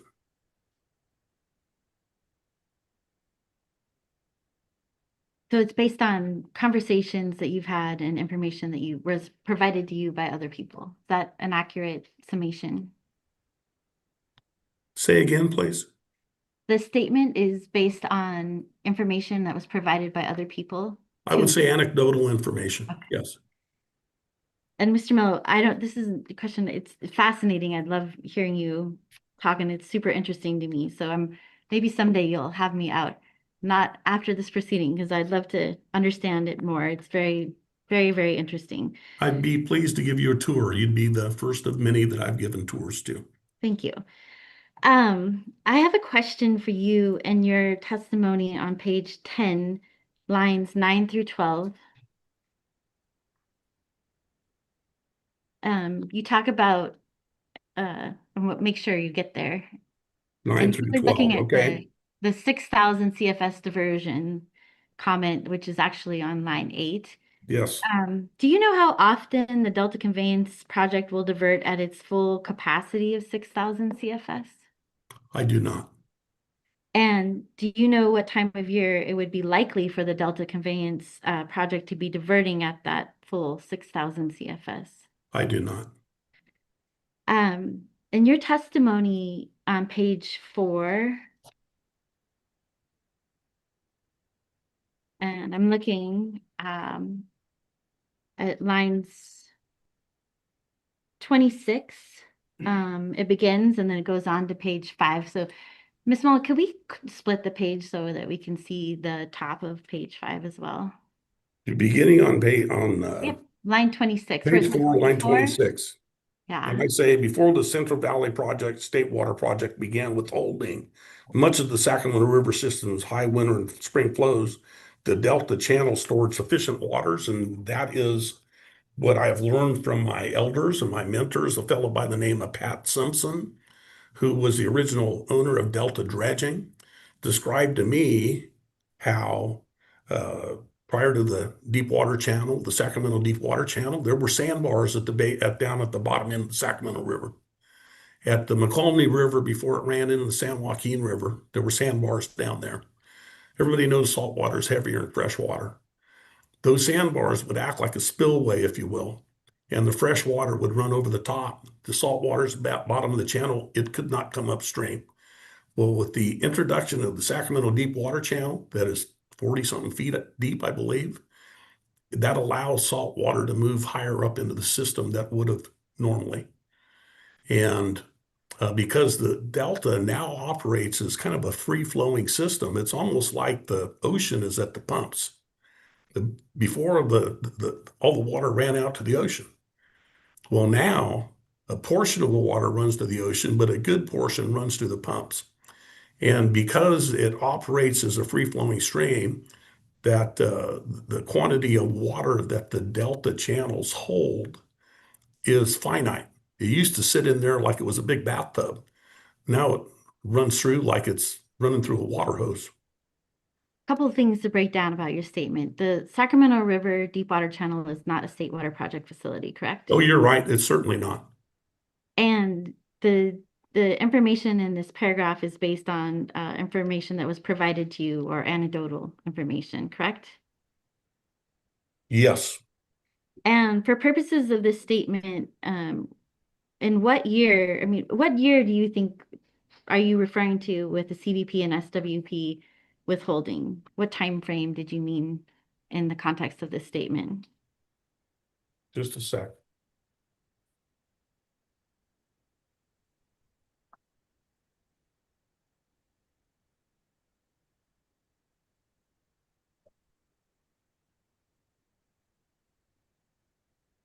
What information am I citing? It's anecdotal historic information that was presented me by my elders.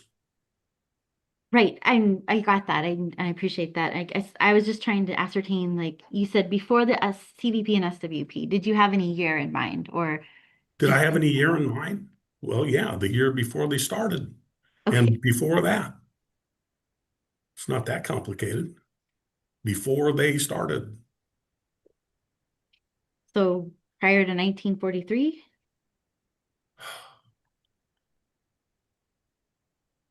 You know something off the top of my head, I couldn't tell you when the state and federal systems started specifically because they were built piecemeal. So I don't want to say a specific date because I don't know. And that's what I was trying to get at is understanding, because you don't just say when they operate, you just say before they began with holding much of the Sacramento River's high winter and spring flow. And I'm just trying to ascertain in which time frame that is in your mind to support this statement. And if you don't know, that's fine. I just am trying to Well, I'm ascertain. glad it's fine because I don't know. Okay, fair enough. Mr. Mello, would you agree that the 1981 contract between the North Delta Water Agency and the Department of Water Resources, or the state of California, is a settlement between the people that led the North Delta Water Agency and the state of California at that time, that it mitigated the foreseeable impacts of the peripheral canal project? Yes.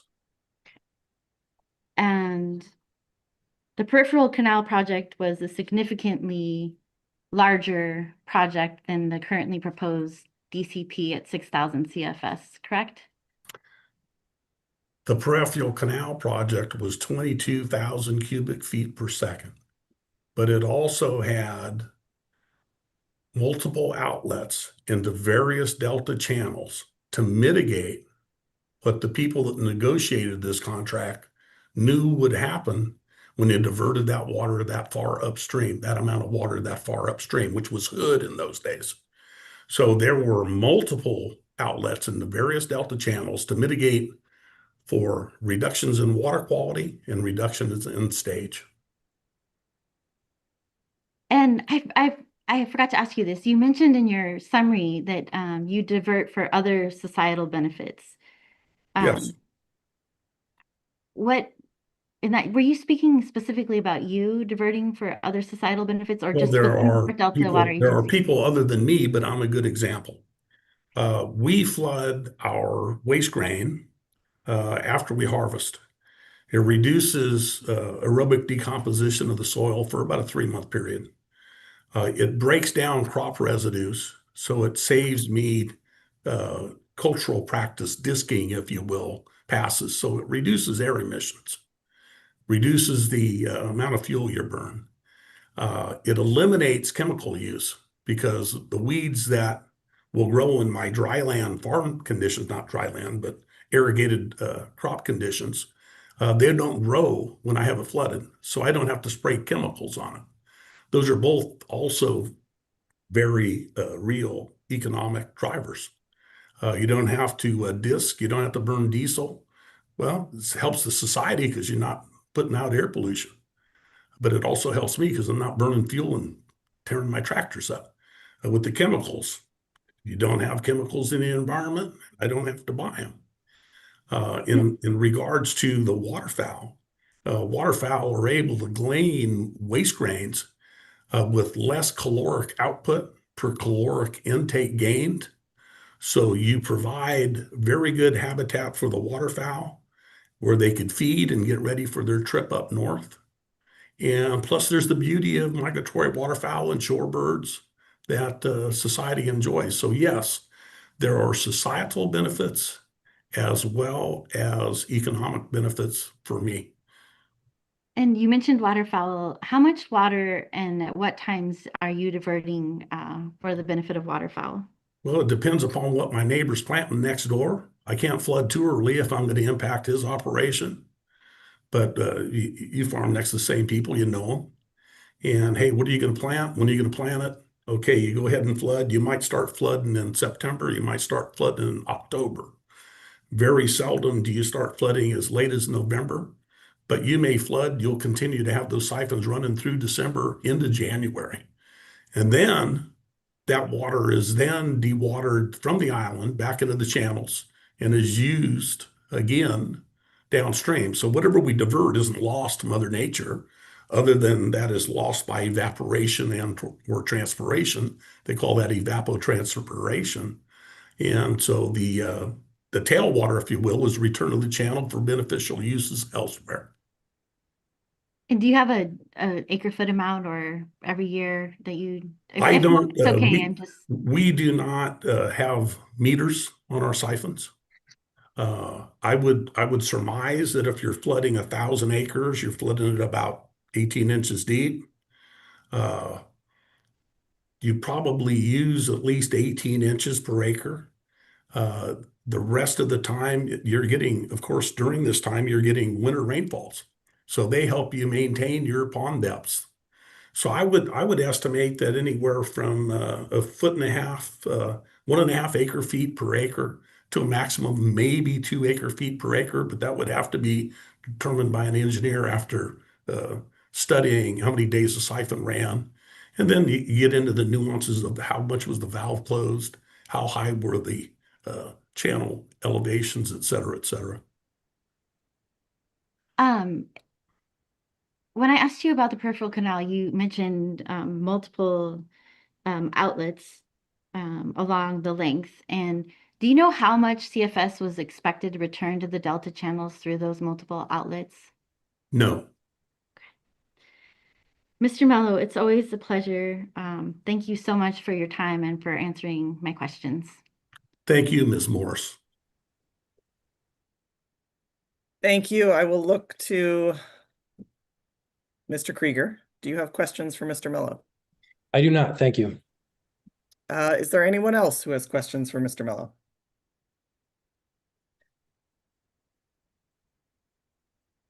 I do not have additional questions, although I found your testimony very informative. Thank you, Mr. Mello. I will look back to Mr. Cho. Do you have any redirect? I have no redirect. Then with that, thank you so much, Mr. Mello, for joining us. Thank you for your time. Thank you for the video. I enjoyed that very much. And you are excused. Thank you, Hearing Officer Kinsey. It's been a pleasure. And with that, I think it makes sense to go ahead and take, we'll just make it a 5-minute break, and then we can transfer over. Mr. Cho, you have one more witness, is that right? Mr. That's Slater? correct. Tom Slater. Excellent. Let's go ahead and take 5 minutes. We'll make it 6. Let's come back at 2:33. Thank you. Thank you.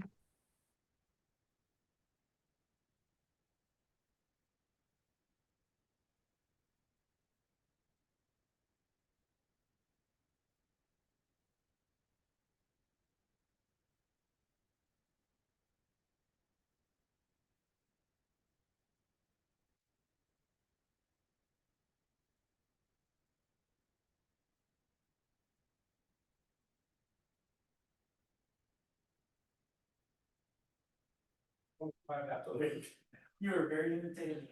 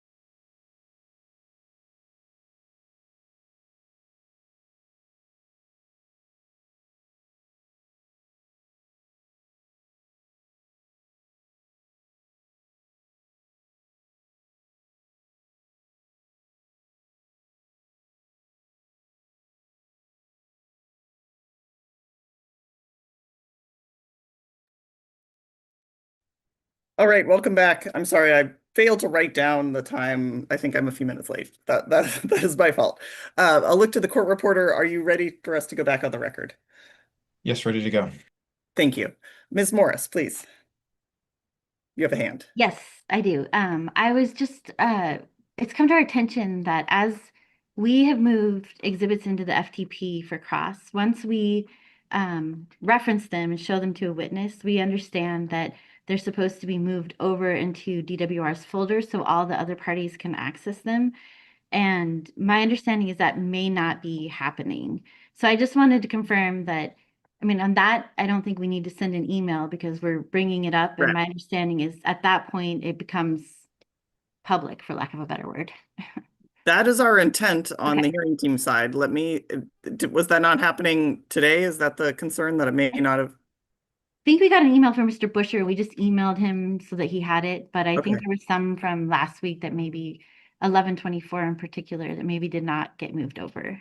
Okay, and we are doing them on the fly, and I appreciate any follow-up if that does come up. It's the intent of the hearing team to move them over as soon as the exhibits are referenced. We then will move them over. I think that can be done, as I understand it, can be done simultaneous with the screen sharing of showing the exhibit, or it's done beforehand. We had to work out that timing so that, the document's open, but I think we've got that figured out. If it doesn't happen for any reason, certainly by the end of the day, that is just oversight on our part. And any of you, please bring it to our attention and we'll fix that. But it's certainly, or stop the hearing, right? If you're looking in the FTP folder, as many of you have done, and it's not there, please let me know. We will get it over. But that's just us trying to work on the fly. Appreciate it. I just wanted Yeah. to confirm. Thank you. Thank you very much.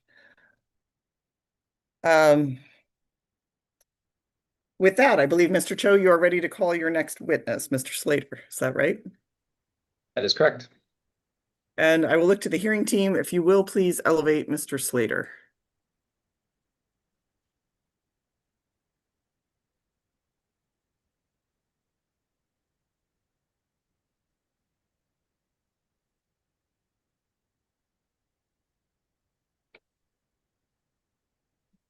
And Mr. Slater, you're welcome to come on camera and off of mute. Good afternoon. Good afternoon. I will start by administering the oath, and then I will hand things over to Mr. Cho. Mr. Slater, if you would please raise your right hand. Do you swear or affirm under the penalty of perjury that the testimony you will give in this hearing will be the truth, the whole truth, and nothing but the truth? I do. Thank you very much. With that, to you, Mr. Cho. Thank you. Good afternoon, Mr. Slater. Good afternoon. Is Exhibit NDWA 31 a true and correct copy of your written testimony for this proceeding? It is. And your testimony references Exhibits NDWA 32 through NDWA 36, is that right? It is. Do you have any corrections that you would like to note at this time? I do. I have two. Page 3, line 15. After Clarksburg, it should say, and near Cortland. And on page 4, line 14, the word there should be changed to in. And after the word intakes, it should say and. Guess that's 3. Yes, thank you. And those 3 changes have been marked in red line and uploaded and sent to the AHO staff as Exhibit NDWA 31E. Right. So, Mr. Slater, you are the current president of the Board of Trustees for Reclamation District 999. Is that correct? Yes. And how long have you been on that board? About 24 years. And you're also on the board of the North Delta Water Agency? Yes. And for how long? About 5 years. And in addition to your service as a member on the boards of RD 999 and North Delta Water Agency, you were also a commissioner on the Delta Protection Commission, is that right? Yes, from 2021 to present.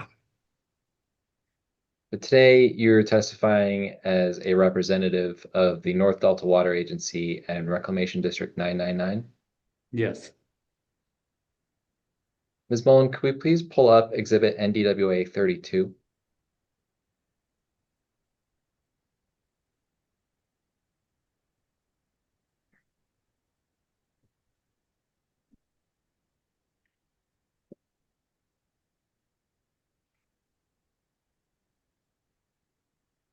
Maybe if we can start pulled back a little bit further.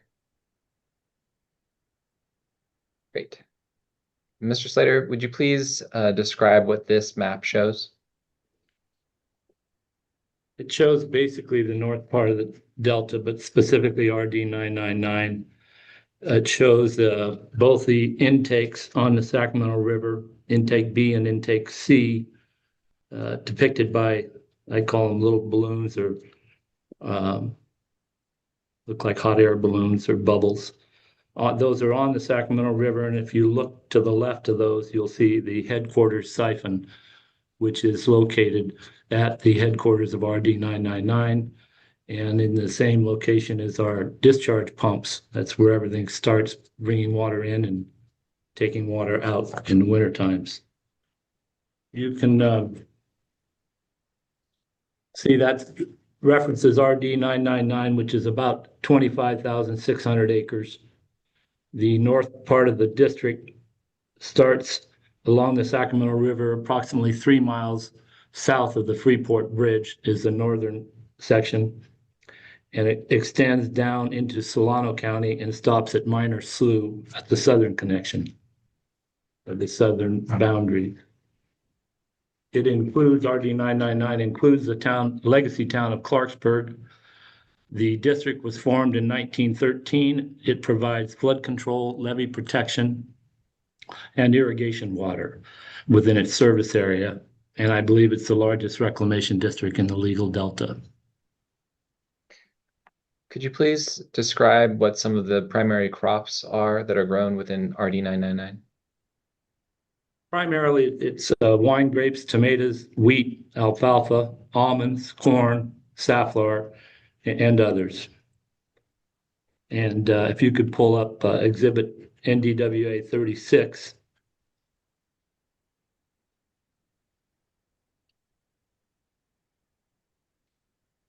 Thank you. That's a table that I prepared summarizing crops grown in RD 999 in calendar year 2023. And you can see that the largest crop by acreage is wine grapes towards the bottom of the list. Might need this. Oh, you can see it there, yeah. Which has increased dramatically over the last couple of decades.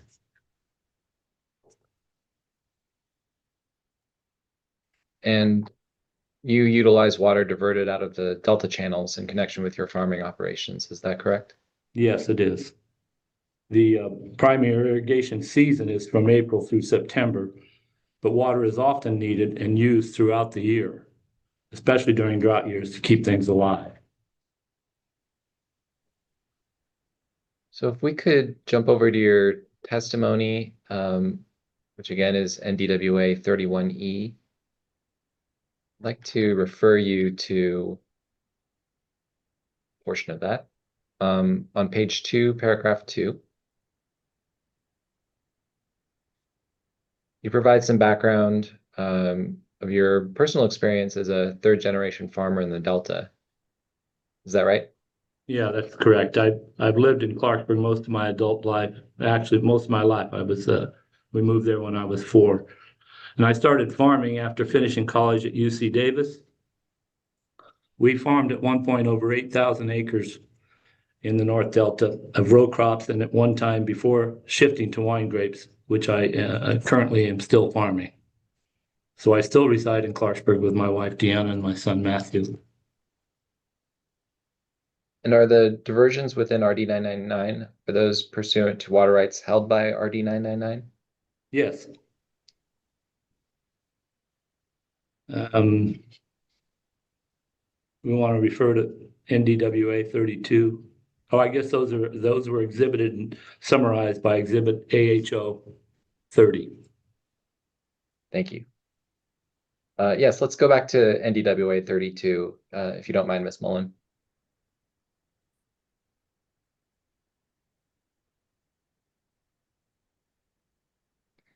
And you referenced this when we first pulled this exhibit up, but identified by those little balloons that you described are what are referred to as intake B and intake C, which I understand to be the proposed DCP intake locations. Do That's you mind correct. just briefly summarizing your testimony regarding the proximity of these two proposed intakes and RD 999? Yeah, if you locate those two proposed intakes to the left, that line of water there is Elk Slough, and you can see the headquarters siphon, which is a 60-inch siphon, and one of the largest, if not the largest, I think, in the Delta. And that provides water to over 18,000 acres, just that one siphon. And it is located approximately in between intake B and C. And if you follow Elk Slough up to the Sacramento River to the north, that's where it connects. I think you can see it there, and it goes down south from the siphon. It connects to Sutter Slough. Sutter Slough isn't marked, but it's down about 4 more miles and connects to Sutter Slough, which connects to the Sacramento River south of intake C. So one end of the water that provides to that siphon is to the north of intake B, and the other one end of it, Sutter Slough, is to the south of intake C. Kind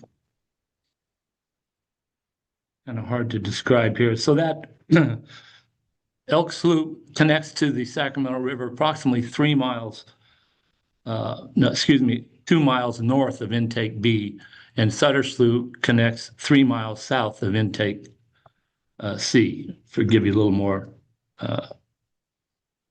geographical knowledge there. So the water enters Elk Slough from Sacramento River to the north, and it enters through Sutter Slough to the south, feeding that large headquarters siphon in the middle of those two intakes. And like I said, it diverts water to over 18,000 acres, which makes it a little bit misleading. It shows up as one diversion in the ERIM system, but for 18,000 acres. Some of those diversions are very small. Some of them are 40 acres, 100 acre, 200, but I'm sure this is the largest number of acres from one siphon. Could you provide a little bit of a description of the flow of Sacramento River water into Elk Slough, excuse me, in different times of the year, particularly during irrigation periods and in summer months? Yeah, the irrigation, obviously water flows coming down the Sacramento River, so it hits that Elk Slough entrance first. Elk Slough is rather built up with silt in areas right near where that river is, actually where it says pump 15. So water isn't as accessible there in low river levels. So in terms of drought years and when the Sacramento River goes down, it impacts how much water can come from the north through that slough. However, a lot of water comes from the south through Sutter Slough up to the headquarters siphon. So consequently, when high tides come in, that pushes water up that far and helps provide water to that large siphon, which of course is our largest diverter of water for RD 999. We have two other major siphons, one a little north on the Sacramento River there at RD 307, another siphon. It is, I think, I'm pretty sure the furthest most northern siphon in the entire delta as the land levels and so forth, siphons won't work north of that. So we're pretty much at the end of the system being able to use siphons because of the level of the intake side versus the downside. The other third siphon, you can't quite see it. Maybe Ms. Mullen can scroll up a little bit to the bottom of that picture, and you'll see another siphon continue down right there, Sutter Slough. That is near the very end of RD 999 before it hits Minor Slough. And that produces water for the low end of the district. I can't recall it, 2,500 or 3,000 acres more of land that gets water from Sutter Slough. I think that that's best described, but the issue of water levels can affect both those northern siphons more than the southern, but southern is a problem in drought years when river levels go low. Thank you. Ms. Mullen, would you mind please pulling up exhibit NDWA 33?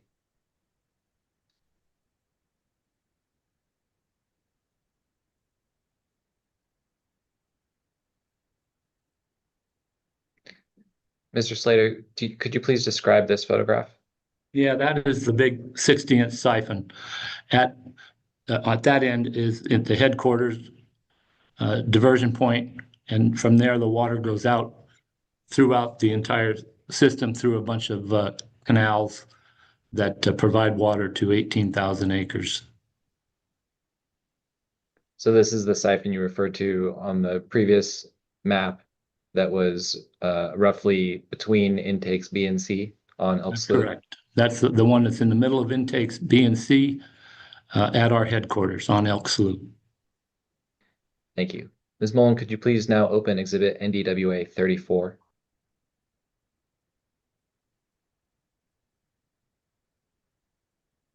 And if you could please describe this photograph, Mr. Slater. Yeah, that's the same siphon on the Elk Slough side, and that you're looking at Elk Slough. And across the island there is RD 150. And across that island is the Sacramento River. So if you can think back to that previous picture. Thank you. And did you take these photographs? I took both those photographs, yes. Thank you. I'd like to now refer back to your testimony. If we could go to page 4 and paragraph 14. You discuss some of your concerns as a farmer within RD 999 and within North Delta Water Agency about the Delta Conveyance project and the changes that are sought in this proceeding. Could you please summarize what those concerns are? Yeah, I share the same concerns that Mr. Mello had. I'm concerned that when water levels are low, especially during dry years or drought years, our gravity-fed siphons depend entirely on sufficient flows from the Sacramento River to operate efficiently. Any operation of the DCP during those times has the potential to reduce water levels by reducing the amount of Sacramento River flows entering into the Delta channels. I'm also concerned about the salinity impacts that are expected to occur with greater frequency under the DCP. At the time of the 1981 contract was executed, wine grapes made up of approximately 1,500 acres of ground within North Delta Water Agency.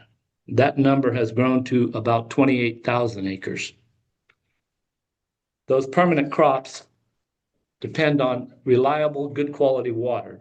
You've heard from Steve Mello about the problems with salt loading, and I share those concerns as well.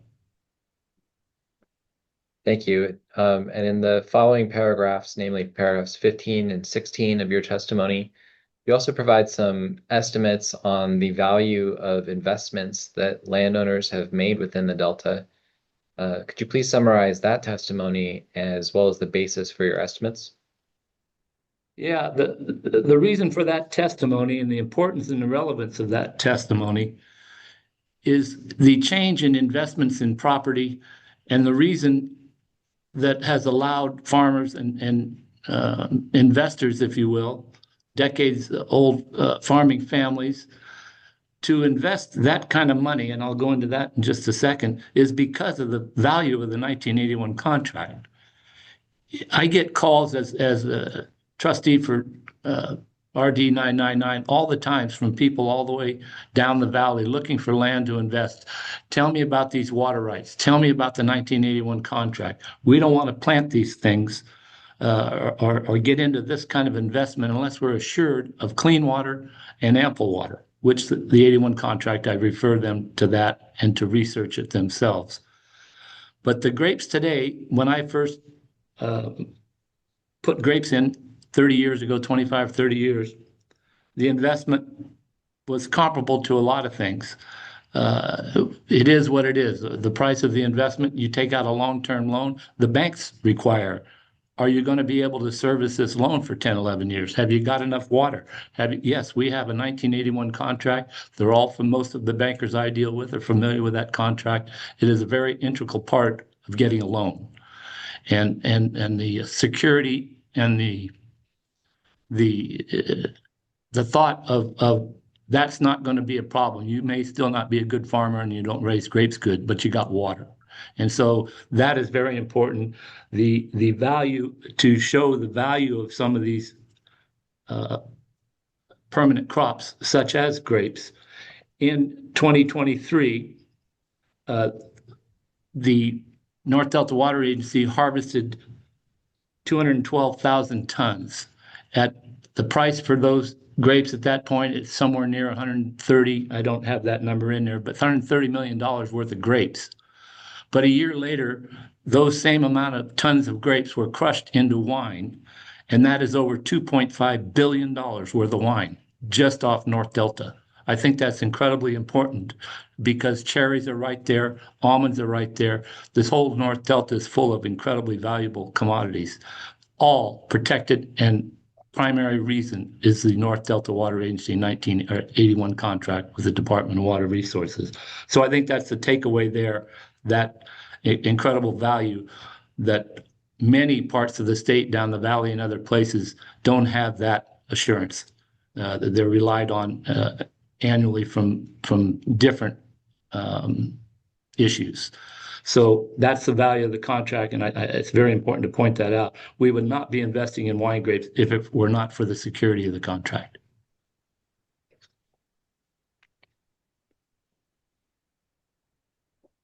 And can you speak a bit to just what you might expect to see in terms of the costs of developing a vineyard now? Yeah, the cost to develop a vineyard, this was as of last year, was over $30,000 per acre. That's not in counting the land. So if you were to lose all the acres of grapes in this land and 999 per se, there's 8,000 acres there, you would spend over $240 million if you replaced them. And if you lost them because of salt or no water during a drought or curtailments or any issue that the contract protects you from now, would be just non-recoverable. And I think it's pretty important. When I first planted grapes, you might have spent $6,000. I don't recall what I spent per acre. And now it's $30,000. That only makes a contract for water assurances and quality assurances like North Delta's 81 contract even more valuable. And more people seeking to continue farming in the Delta, more generations to continue, more generations to continue to keep Delta as a place, keep co-equal goals, which the state has recognized statutorily, and we're doing. Saltwater intrusion, lack of water, all those things that we're protecting and the 81 contract does protect are becoming more and more valuable. Thank you, Mr. Slater. That's the end of my direct questions. Thank you, Mr. Cho, and thank you, Mr. Slater. And with that, I will look to Ms. Morris. Do you have questions for Mr. Slater? I do. Good afternoon, Mr. Slater. How are you? Doing good, thank you. Nice to see you again. I think we've talked before, so I'm not going to introduce myself. I think you know who I am. Yes, I do. I have some questions for you today. Did you hear Mr. Mello present his testimony and the cross-examination? I did. Okay. Are you authorized to speak and provide this testimony on behalf of the North Delta Water Agency? I am. I noticed that you reference other organizations, including the Delta Protection Commission, in your testimony. Are you speaking on behalf of any of those organizations today? Not on their behalf, no, but as a member of the Delta, and it kind of goes hand in hand sometimes, but no, I'm not authorized to speak on their behalf. Okay. And looking at your testimony, which I think is now NDWA 31E, in paragraph 3,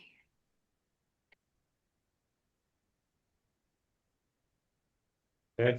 Are you providing a legal opinion about the interpretation of Public Resources Code section 29702A?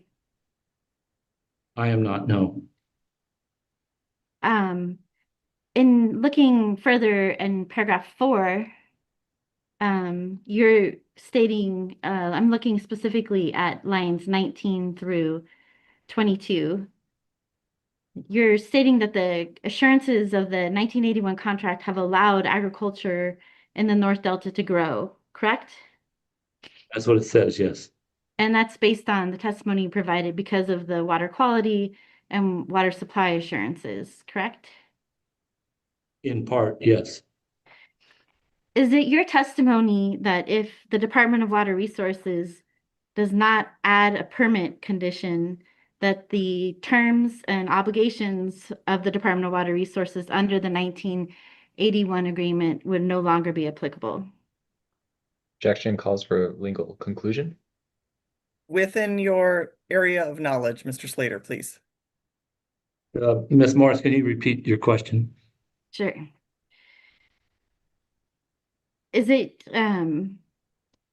your understanding that if the permit condition that you suggested is not included in the change petition in this proceeding, that the Department of Water Resources would not be obligated to comply with the 1981 contract?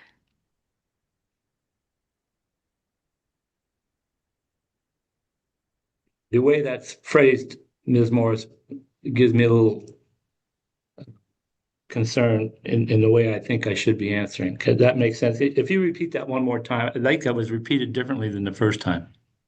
I don't have a photographic memory, so when I have asked to read, I'm just restating the question. So did you not understand my question, or? It may have been the way I heard it. I heard it two different ways. So did you understand? Let me just strike that. Is it your testimony that the 1981 contract is protective of farming within the North Delta Water Agency? Yes. And is it your understanding that if a permit condition such as North Delta Water Agency has suggested including is not included in this proceeding, that the Department of Water Resources would not be obligated to comply with the 1981 contract? No, I think they would still be obligated to comply with the 81 contract. And is saltwater intrusion measured by the monitoring stations like those mentioned in the 1981 agreement? Yes.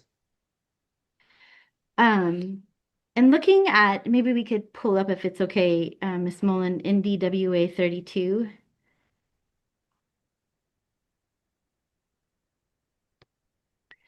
And you talked about this map showing the location of RD 999 siphon locations, correct? Yes. Is this a map that you prepared? It's a Google Earth map that I took a photo of.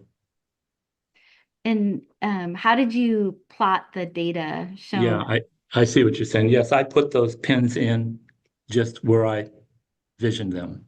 That's how Okay. So simple it just you looked at it and you said, I think it's about here. So it's an approximate location. Is that fair? Yeah, except there's landmarks to indicate where those pins went, so I'm not just guessing. They're accurate to the extent they're not just saying, I think it's here. I can see the canals and the areas they're supposed to go to.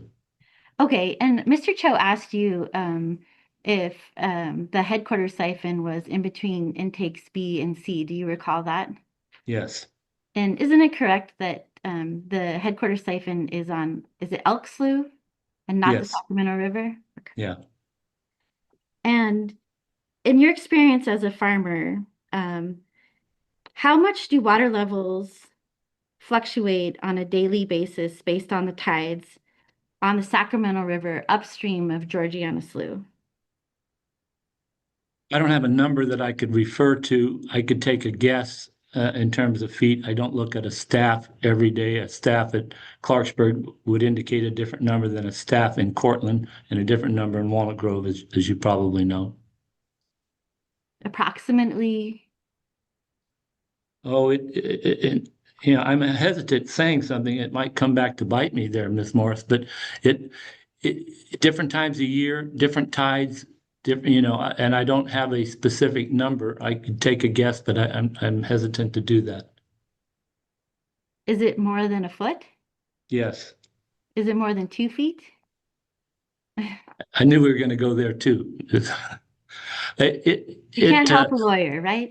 No, and I understand that. I'll say definitively, it certainly affects the flow of these siphons considerably from a high tide level to a low tide level in the middle of a drought when the river's 6, 8 feet lower than in what we would call a normal summertime. And you heard Mr. Mello's testimony you said, and he indicated that the siphon designs were based on historical stage, which included, accounting for tidal fluctuations. Would you agree with that? Remind me what he said again about, was there numbers he was saying that siphons are calculated at? No, he was saying that the design of a siphon takes into consideration in the design sort of the historical stage based on that tidal fluctuation. If I'm not mistaken, he was referring to the amount of a siphon that flows. When we talk about it gets reduced by 20% or 10%, those are mostly estimates. I think he's referring to all siphons lose efficiency when water levels are lower. In other words, you can't move them up and down. You can't change physics. That's all a siphon can do. Are you aware of any specific water level issues on the Sacramento River upstream of Georgiana Slough? In what respect aware of? I'll just ask you, has the North Delta Water Agency ever submitted any claims to the Department of Water Resources for water level concerns or issues on the Sacramento River upstream of Georgiana Slough? I don't know for sure, but I wouldn't be surprised if we've sent letters in. Yeah, I don't know, Ms. Morris, whether North Delta has ever officially notified anyone of a low level. And looking at your map that's up on the screen and marked as NDWA 32, you stated the largest RD 999 facility is located on Elk Slough, correct? Largest diversion, the largest siphon is on Elk Slough, yes. And I'm sorry, I should know this. I think it's the headquarters siphon, is that right? That's correct. Okay. And you didn't provide any evidence in your testimony about water levels changing at any of the RD 999 siphons, did you? I'd have to go back and read it. I don't know. You don't know if you provided any data to support water levels changing in those locations? Objection. Ms. State's testimony to this suggests that Mr. Slater was testifying that water levels have been changing. He was testifying about his concerns about changes from the DCP, which has not yet been constructed. And I'm asking about evidence to support that statement. With respect to changes that may be caused by the Delta Conveyance project. Correct. Okay, thank you. Mr. Slater, do you need the question again? Sure. Did you provide any evidence in your testimony that water levels will change at any of the 3 RD 999 siphon locations with DCP operations? I believe I said, I'd have to find where it is, that I'm concerned about low water levels because of the DCP. That would be the extent of what I would stand by that. I think that's in there, Ms. Morris, but I give me a minute, I can find it. No, if that's the statement, that's fine. I'm asking really about data or any analysis that would indicate that, other than your concern. The analysis would have come from the DCP on water levels. When you pull 6,000 CFS out of the river, it's going to lower it. I relied on common sense there. Okay. And are you aware of how many times, how often the Delta Conveyance project could divert fully at 6,000 CFS? I am aware, not specifically, I am aware of many projected and how can I phrase it? Suggestions by the department on when they're going to do it based on flow levels, based on a lot of different criteria. Yes, I am aware of some of those things. I couldn't recite them all. And I'm trying to understand, and Mr. Mello said I should ask you, and I'm sure that probably piqued your interest when you were listening to him testify. What level of a water level stage drop would trigger siphons on the Sacramento River upstream of Georgiana Slough from being able to divert water? I would say that a number like I think you're looking for is probably unattainable, but whatever level, the siphons can't be described as being, from a farmer standpoint, flowing water at full capacity. Any level of water lower than that would indicate a less efficient. I can tell you in 2014, we all remember that those were very serious times for farmers south of in the Delta, that we gauge things because it would cost us more money to come up with a number to see how inefficient something is than just look at the ditches and the pumps, and we were having to trouble running all the pumps that we normally run with a full siphon. And when you look into Forebay where the siphons come out, somebody that's seen that for 50 years would know it's not coming out very fast. It's that primitive of a look, but you can see the levels in the ditches throughout the district there, and the fact that the siphon normally runs on and off all day long or 24 hours 7, it never shut off, meaning it's not putting out enough water to handle all the pumps and the diversions in the capacity. So no specific numbers on a gauge on what level the river was when that was happening. So you don't have a water level of when that was occurring. You don't know what the water level was in 2014. Well, no, I don't, but water level would be different at Freeport and Clarksburg and all the way down the system. So you'd have to have one, if you said it was at 20 feet or whatever number you used, it would be different half a mile up the river or 2 miles. So I understand, but I was asking based on your statement and your specific siphon example, if you knew at that time what the water levels were in 2014. no, I don't know a number. I know they were low. And you would agree that like the tides impact water levels, which inevitably impacts the efficiency of the siphon at different times of the day, correct? Correct. And that has nothing to do with Delta Conveyance Project operations. That's already occurring. The tides? Yes. That's correct. It's occurring now and it's going to be occurring after we're gone, right? That's right. And would you agree, Mr. Slater, that it would be difficult to do an analysis on impacts to siphon pumps if a quote unquote number, an elevation change is unattainable, as you've stated? Probably would be difficult, but I would refer to the fact that whatever number it is, it's 6,000 CFS less, and it will be less efficient of a siphon as soon as the level drops half an inch. But you would agree that that would depend on when 6,000, how much was being diverted, what time of day it was, what the tides were. Those are all factors. It's not a simple analysis that if you take 6,000 CFS out of the river, then you won't be able to use a siphon. Never made that claim. So as you sit here today for RD9, for the RDs and the siphons, you don't have a water level threshold that if it dropped below that, it would impact the siphons. No, I don't have a number.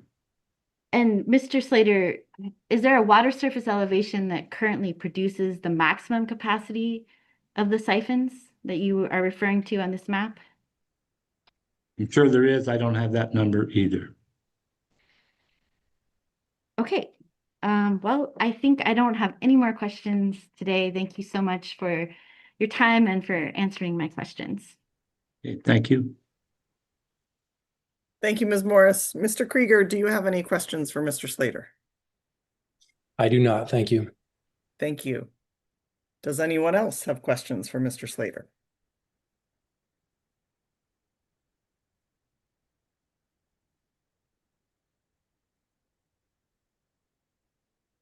Seeing none, and I do not believe I have any questions. So with that, Mr. Cho, do you have any redirect for Mr. Slater? I have no redirect. Right. Then with that, Mr. Slater, thank you so much for your time and your testimony today. Very much appreciated, and you are excused. Thank you. And I believe, Mr. Cho, that completes presentation of North Delta Water Agency's witnesses. Is that right? Yes, that concludes our case in chief presentation. Excellent. And then with that, I will look to our next, I believe that's Sacramento County Water Agency. Do I have that right? Ms. Tabor, is that you? I'm defaulting here. But who should I look to for Sac County Water Agency? Ms. Meserve? Well, I can check in on another matter while we Okay. round up SCWA maybe. Great. Earlier today, there was a question about whether Mr. Schutz would be able to potentially present his testimony tomorrow on the 19th if there was adequate time.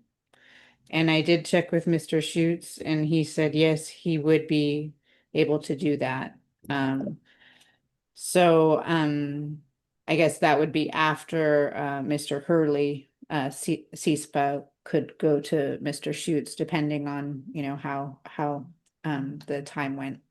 Great. Thank you for checking into that. I appreciate that very much. And before we close for the day, we'll see where we are and how we want to make sure that Mr. Stork, and we're able to get through Mr. Stork's testimony and any cross tomorrow morning, although it sounds like there isn't extensive cross-examination, so that's quite helpful. Yes, and one thing, if it's possible, along those same lines, it would be helpful for Mr. Schutz planning purposes, since he's thinking of toggling to an earlier day, to know an estimate of cross if that may be available. Yeah. Thank you. Let's plan before we break today. Let's plan to get an estimate for cross for all of our witnesses. Let's see. I keep clicking on the wrong thing. For the Mr. Lucas, Mr. Hurley, and I think we have an estimate of half an hour for Mr. Stork. So we'll make sure we get that so that Mr. Schutz can plan accordingly. Thank you for bringing that up. If the hearing team can please elevate Mr. Ferguson, and we might as well elevate Ms. Foglia.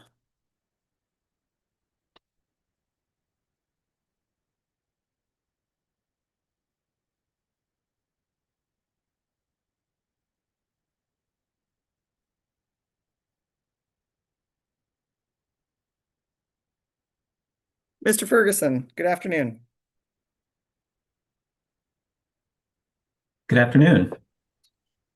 Do you have a separate opening statement on behalf of Sacramento County Water Agency? I do. All right, then let's go ahead and start with that, please. Great. Good afternoon, Hearing Officer Kenzie. I provide this opening statement on behalf of the Sacramento County Water Agency, which I will refer to as SCWA during my opening statement. SCWA provides water to approximately 70,000 customers in Sacramento County and anticipates having more than 100,000 customers at build-out over the next 20 years. SCWA has invested nearly $500 million in infrastructure to deliver surface water to SCWA customers and thereby restore and protect groundwater resources. SCWA pumps groundwater from the South American subbasin. Over the last 10 years, SCWA has pumped on average about 18,000 acre-feet from the subbasin. SCWA is an active participant in the implementation of the South American Subbasin Groundwater Sustainability Plan.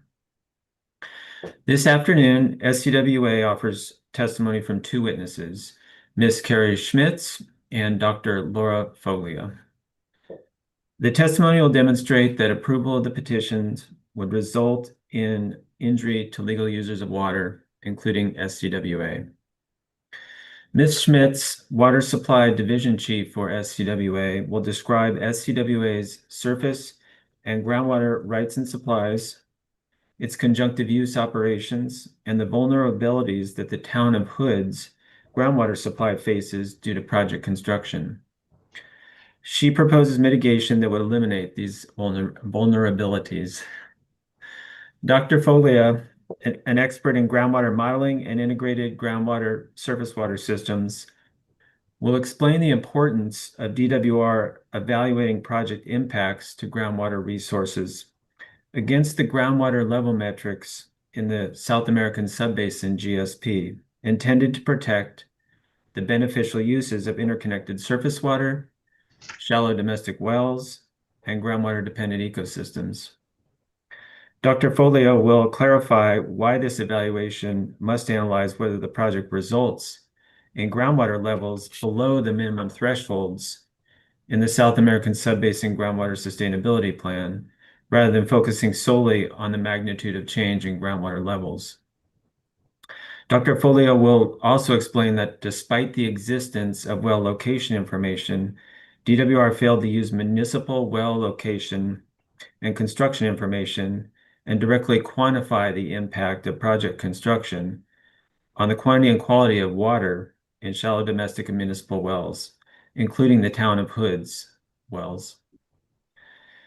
Due to DWR's failure to use accurate well information and the limitations and uncertainties in DWR's groundwater modeling, Dr. Folio recommends that DWR implement local groundwater level and quality monitoring now to facilitate assessment of potential DCP-related impacts to nearby public agency and domestic supply wells. Dr. Folio explains that DWR should implement mitigation that not only covers impacts to well levels, but also to water quality. She finds that absent meaningful modeling, assessment of modeling and monitoring results against GSP metrics, and adequate mitigation, the potential for injury to water users relying on shallow domestic and public supply wells is real.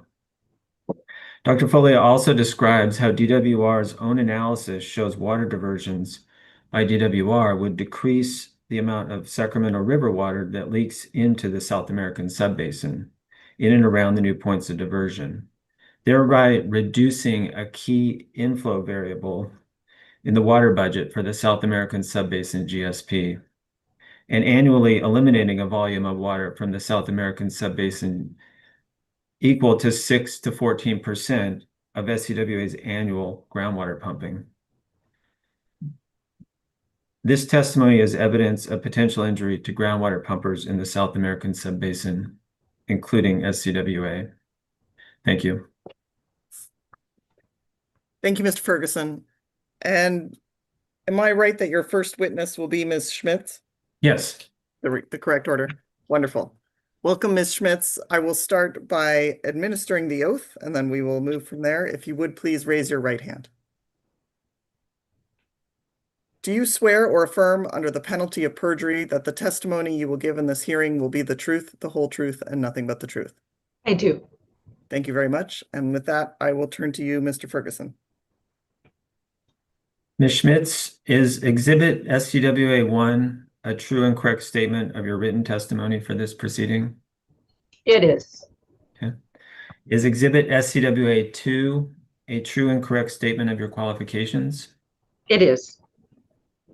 And are exhibits SCWA 3 through SCWA 11 true and correct copies of the maps, GSP, groundwater pumping records, and water supply agreements cited in your written testimony? Yes. Is Exhibit SCWA 21 a true and correct copy of your PowerPoint presentation? Yes. Ms. Mullen, will you please bring up Exhibit SCWA 21? And once that's up, Ms. Schmitz, I'd like to ask you to summarize your testimony. Sure. Good afternoon. My name is Carrie Schmitz, and I currently serve as the Water Supply Division Chief for Sacramento County Water Agency. I've worked for SCWA since 2004 as Division Chief, and I've worked for the Department of Water Resources since 2001. I'm a licensed civil engineer in the state of California. Next slide, please. Thank you. SCWA currently has over 69,000 connections, and as Mr. Ferguson said, at build out, we'll have well over 100,000 connections to our system.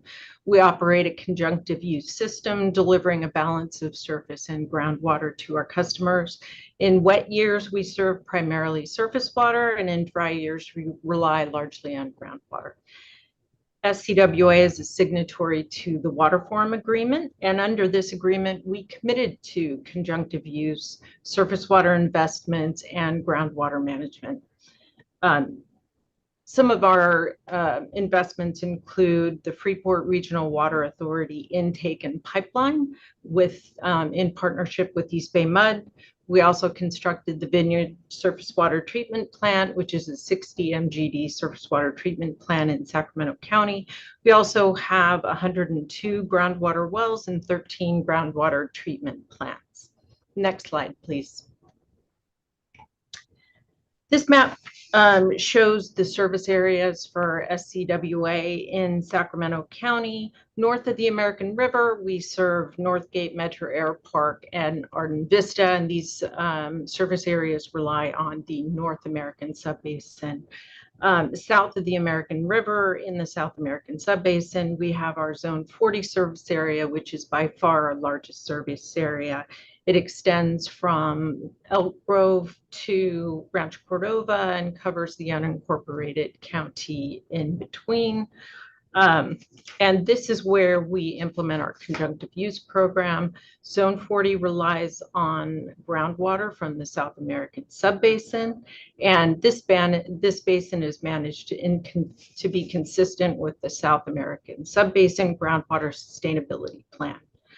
And access to groundwater in this basin for Zone 40 is critical to serve our customers into the future. Next slide, please. So this slide just summarizes the SCWA water supply portfolio.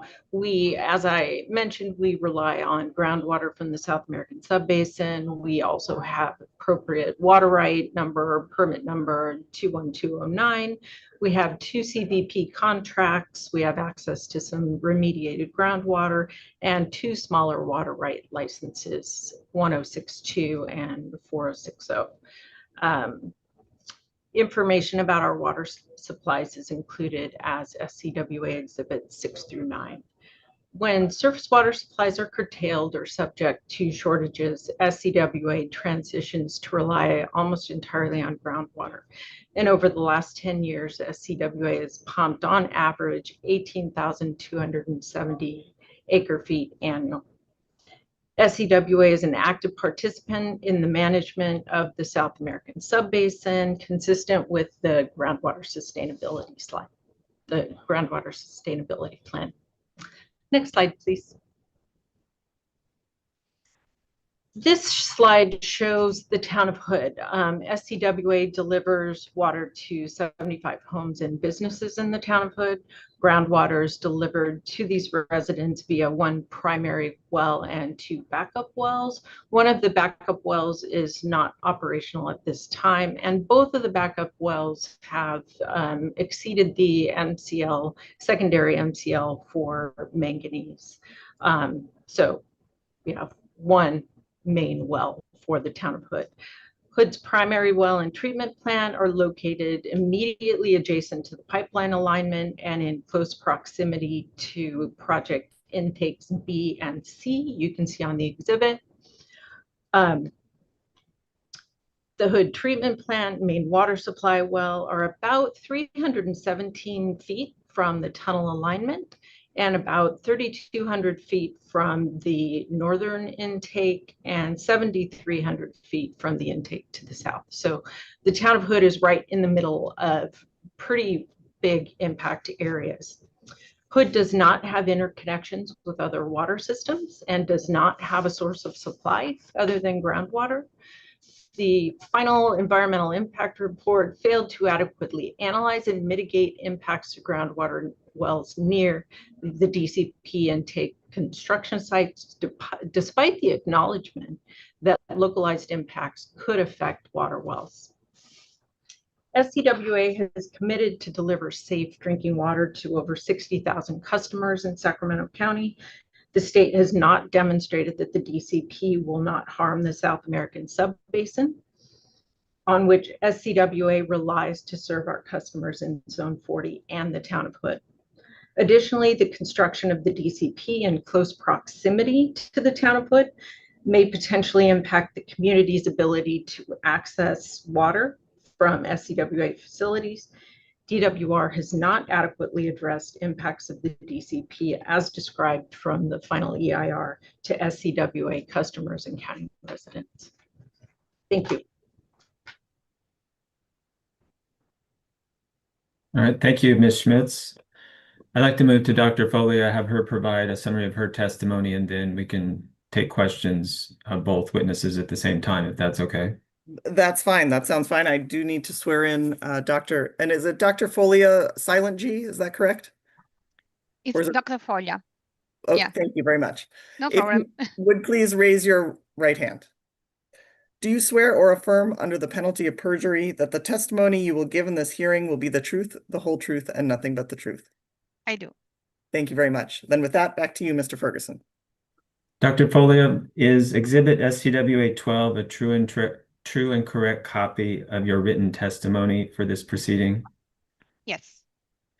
Is Exhibit SCWA 13 a true and correct statement of your qualifications?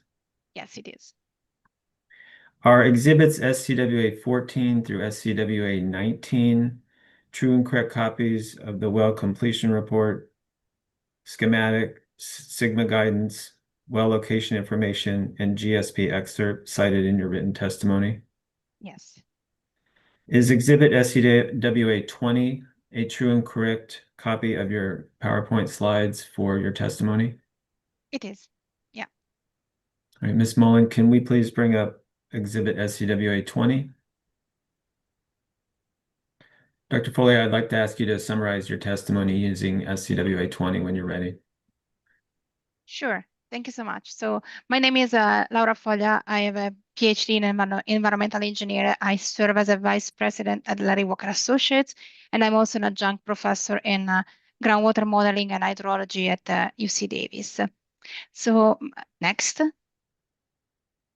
So my testimony really focuses on the evaluation of shortcomings of DWR analysis with respect to the potential impact of DCP construction and operation to water resources, and actually mostly on groundwater resources in the South American subbasin.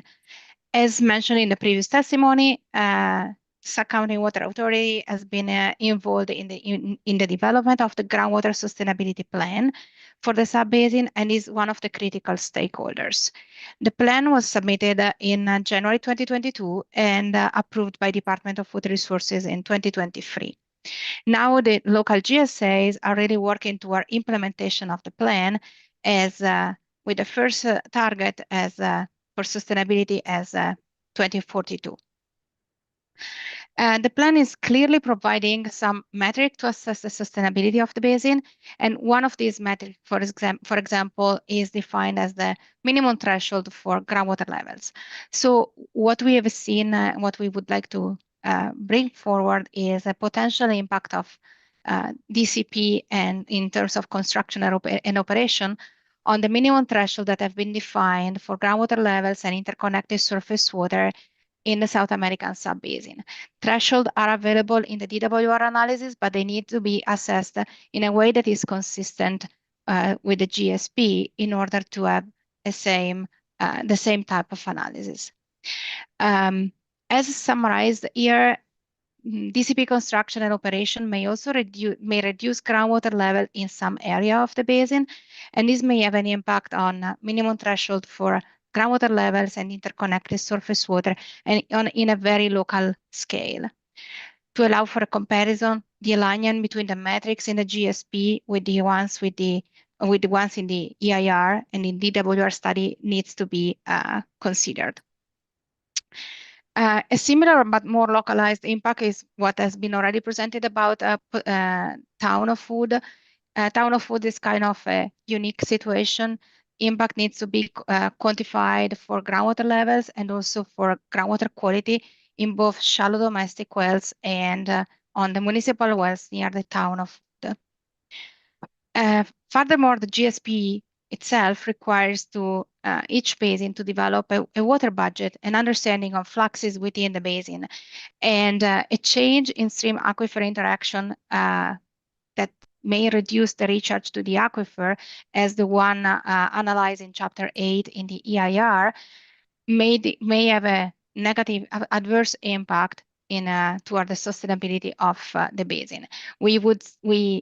There might be the possibility to see lowering groundwater water level in the Sacramento River that are reducing leakage into the aquifer, and also the tunnel may act as a barrier, as an impermeable barrier, and this would also reduce the flow into the aquifer, and there would be the need to quantify this number. So all these factors together may prevent the South American sub-basin GSAs from sustainably manage the basin by 2042. Next. Going a little bit more in detail, there are two wells that are really close to the DCP construction and operation, and that are also part of what it's called a representative monitoring network in the GSP. One of these representative monitoring well is RMP 10, which is highlighted in the map with a black circle. And this is slightly to the north of the first intake. The second one is RMP 7, which is the one just south. And it's this RMP is less than 10,000 feet east of the tunnel alignment. The GSP representative monitoring network for groundwater levels and interconnected surface water has been developed by selecting existing wells which has been monitored for enough time to provide a reliable trend. So it's very important that the GSP uses historical information to kind of characterize and design the metrics for the future. For each of the wells in the network, the GSA has analyzed the existing data and defined what is called a minimum threshold. So minimum threshold represents a sort of the lowest groundwater elevation, kind of the line that the GSA does not want to cross. The GSAs, plural in this case, do not want to cross. So the way the minimum threshold are set is in a way that prevent the basin from from experiencing what is called undesirable results. And if we look at undesirable results, they are defined in a different way for each of the sustainability indicator. So this example is just to show that there are very specific numbers with minimum threshold defined for each of the wells in the South American sub-basin GSP, each of the wells in the representative monitoring network. And so we have number, these are concrete number that the GSAs need to respond to in case they are not maintained. Next. Dr. Folia, can I make a quick request that Sure. That you perhaps slow down just a touch? Oh, sure. Sorry, no problem. Thank Sure. you. No problem. So in this hydrograph, it's just to provide an example of how the two wells that are closest to the tunnel seems to be are behaving at the moment. So on the upper graph is the hydrograph for RMP 10, so the well that is slightly to the north of the first intake, and you can see that there is a red line or horizontal line in the plot, and that's the minimum threshold that we were talking about earlier. And then we have a blue line, which is the measurable objective. So the measurable objective in Sigma language is basically the place where the GSA and the basin would like to be by 2042. You can see that actually there is not much of a variability in terms of how many feet these wells go up and down is just a few feet. And if you look at, for example, what happened in 2022 when there was a big drought, you can see that this well, RMP10, already exceeded what has been set as a minimum threshold. So this is really showing how even a little change by 2 or 3 feet may put these wells kind of in trouble from the perspective of compliance with the GSP requirements.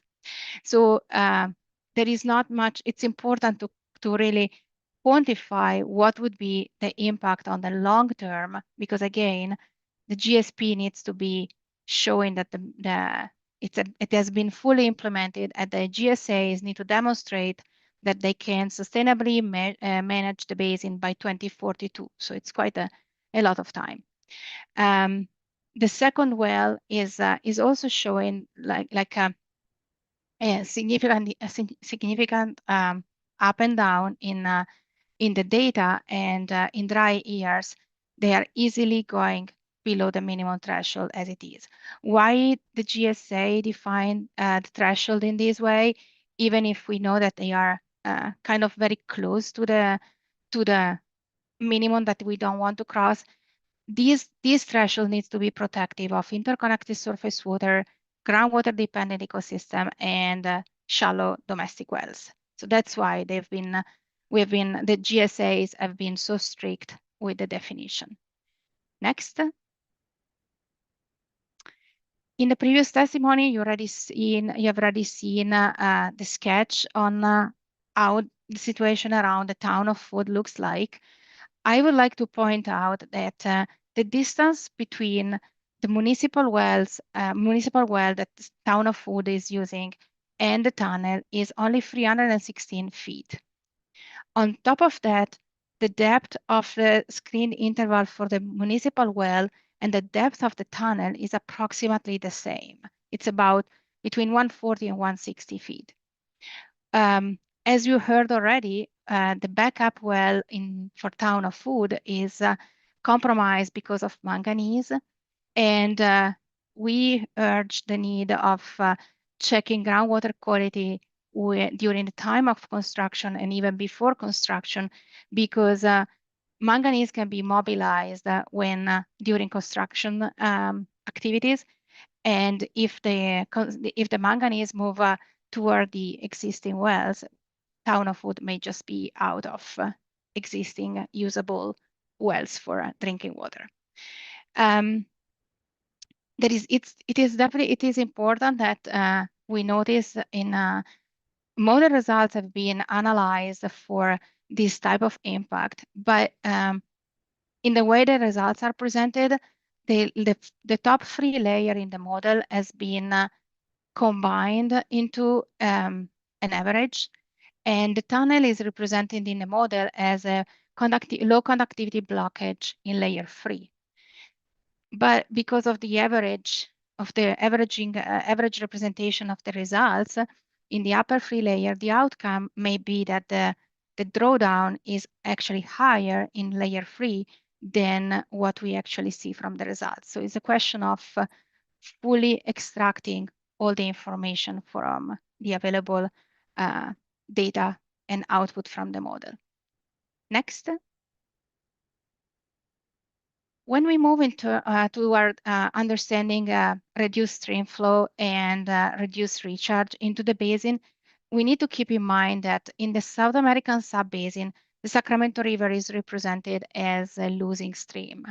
So this means that throughout the reach of the river that really goes along the boundary of the South American sub-basin, the river is always losing. And when stream depth is reduced in the river, you can see that the stream leakage can be reduced. And this means there is a drop in the amount of water that gets recharged into the basin. And this sketch, which is the source is from Nature Conservancy, is really showing how a different depth of the water in the river can have an impact on the amount of water that can flow into the aquifer. Next.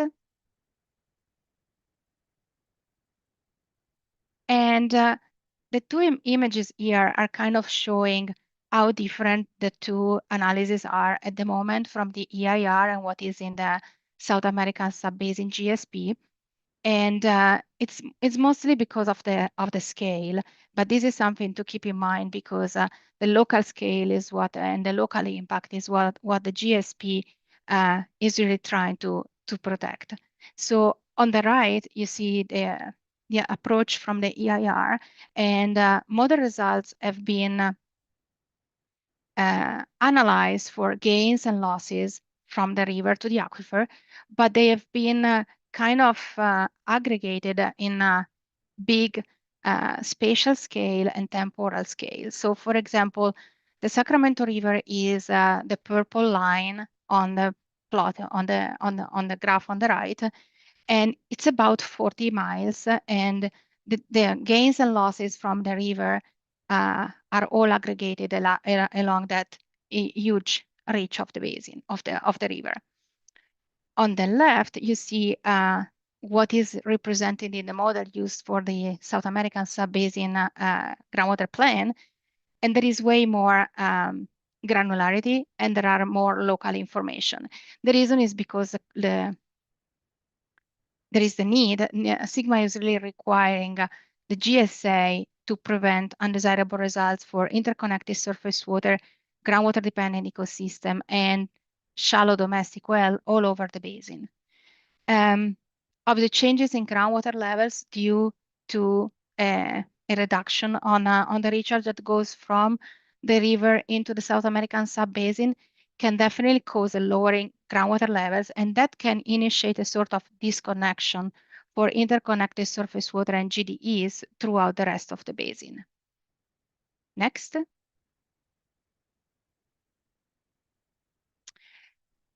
Just to provide some number from the South American GSP, the model has calculated about 3,800, 600 acre-feet per year of stream flow, which is leaking from the Sacramento River into the subbasin, and this is based on recent historical conditions. In alternative 5, DWR estimates approximately 1,556 acre-feet per year less water leaking from the Sacramento River into the basin during project operation. This seems like a small number, but we need to put it in perspective.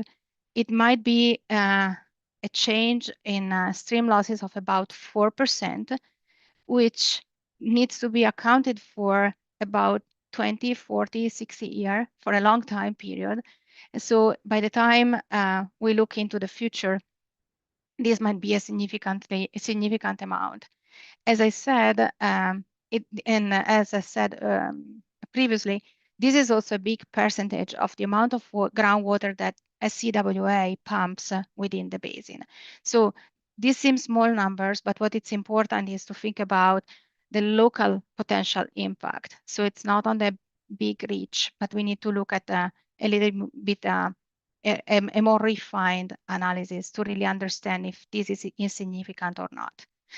And so in summary, what's stated in the GSP is what local agencies need to implement and successfully by 2042. And potential impacts that are presented on these analyses should be quantified and compared to the metrics defined in the GSP in order to avoid adverse results for the GSP implementation and success down the road. Thank you. Thank you, Dr. Folio. That concludes this panel presentation. Hearing Officer Kenzie, the witnesses are ready for cross-examination.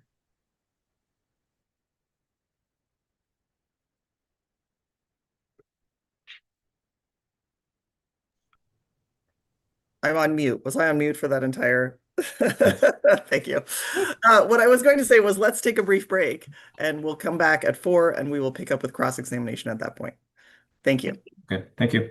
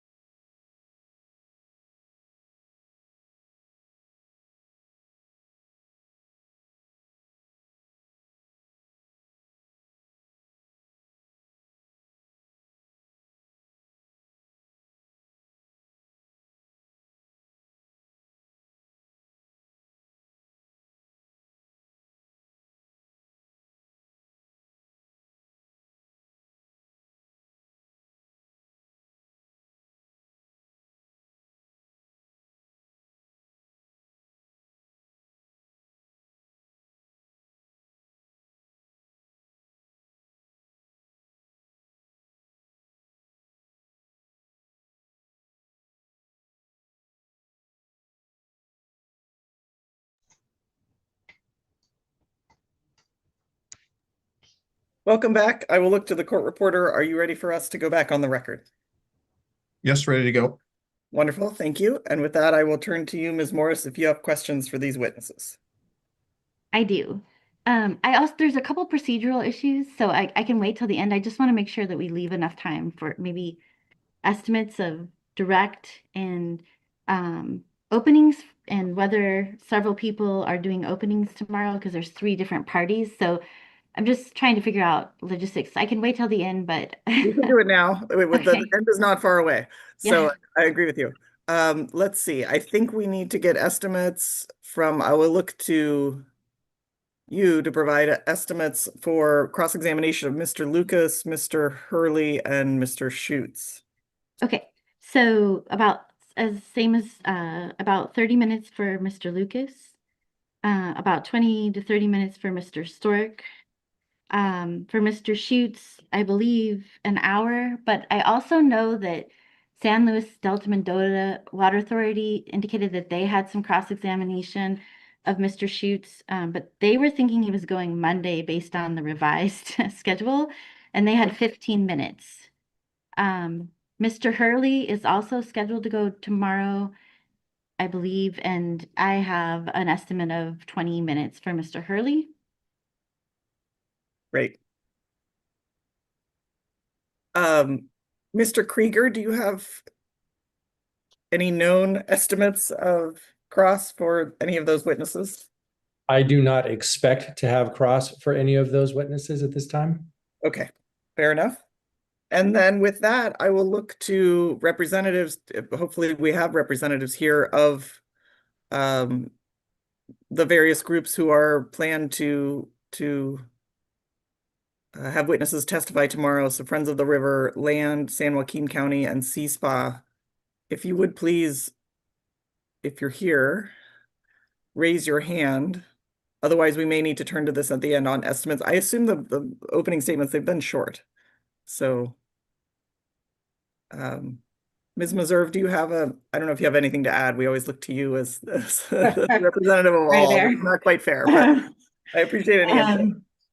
Yeah, I was just going to do a very short opening statement for Mr. Lucas, so it'll probably be, 5 minutes or so. And I don't know what Mr. Flanders had in mind for CSPA. If he's not here now, I can send him an email if maybe he can let us know by the end of the day, though. And I believe in the original, it's not in this updated order of go, but I believe the original version, which is not in front of me, had estimates of direct testimony. Is that your recollection too, Ms. Meserve, for each of the witnesses? Yeah, and I believe for my witness, for Lucas, I believe it's about 20 minutes, I think. Thank you. He does have a PowerPoint.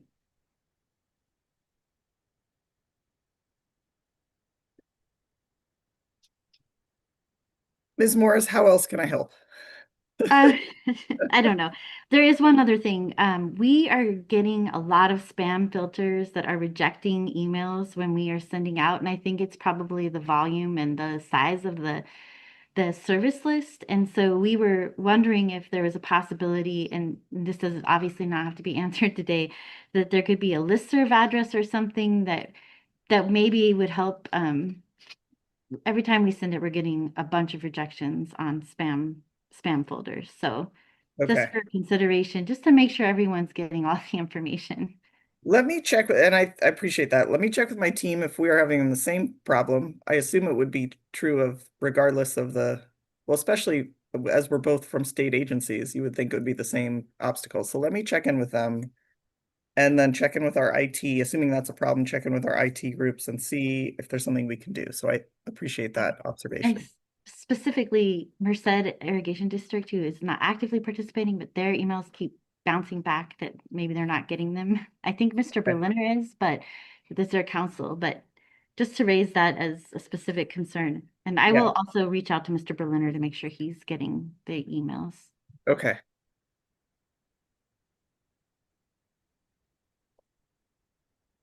The immediate feedback I'm getting is we may not be having that same problem, but I don't know why it would be different, particularly that, I mean, I guess we have different, I don't even know what the word is. We're waterboards.ca.gov, so maybe that makes a difference here, but I don't know why that would be. But we will investigate and I'll report back, maybe even as soon as tomorrow, but we'll find out. Thank you. Thank you. Anything else before we turn to questions, Ms. Morris?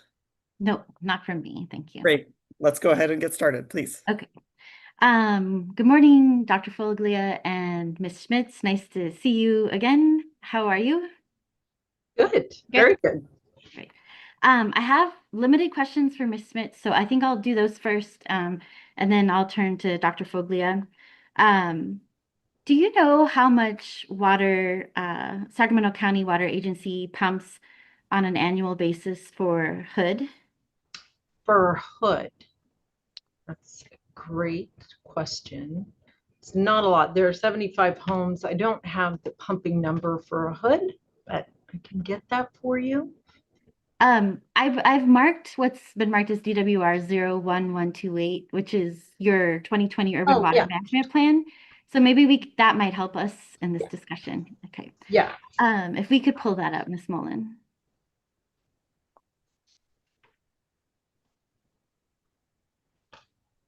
So the summary that we have shows Hood anywhere from 35 to 98 acre feet annually.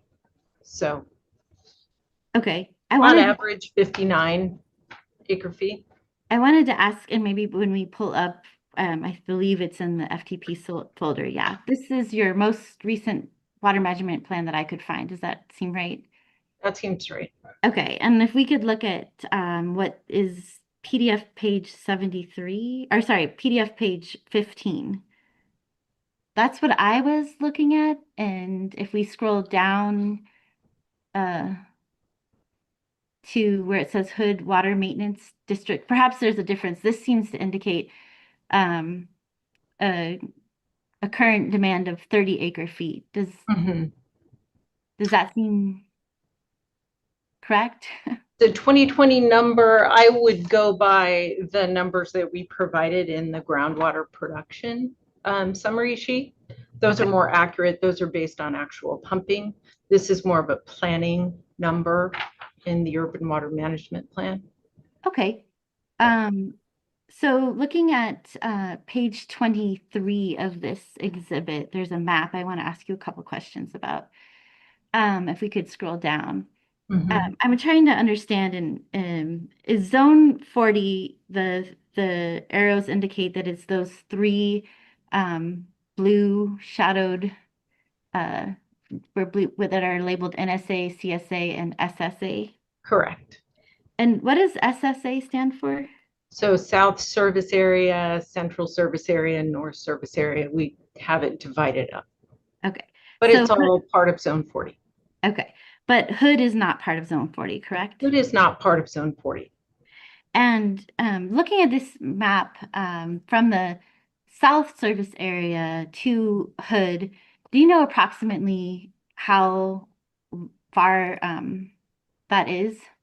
I do. It's about, we've looked at that. We've looked at connecting Hood to Zone 40, and I think it's about 3.73 miles of pipe to connect Zone 40 to the town of Hood.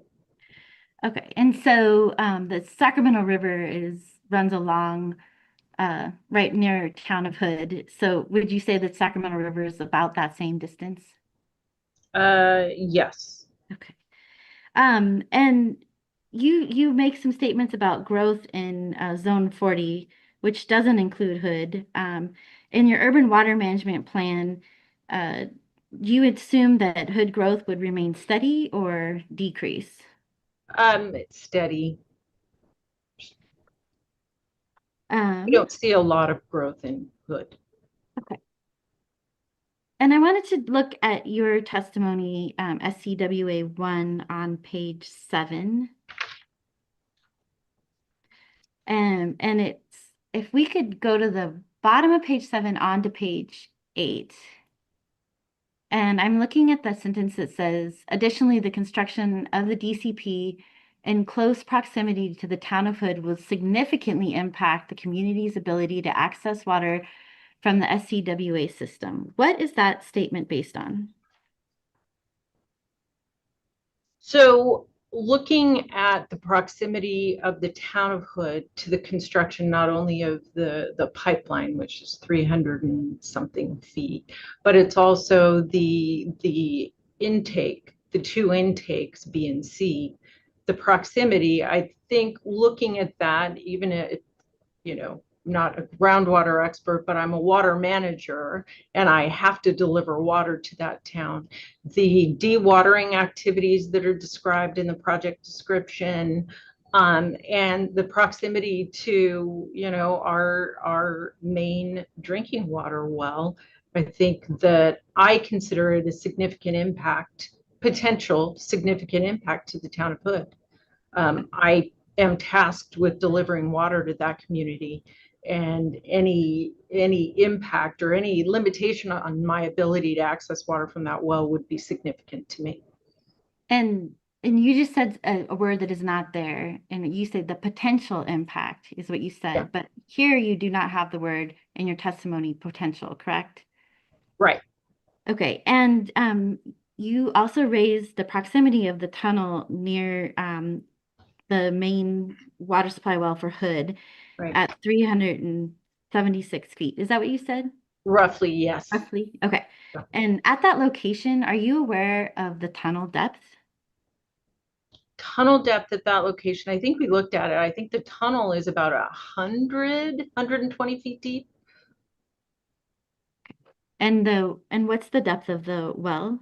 The screens are at, I think, 125. That was in Ms. Foglia's testimony, Dr. Foglia's testimony. Is it, I'm sorry, is it Dr. Foglia or Folia? Folia. It's okay. It's okay. Don't worry. Folia. No, I'm gonna get it, but I'll work on it tonight. Okay.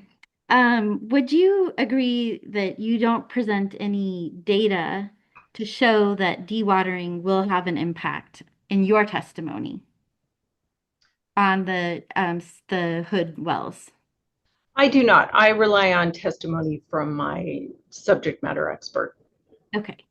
And on page 7 of your testimony in lines 10 through 23, you suggest that mitigation could be achieved by DWR paying to build a pipeline between the south service area that we identified at the bottom of zone 40, correct? Correct.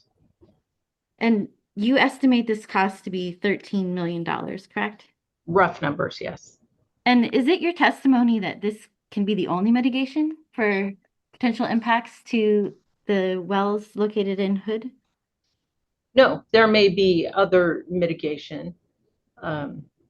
This is a mitigation that we identified. Okay, thank you. I am done with questions for Ms. Schmitz. I don't know if it would be helpful to try to let you go and I can stop before I move to Dr. Folia, or whatever is Mr. Ferguson and the hearing officer's pleasure. Well, Ms. Morris, do you have an estimate on how long do you think you're going to go with this? I am my estimate based on my questions, not knowing the response length, which has thrown me off quite a bit, and I think I'm kind of not doing well on estimates. But for questions, I think I'm hoping to finish in 30 minutes or less. All right. My recommendation would be to give that a chance and see if we can wrap up with the entire panel. What do you think of that, Mr. Ferguson? Any objection to that? No objection, and I'd prefer if Ms. Schmitz stayed. I would prefer to stay on as well. Okay, great. Thank you. I wanted to just pull up your presentation, Dr. Folia. Well, let's just start with your testimony. You state in your testimony that the Sacramento River is generally a losing stream along the South American subbasin, based on modeling for the groundwater sustainability plan, correct? Yes. And can you explain why the Sacramento River is generally a losing stream along the South American subbasin? Yes, sure. That came out from all the modeling work done for the South American Sub-Basin GSP. So if you go to the last slide in my presentation, you can see how we characterize the different surface water bodies in the South American Sub-Basin. And these are all results coming from the model. So the model that has been developed, which is the COSANA model that has been, it's a model that has been used for different basin, was showing that basically there was generally losses from the surface water into the groundwater system throughout that stretch of the river. If you look at what's happening in the American River, for example, which is another big river, you see that there is a little bit more variability. The Sacramento River is a little bit more steady in terms of amount of water. There are variation, but still there is always, and it's really all coming out from modeling results.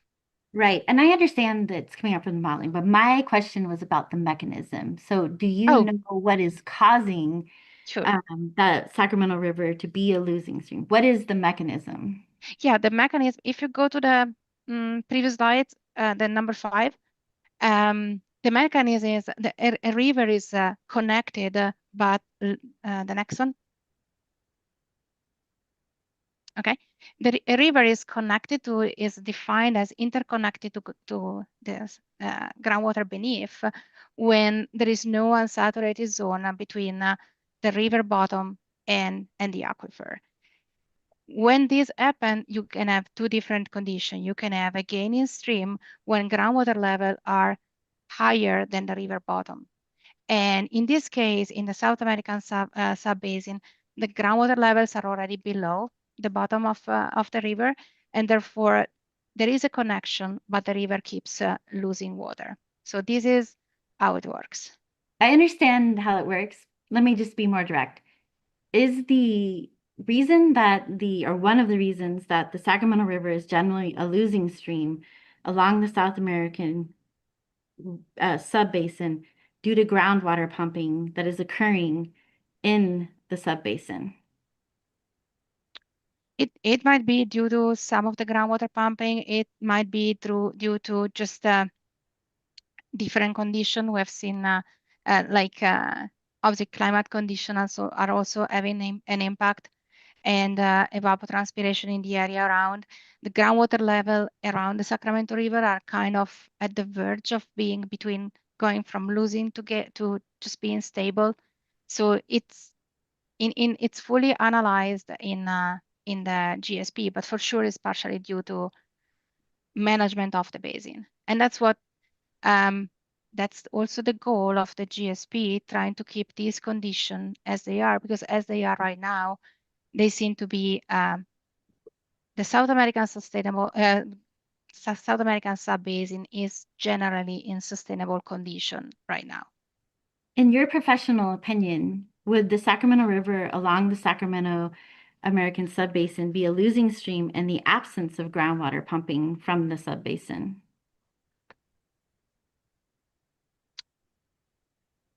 That depends. We have done this analysis in other basin, and sometimes there is it depends also on the type of vegetation and the amount of evapotranspiration and water used by other mechanism.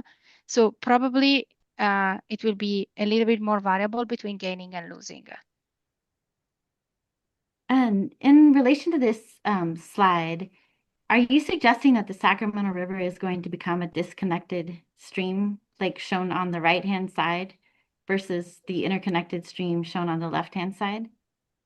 Not necessarily. That's something that honestly we cannot quantify. It really depends on how much this reduction in leakage and groundwater recharge may really impact groundwater levels down the road. But it's not, this is just a sketch to explain the mechanism. And you testified that you're familiar with the groundwater sustainability plan for the South American basin, right? Mm-hmm. And that you understand sort of the thresholds and the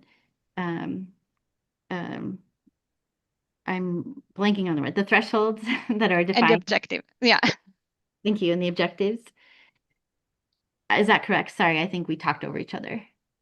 Yeah, that's correct. And are significant and unreasonable adverse effects on beneficial users of surface water currently occurring in the South American subbasin due to groundwater pumping? Oh, sorry, I missed the beginning. Can you repeat? Sure. Are significant and unreasonable adverse impacts on beneficial users of surface water currently occurring in the South American subbasin due to groundwater pumping? No, I don't think so. There are already projects in place, and generally, the basin is generally is generally sustainably managed. And in your professional opinion, does SIGMA require the Groundwater Sustainability Agency to manage for non-groundwater pumping related changes to interconnected surface water, such as upstream reservoir operations? Not really. It's GSA don't have the authority, and it's important to be clear on what the GSAs can really manage versus what they cannot. And in your professional opinion, is the Delta Conveyance project going to increase or decrease the amount of water lost from the Sacramento River to the groundwater basin? It is stated even in the EIR and in the model results that there will be a reduction in the total leakage. We don't have a clear quantification on how this will happen reach by reach along the Sacramento River. And this is what prevents us to fully understand the potentially local impacts. And in your testimony, we can turn there. It's on SCWA 005, paragraph 21.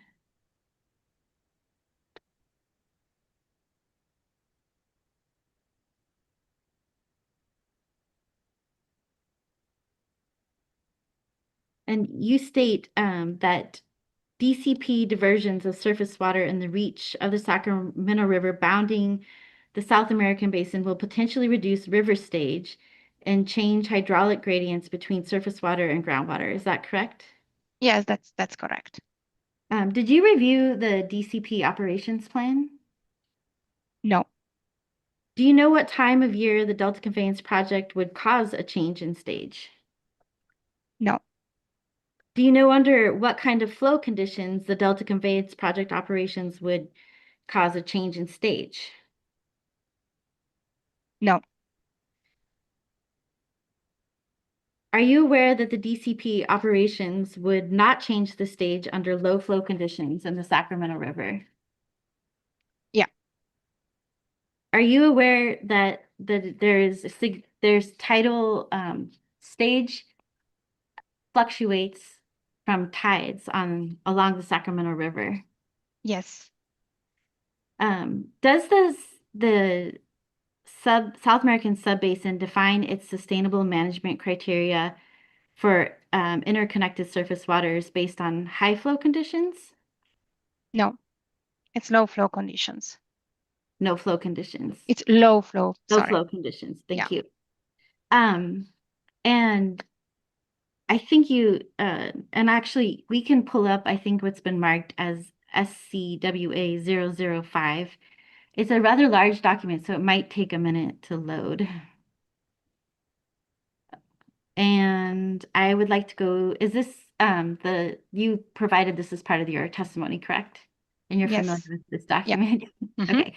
If we could turn to PDF page 292. Thank you, Ms. Mullen.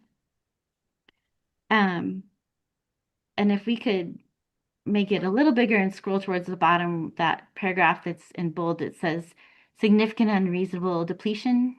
Yeah, great, thanks. Is this the thresholds in bold for interconnected surface water?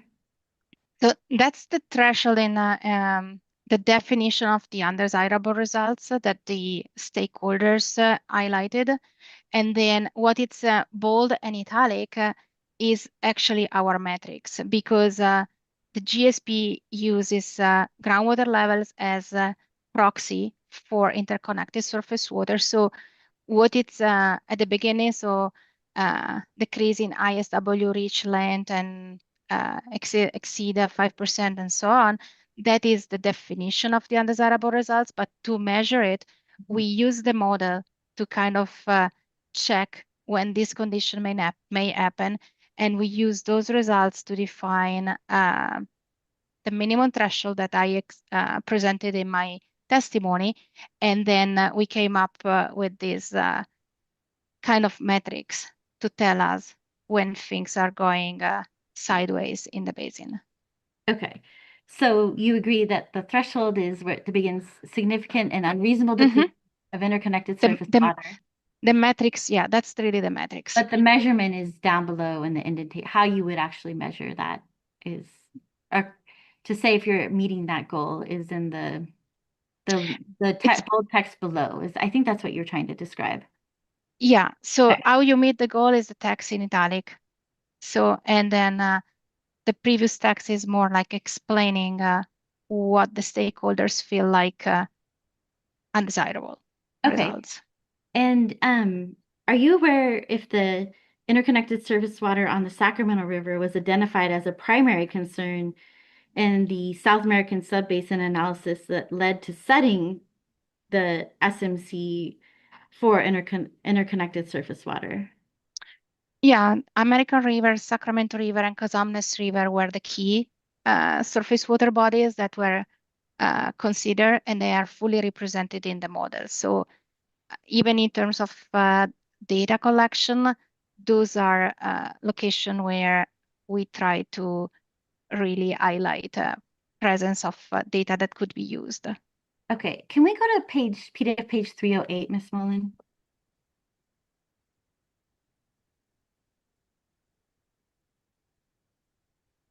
And if you could scroll down, I think keep going right there. Do you see on the paragraph beginning furthermore? Mm-hmm. And in particular, would you agree that this says that, that the most important in terms of this ISW streamflow exceedance is the Cosumnes River? Do you see that? Objection vague. Focal point of the local conservation efforts? Objection vague. Vague as to where we're looking at. What is she referring to? Yeah, when she says this says, Furthermore, the sentence says furthermore. I can read it. I think Dr. Folia can read it. It's all the way through that first sentence, and then where it says Grins begins by contrast. Okay, can we re-ask the question again, please? Sure. Is the ISW on the Sacramento River identified as the primary concern in the South American groundwater sustainability plan analysis that led to setting the SMC for ISW? Objection vague is the primary. Is it a term of art, or is? I'm going to overrule it, but you can caveat Dr. Folia as necessary in your response. Should I answer or yes, please. provide? Yes. So the difference between the Cosumnes rivers and the other river is just the Cosumnes river is naturally flowing, and it's particularly it has to be considered, and there was a lot of environmental interest in the discussion about protecting Chinook salmon. The American and the Sacramento River needs to be part of the analysis. So these are the three main rivers, but they are, as we said earlier, they are managed, and some of the upstream decision cannot really be controlled by the GSA. So the GSA needs to still maintain, so this is very important, the GSA still needs to maintain the levels that are defined in the GSP, and if something goes wrong, for example, with the with the Sacramento or the American, does not have the authority to manage right away, but has the authority to eventually notify whoever else is making the decision and and try to look for a solution to the problem. So the GSA is still in charge for at least checking that values are, the minimum threshold are respected. So it's two different type of rivers. Right. And so I guess, would you agree that based on this statement in the GSP, that the Cosumnes River is more sensitive in essence because of the reasons you just provided than the American and Sacramento?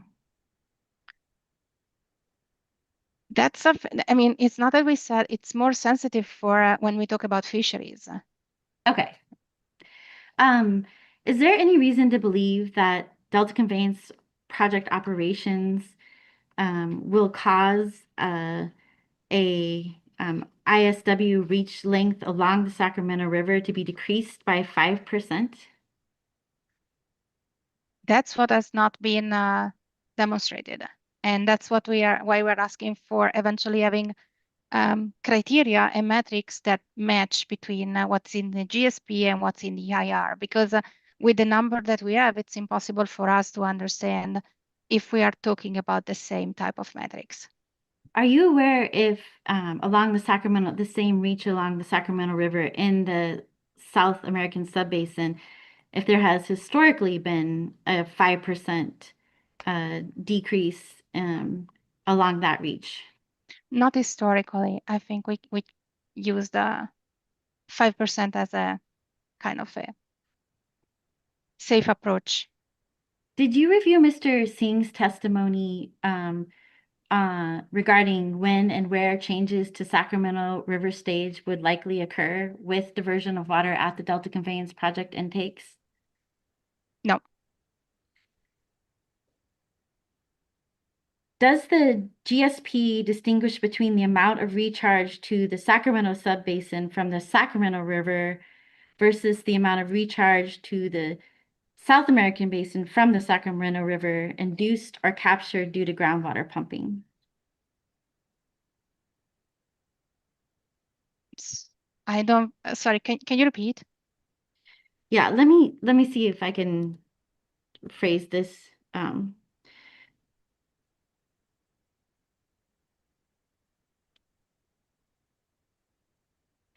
I guess what I'm trying to understand is if the GSP it makes a distinguishing, does it distinguish or quantify the amount of recharge to the to the South American subbasin from the Sacramento River versus the amount of recharge to the South American subbasin from the Sacramento River? So the South American subbasin, the model really distinguish, and I'm not sure I fully understood, but I think that the answer is the model looks at all the possible fluxes in all directions. So the GSP provides all this budget with the water going from the Sacramento River into the Sacramento River, same for the Cosumnes and all the other rivers. And it is also taking into account whatever can be captured by pumping. Does this answer? I think, let me try to make sure we're on the same page. Does the groundwater sustainability plan look at the total recharge from the Sacramento River, or is it looking only at induced recharge from groundwater pumping? No, it's looking at a total. It's a total water balance for the basin. Okay. Do you know if there's spawning habitat identified in the South American subbasin GSP along the Sacramento River in the vicinity of Hood? Objection outside the scope of her testimony. Overruled. So in terms of spawning habitat for a fish in the Sacramento River? Yes, in the vicinity of Hood.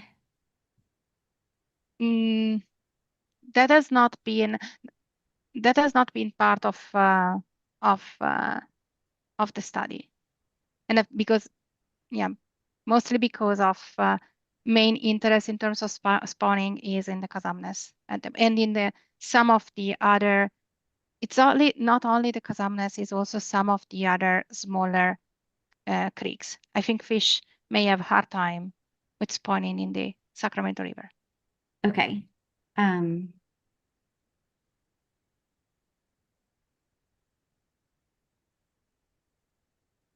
do you know what the length of the Sacramento River is along the boundary of the South American subbasin? I know, but I don't have it on top of my head right now. Is it more It's than probably 20 miles? it's around 20 miles. Okay. Might be a little more, actually. Okay, so it's more than 20, less than 40. Does that sound Yeah, fair? yeah, absolutely. Do you know how long the intakes are along the Sacramento River, the proposed intakes? You mean just the construction of the intakes? Correct. Not precisely. I think they are in the order of 2,000 feet. I don't know, something like that.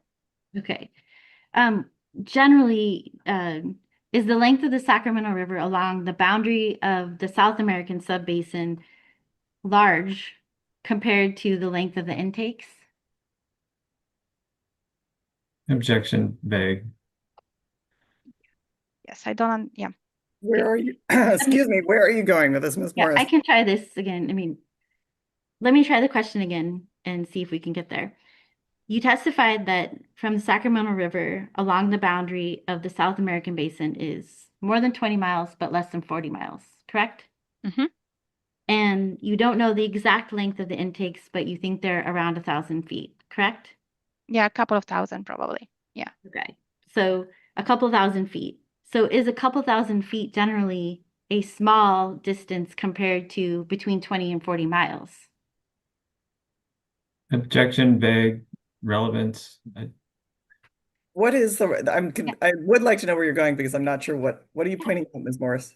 The assertion is that the intakes are going to impact recharge to the basin, that by changing water elevations with their operations, that there will be an impact. And so I'm trying to establish the general magnitude of the length of the South American subbasin that abuts the Sacramento River versus that of the intakes, because this witness is testifying that there will be an impact potentially from the construction and operation of those intakes. And I'm trying to put in proportion the length of the Sacramento River where recharge can occur between the interconnected surface water and where the intakes are.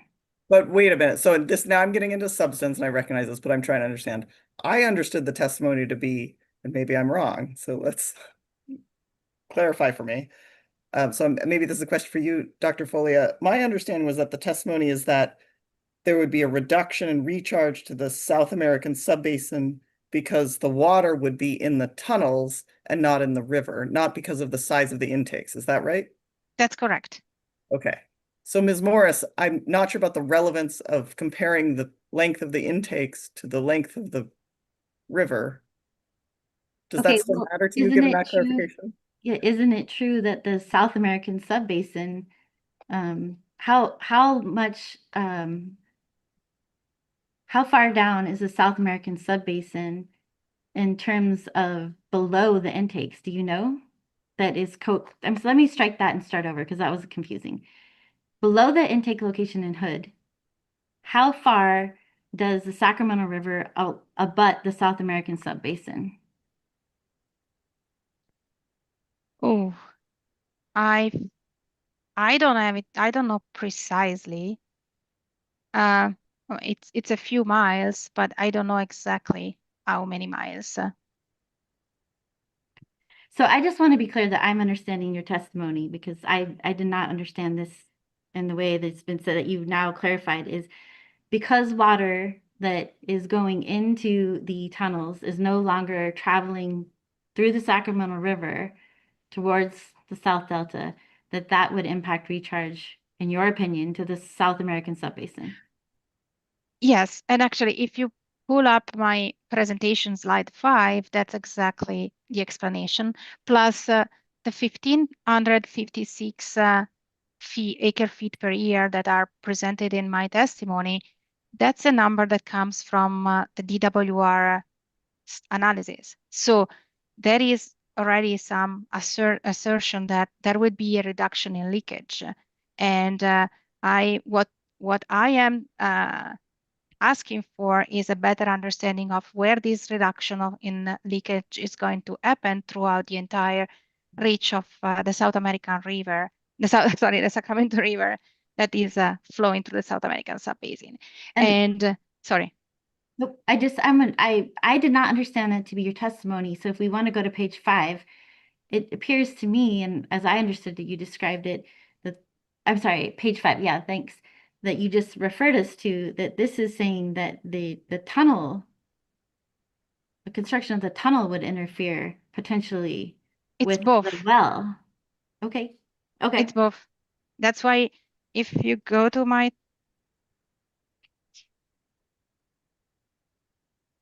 it's if you go at the when the tunnel might be an impact for the city of Wood and might have an impact because of it's described in a testimony how the tunnel is represented in the model as a low conductivity blockage.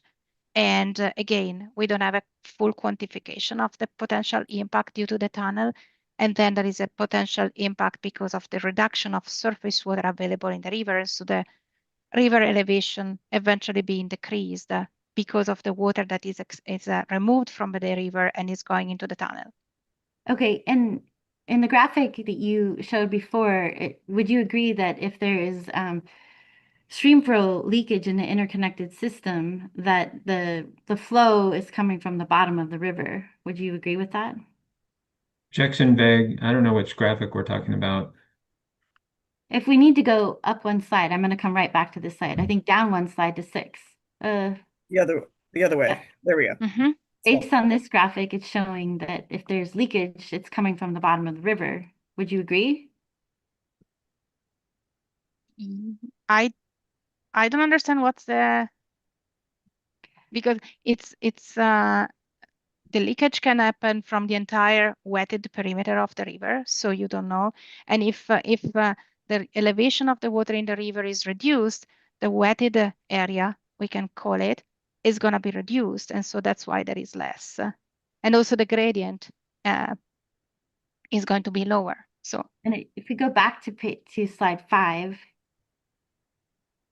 would you agree that all of the wells that are Sacramento County wells are located closer to the river than the tunnel, so that any recharge from the river would be reaching the wells, even assuming the tunnel was blocking it, based on this yes picture? Okay.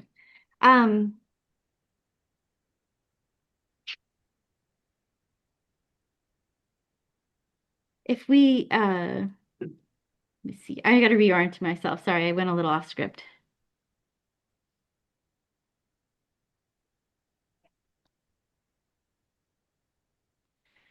What do you, is part of your testimony that there would be impacts from the construction of the intakes from cutoff walls? No. Okay.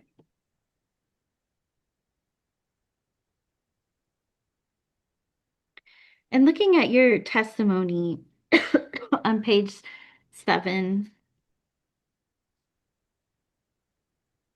at the bottom, under roughly lines 25 and 26.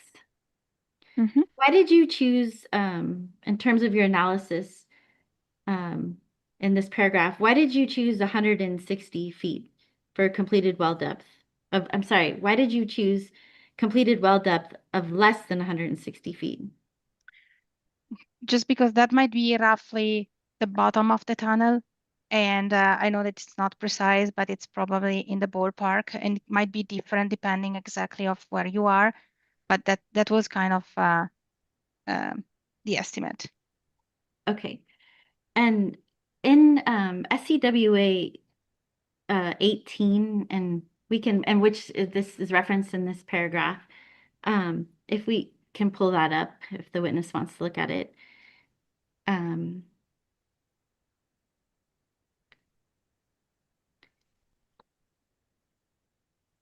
Are all the wells listed on SCWA SWCA 18 close to areas where dewatering would take place?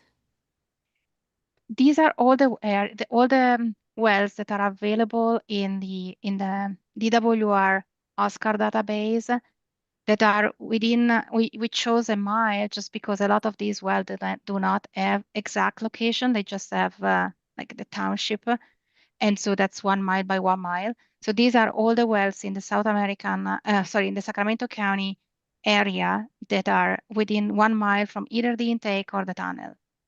And this was used as an example for the wells that we would need to be precisely defined in terms of location and screen depth and total depth.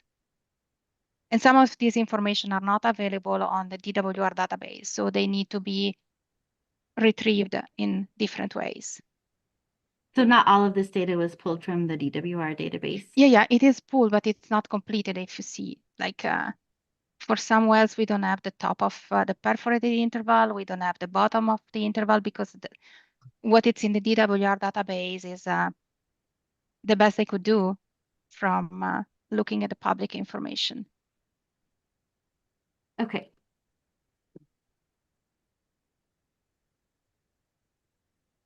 Looking at page 6 of your testimony,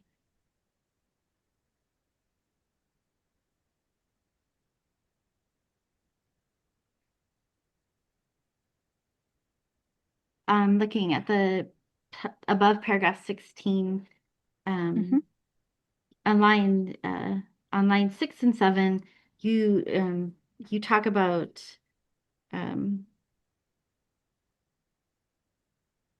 geogenic contamination due to the use of the tunnel boring machine. What is that statement based on? This refers directly to what has been said in the presentation of the testimony about manganese being one of the issue in the area.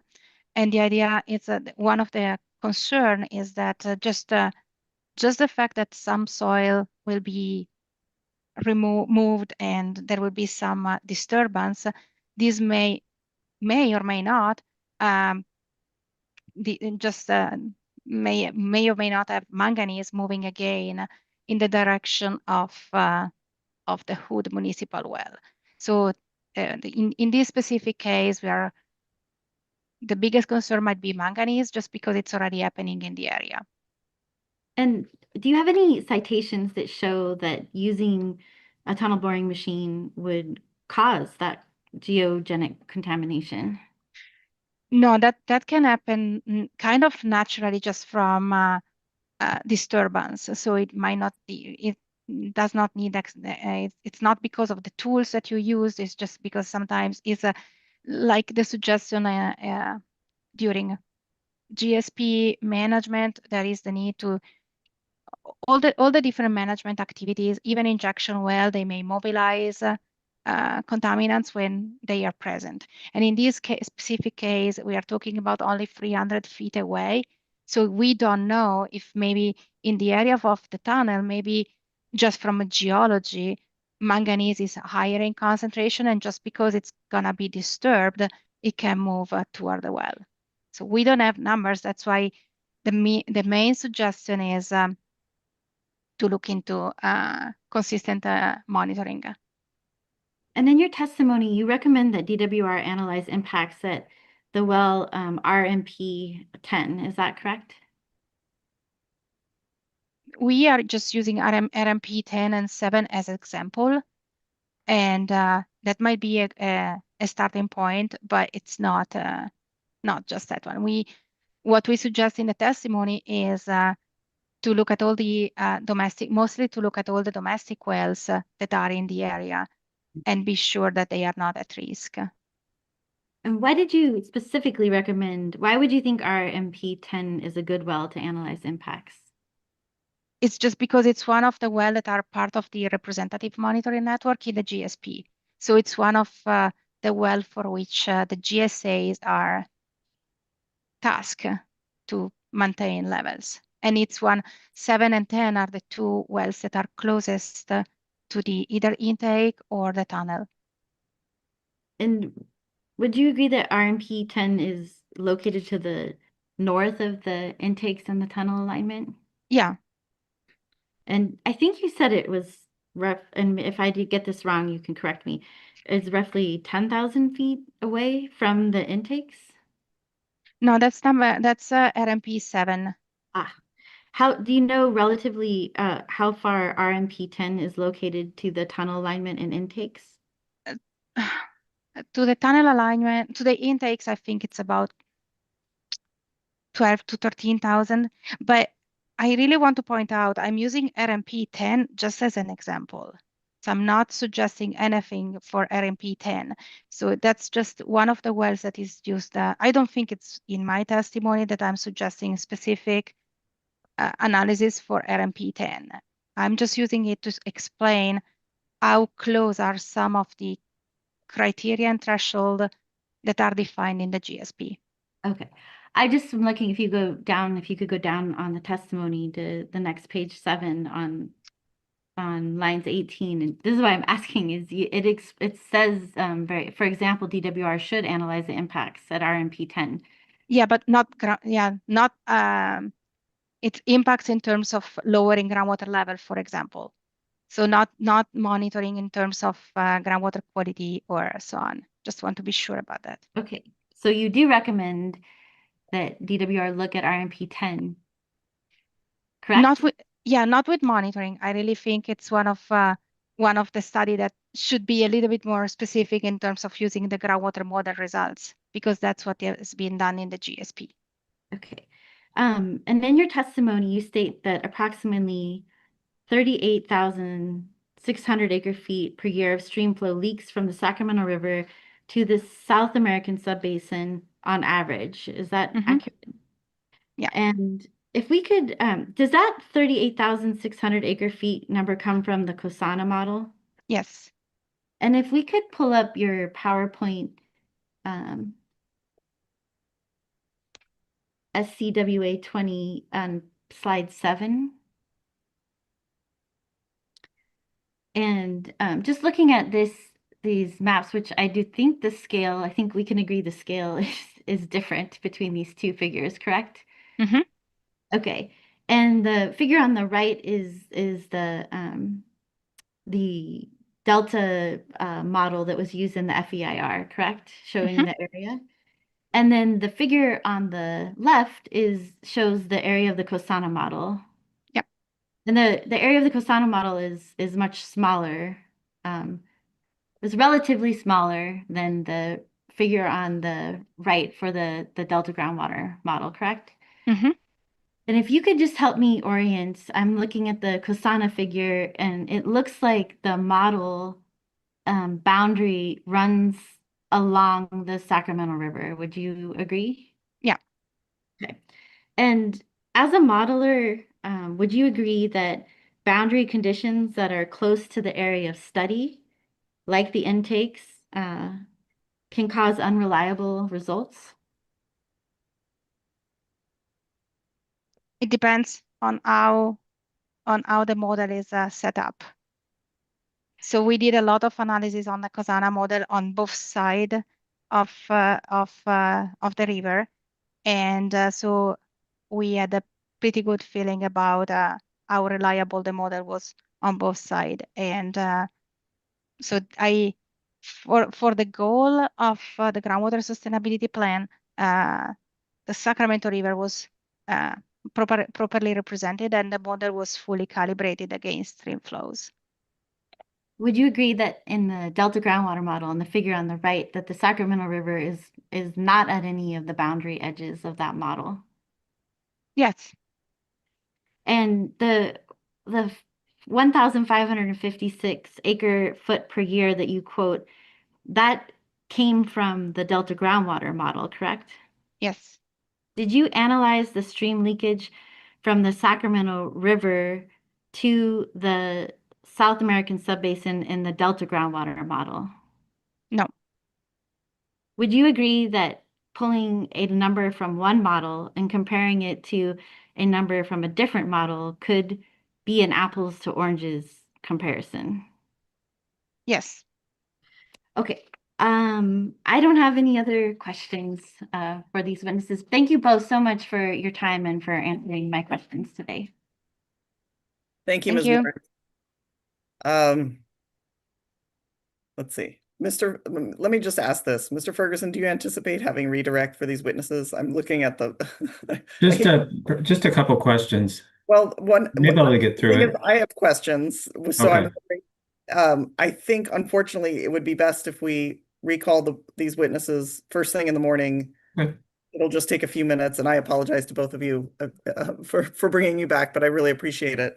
And it will give me a chance to think about whether I have questions. I know we just have 5 minutes, but one thing, well, Ms. Carroll, if you have something we need to address, let's do that first, please. I just wanted to let you know that that DWR is available for those November dates that were proposed. Okay, thank you very much. I really appreciate that. Just my initial thoughts on this. This is I wonder if there's room for agreement. So I'm looking to Ms. Carroll, Ms. Morris, and Mr. Ferguson.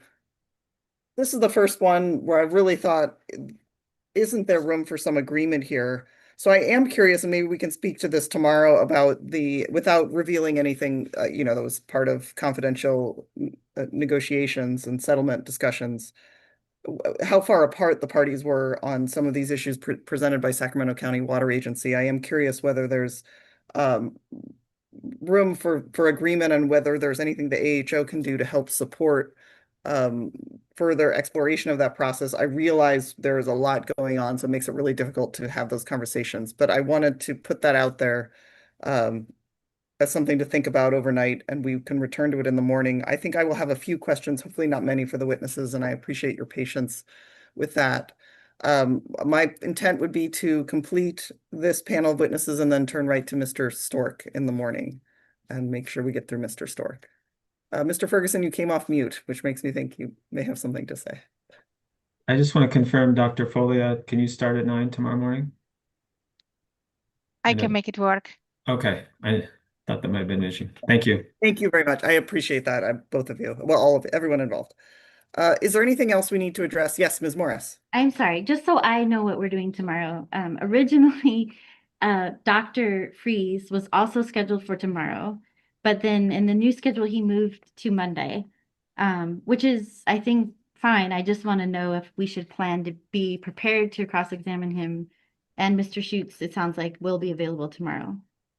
My understanding is no to Dr. Freeze, but yes to Mr. Schutz. Is that correct? To those who may know. Ms. Mazur, do you know? I do not know. I did not ask anything about Freeze. I only asked Chris Schutz if he was available, and I communicated with Mr. Flanders as well. So that's all I know.